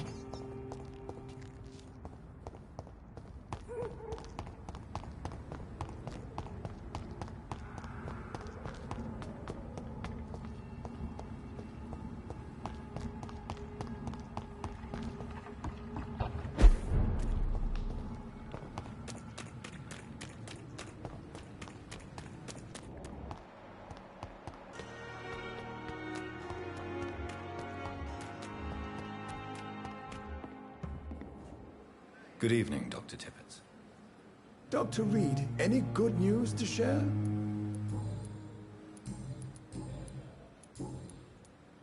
Are you okay? I heard the hospital was attacked. Yes. Can you believe it? Attacking a hospital of all places. Mindless savages. Is anyone hurt? No, but Dr. Swansea is missing. I believe they wanted money or drugs. Maybe these brutes will ask for a ransom. Do you need any medical assistance yourself, Doctor? Yes, indeed. But don't worry, I am perfectly capable of taking care of myself. I have no doubt about it, but you are still ill all the same. Please, take this medicine. I appreciate your concern, Dr. Reed. To be honest, I just did not take the time to diagnose myself.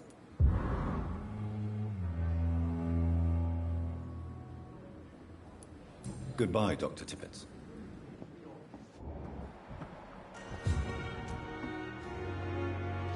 Hey, Doc. Are you all right? I heard the hospital has been attacked. For a second I thought the bastards were here for me. They had guns and everything. Maybe they're a new gang trying to expand.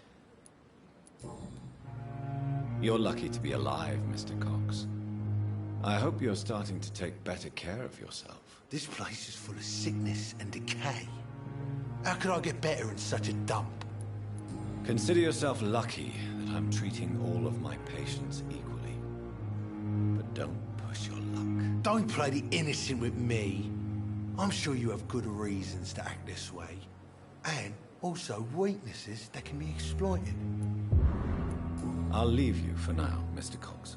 Jesus. I've never seen so many people die.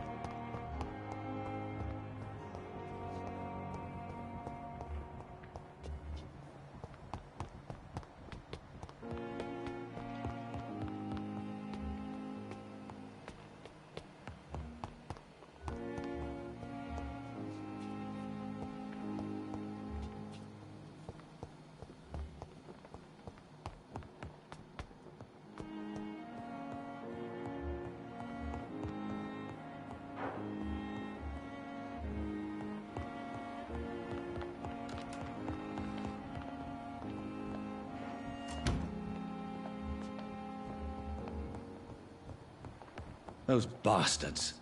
What have they done to Edgar?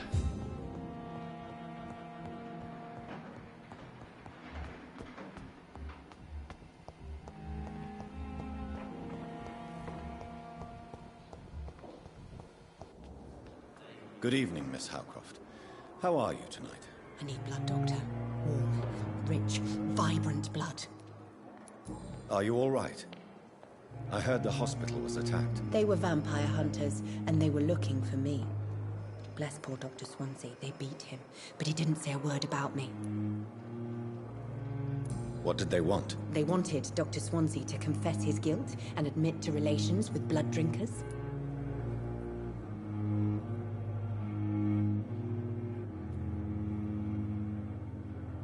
They hurt him, you say? Yes, I hide in the shadows, but I've heard them. Do you require my services, Miss Howcroft? My condition cannot be understood by you, mortal. This curse is beyond your science. Well, until the day science finally admits failure, please accept this little contribution. Thank you, Doctor. Your efforts are admirable, though laughable. I'll leave you, Mistress of the Dark, to your nocturnal activities.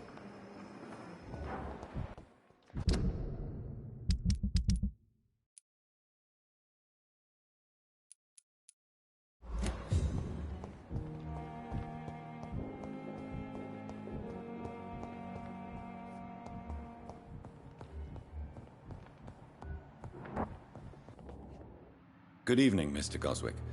How are you? I'm okay. Are you okay? I heard that the hospital was attacked. I'm fine. No one has been hurt, as far as I know. Do you need any help? I'm afraid I may, sir. I don't mean to be a burden.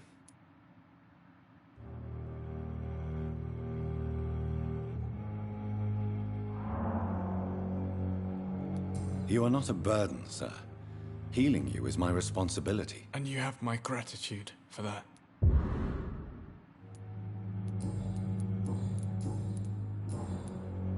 I have to go now, sir.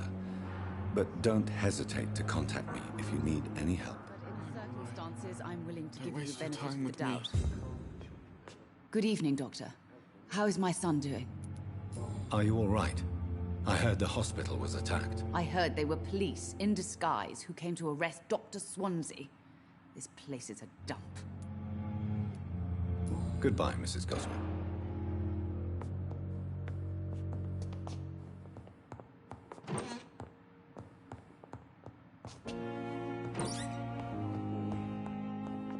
Good evening, sir.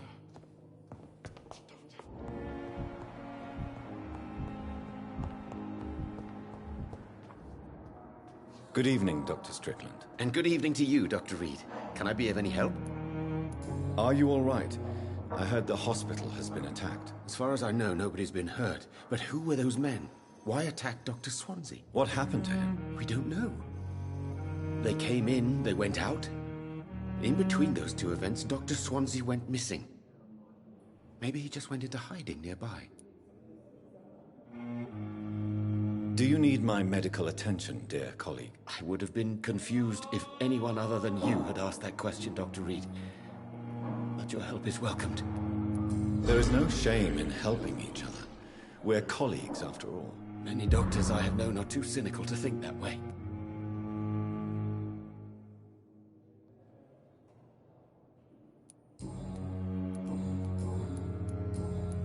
Goodbye, Dr. Strickland.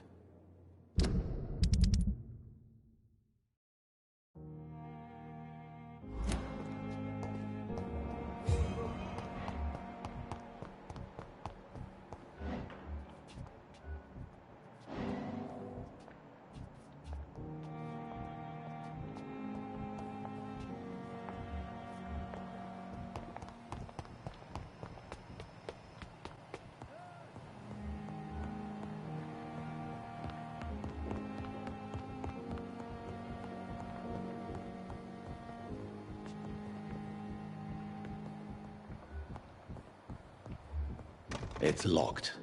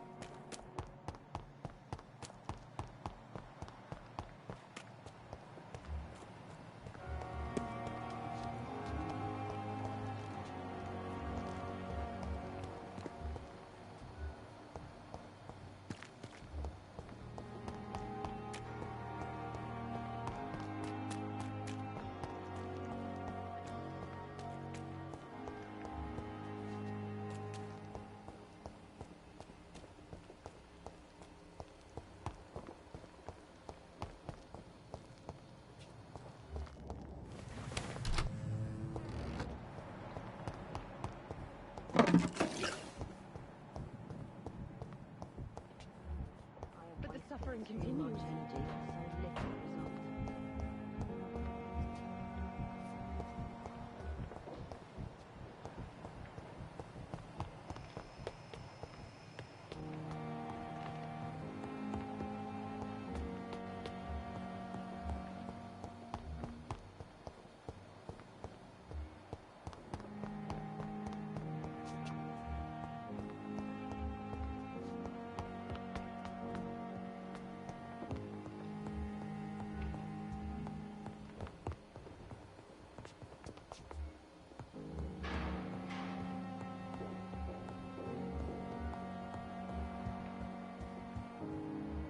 Looks like he's wounded. I better follow the blood. McCullum and his thugs are taking the credit for Edgar's abduction. They really mean business.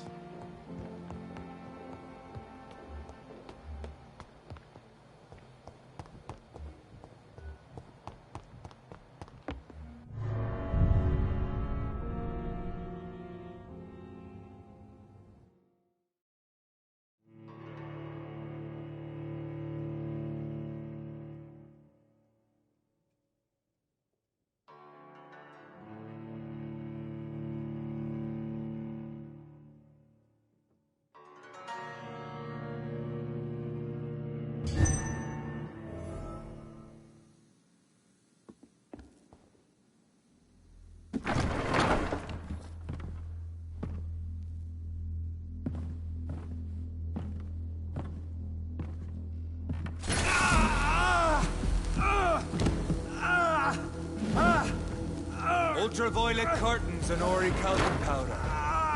Dr. Swansea's always been a resourceful bastard. I bet he never told you he had this installed in case of a vampire attack. Says a lot about how much he trusts you. What have you done with Edgar? Don't worry. We don't kill humans. Even if your friend is deserving of a little punishment for what. What are you talking about? We know everything. Swansea and you created this bloody epidemic. You aim to unleash another disaster, just like William Marshall did. No! I'm trying to put an end to it, just like you are! You're its progeny, aren't you? Where is the monster hiding? It's still in England, isn't it? I have no idea what you're talking about. Jeffrey, please listen to me. No tricks. That shit won't work on me. We've found proof in the theater. Doris Fletcher was your first experiment. Now where is Marshall? Speak!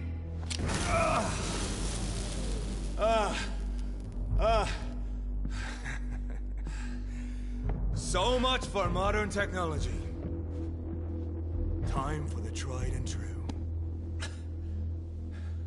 Do you know what this is, Beast? This is a drop of King Arthur's blood. The blood of a true defender of Britain. Stronger than your evil powers.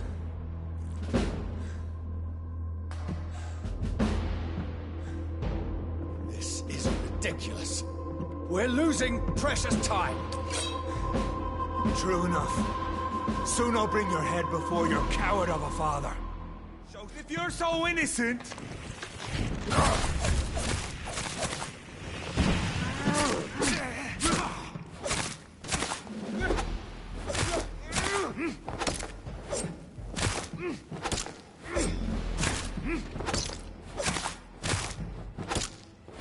The blood of a true defender of this land will protect me. Freewind prevails!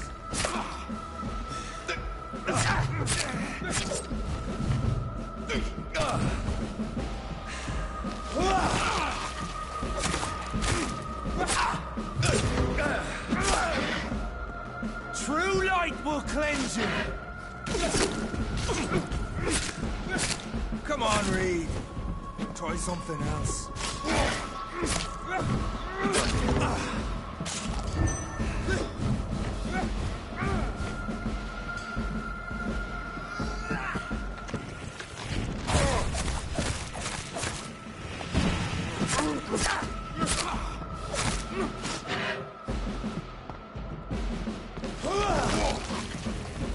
Your poisonous bite is useless on me.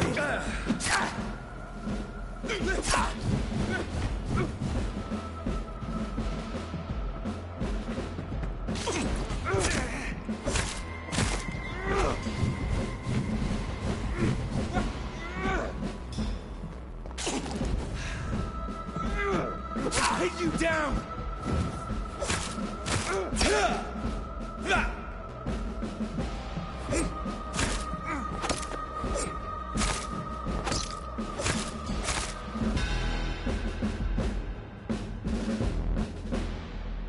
We are the guardian of justice.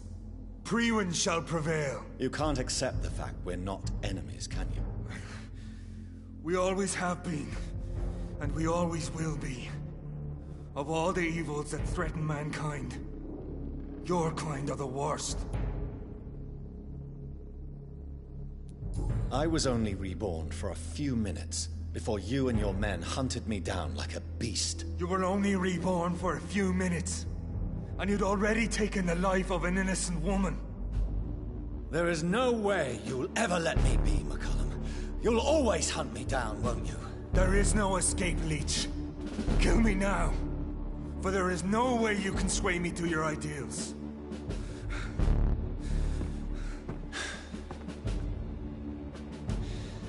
That's where you're mistaken. What do you mean?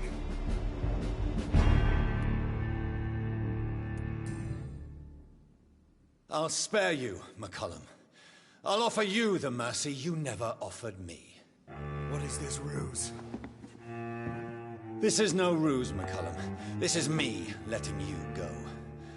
After all, you and I are both trying to save this poor country in our own way.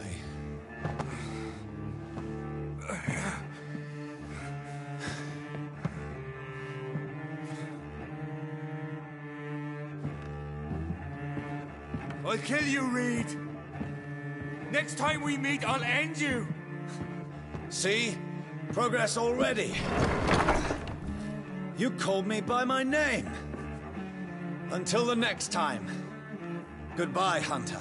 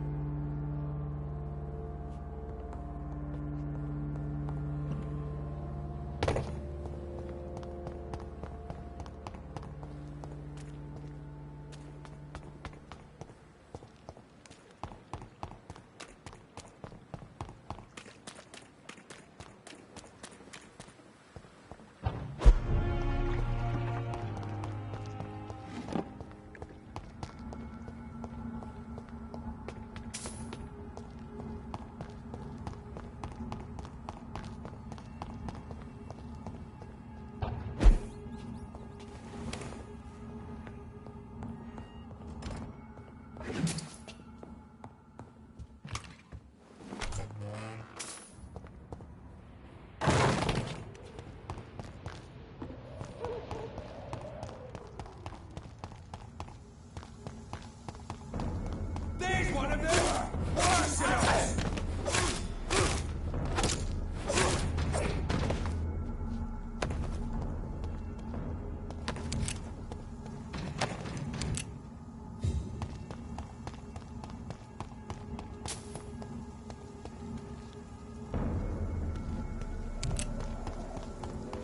Best stay back, sir.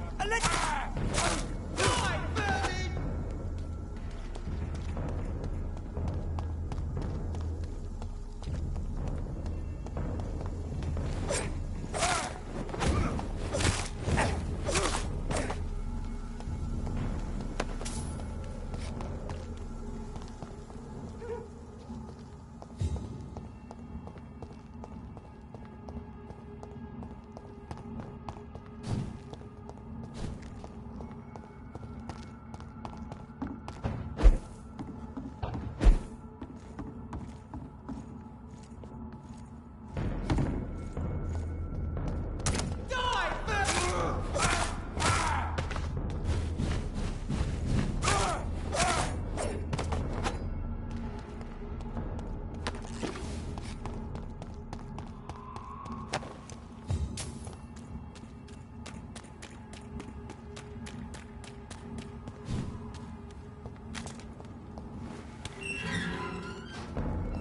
Die, leech!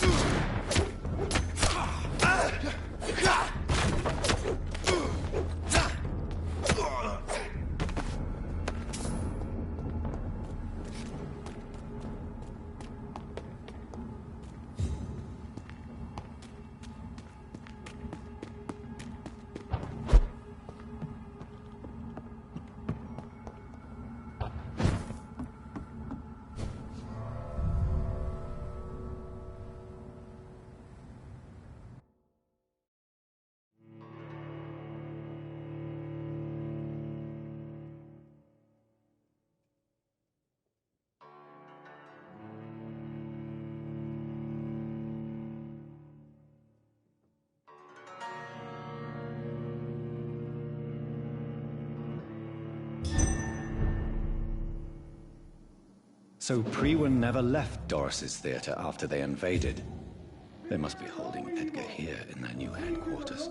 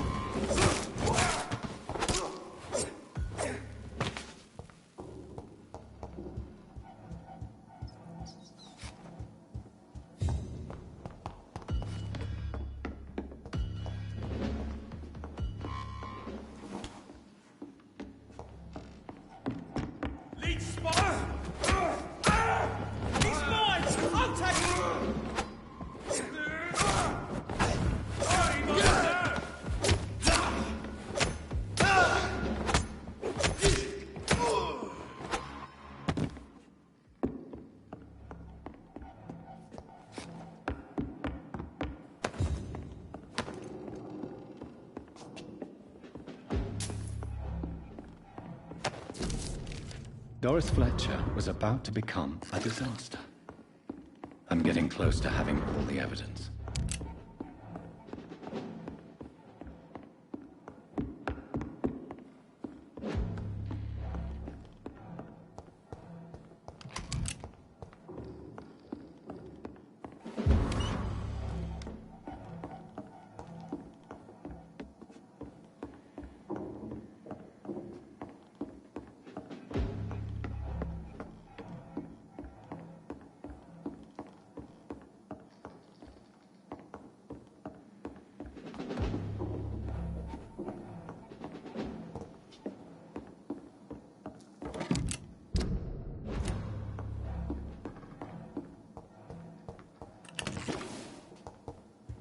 Better go home, sir.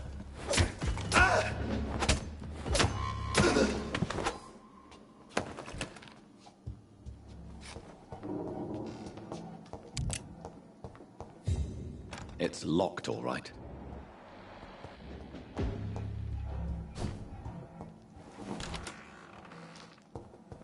It's locked. I should find the key to that box. Blood of a pure heart, garlic, blood of a king. I don't understand. Perhaps this is what McCullum drank. I had better keep that in mind.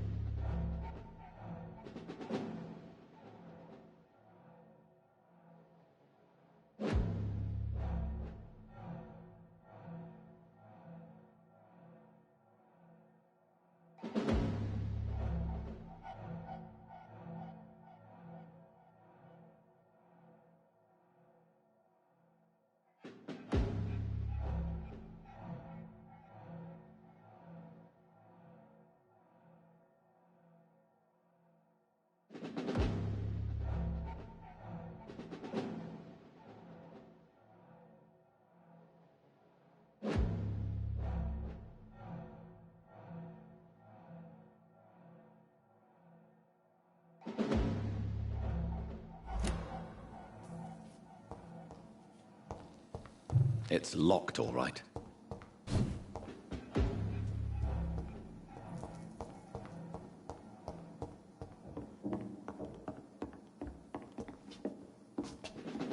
It's locked.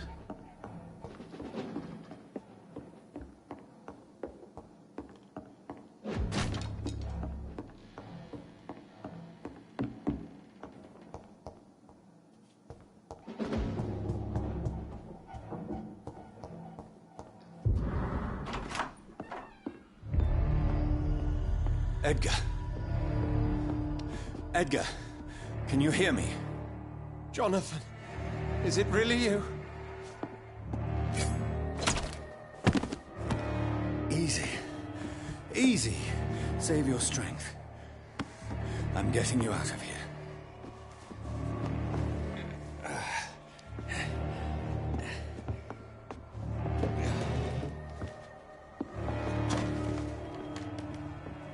Don't try to spare me. As a physician, I know all too well when it's too late. Punctured lung, broken ribs, and internal bleeding. An accurate diagnosis, wouldn't you say? Edgar, what happened? They wanted me to confess. Beat me black and blue. Jeffrey McCullum ambushed me at the Pembroke Hospital.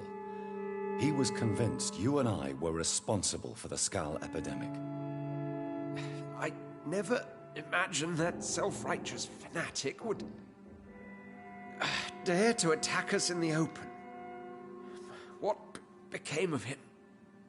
To prove him wrong, I let him go. Really? Are you sure that was the wisest course of action? Time will tell. The most intriguing part of his accusation was that you and I were the pawns of some ancient vampire. William Marshall. Yes, they tortured me to make me confess the same nonsense.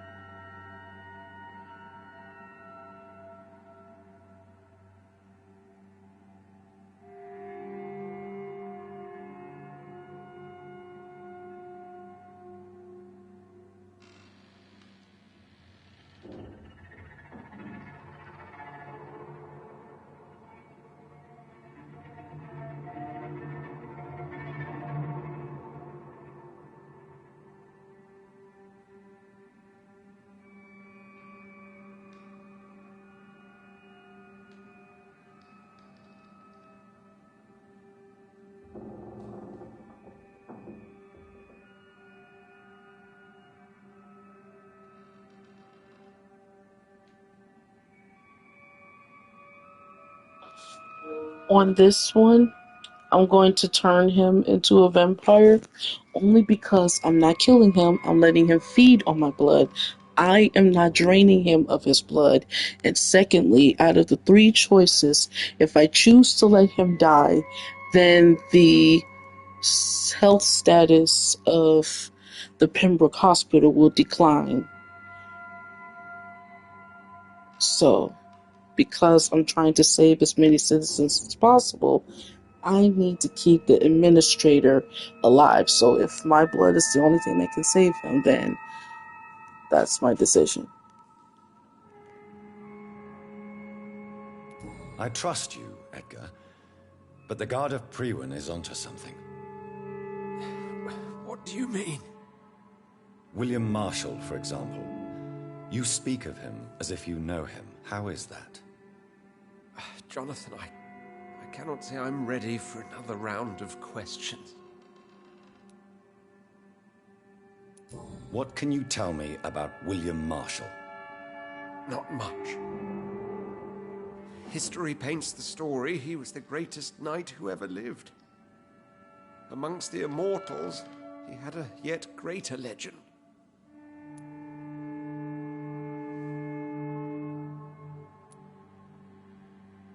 Why would he deserve such a reputation? I cannot say. The Brotherhood of St. Paul's Stole has next to no intelligence on him. All I know is that he's supposed to be the oldest of all the British vampires. Why is the Guard of Priwen so obsessed with him? He was the only ancient vampire to escape the first great hunt launched by the Guard of Priwen in 1854. They believe he's an evil creature plotting his return. Why would the Guard of Priwen believe you and I created the vampire epidemic? Maybe due to our profession. Because I offered you shelter in my hospital.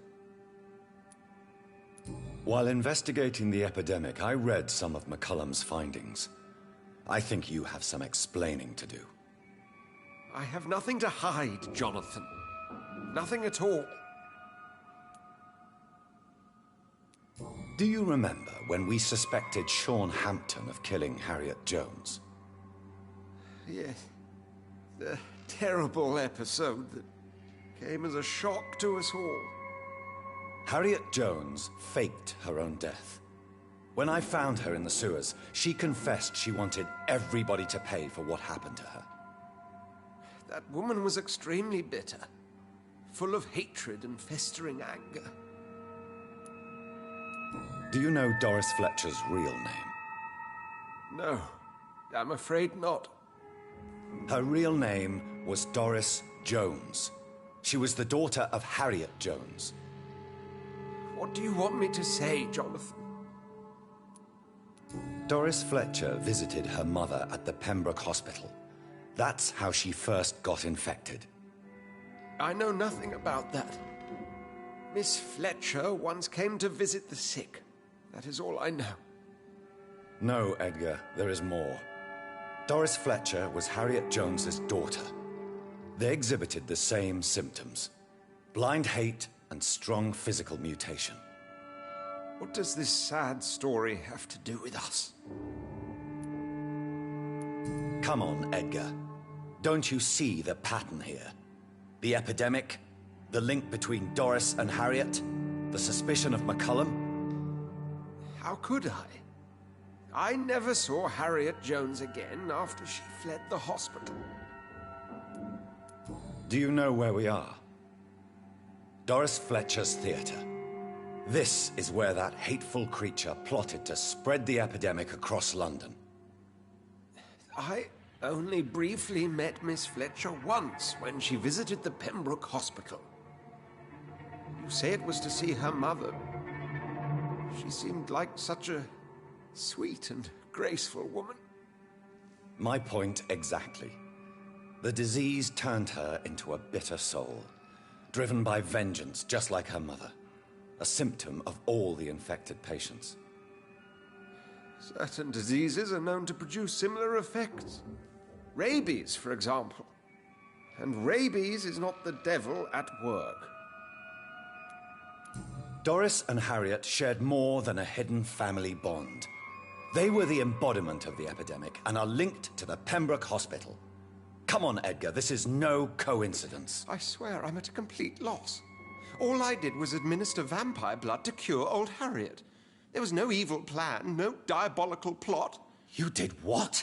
I tested the regenerating and healing properties of vampire blood on Harriet Jones. My only intention was to find the cure for influenza, I swear. Whose blood did you use? William Marshall's? Mine? Lady Ashbury's. While transfusing her with human blood, humanely appeasing her hunger, I also kept samples of her blood for my research. You used her blood on Harriet Jones? My God, Edgar, that's unethical. You betrayed 2 of your patients at the same time. I made a mistake. But what is science if not trial and error? We both know it, Jonathan, we both know it. What a poor justification for your morbid fascination and thirst for glory.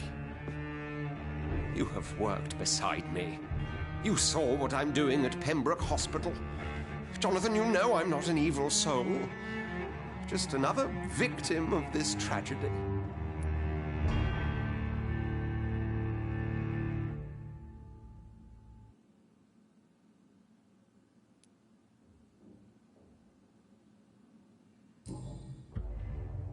No, Edgar, you are not going to die. Unless you want to. What do you mean? I can save you, Edgar. I can turn your broken body into one like mine. You truly would? After all I've done, after all that's been said, you would offer me this gift? I have no way of knowing which punishment would be worse, Edgar. But it is not for me to decide. So? Oh, please, Jonathan, please. I beg you. This is what I've always wanted. This is what I've always searched for. Very well, then.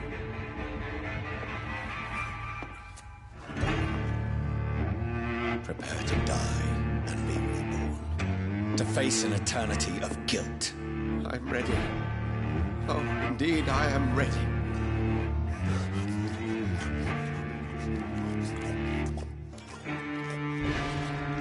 Enough!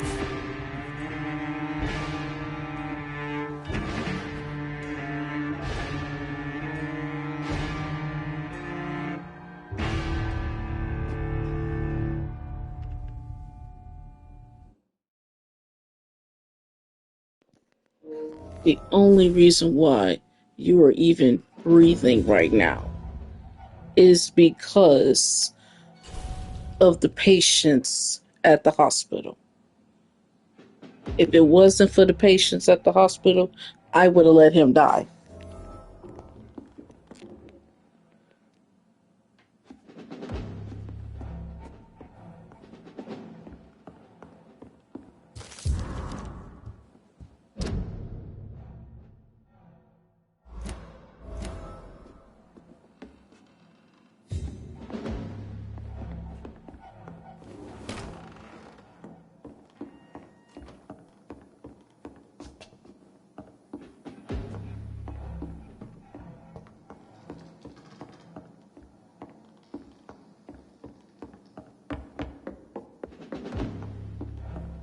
Fear no evil. We do the Lord's work here.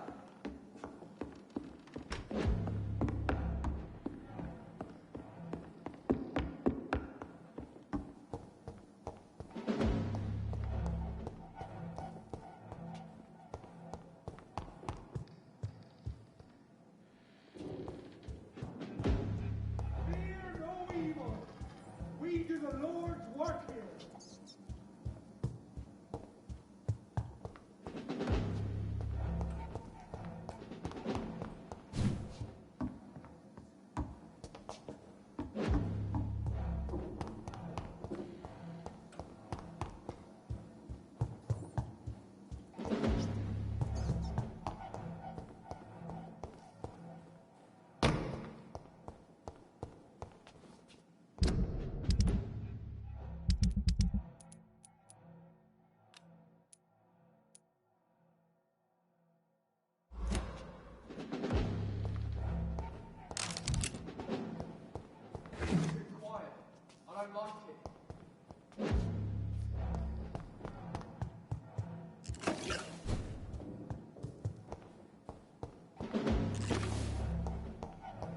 Steady, boys!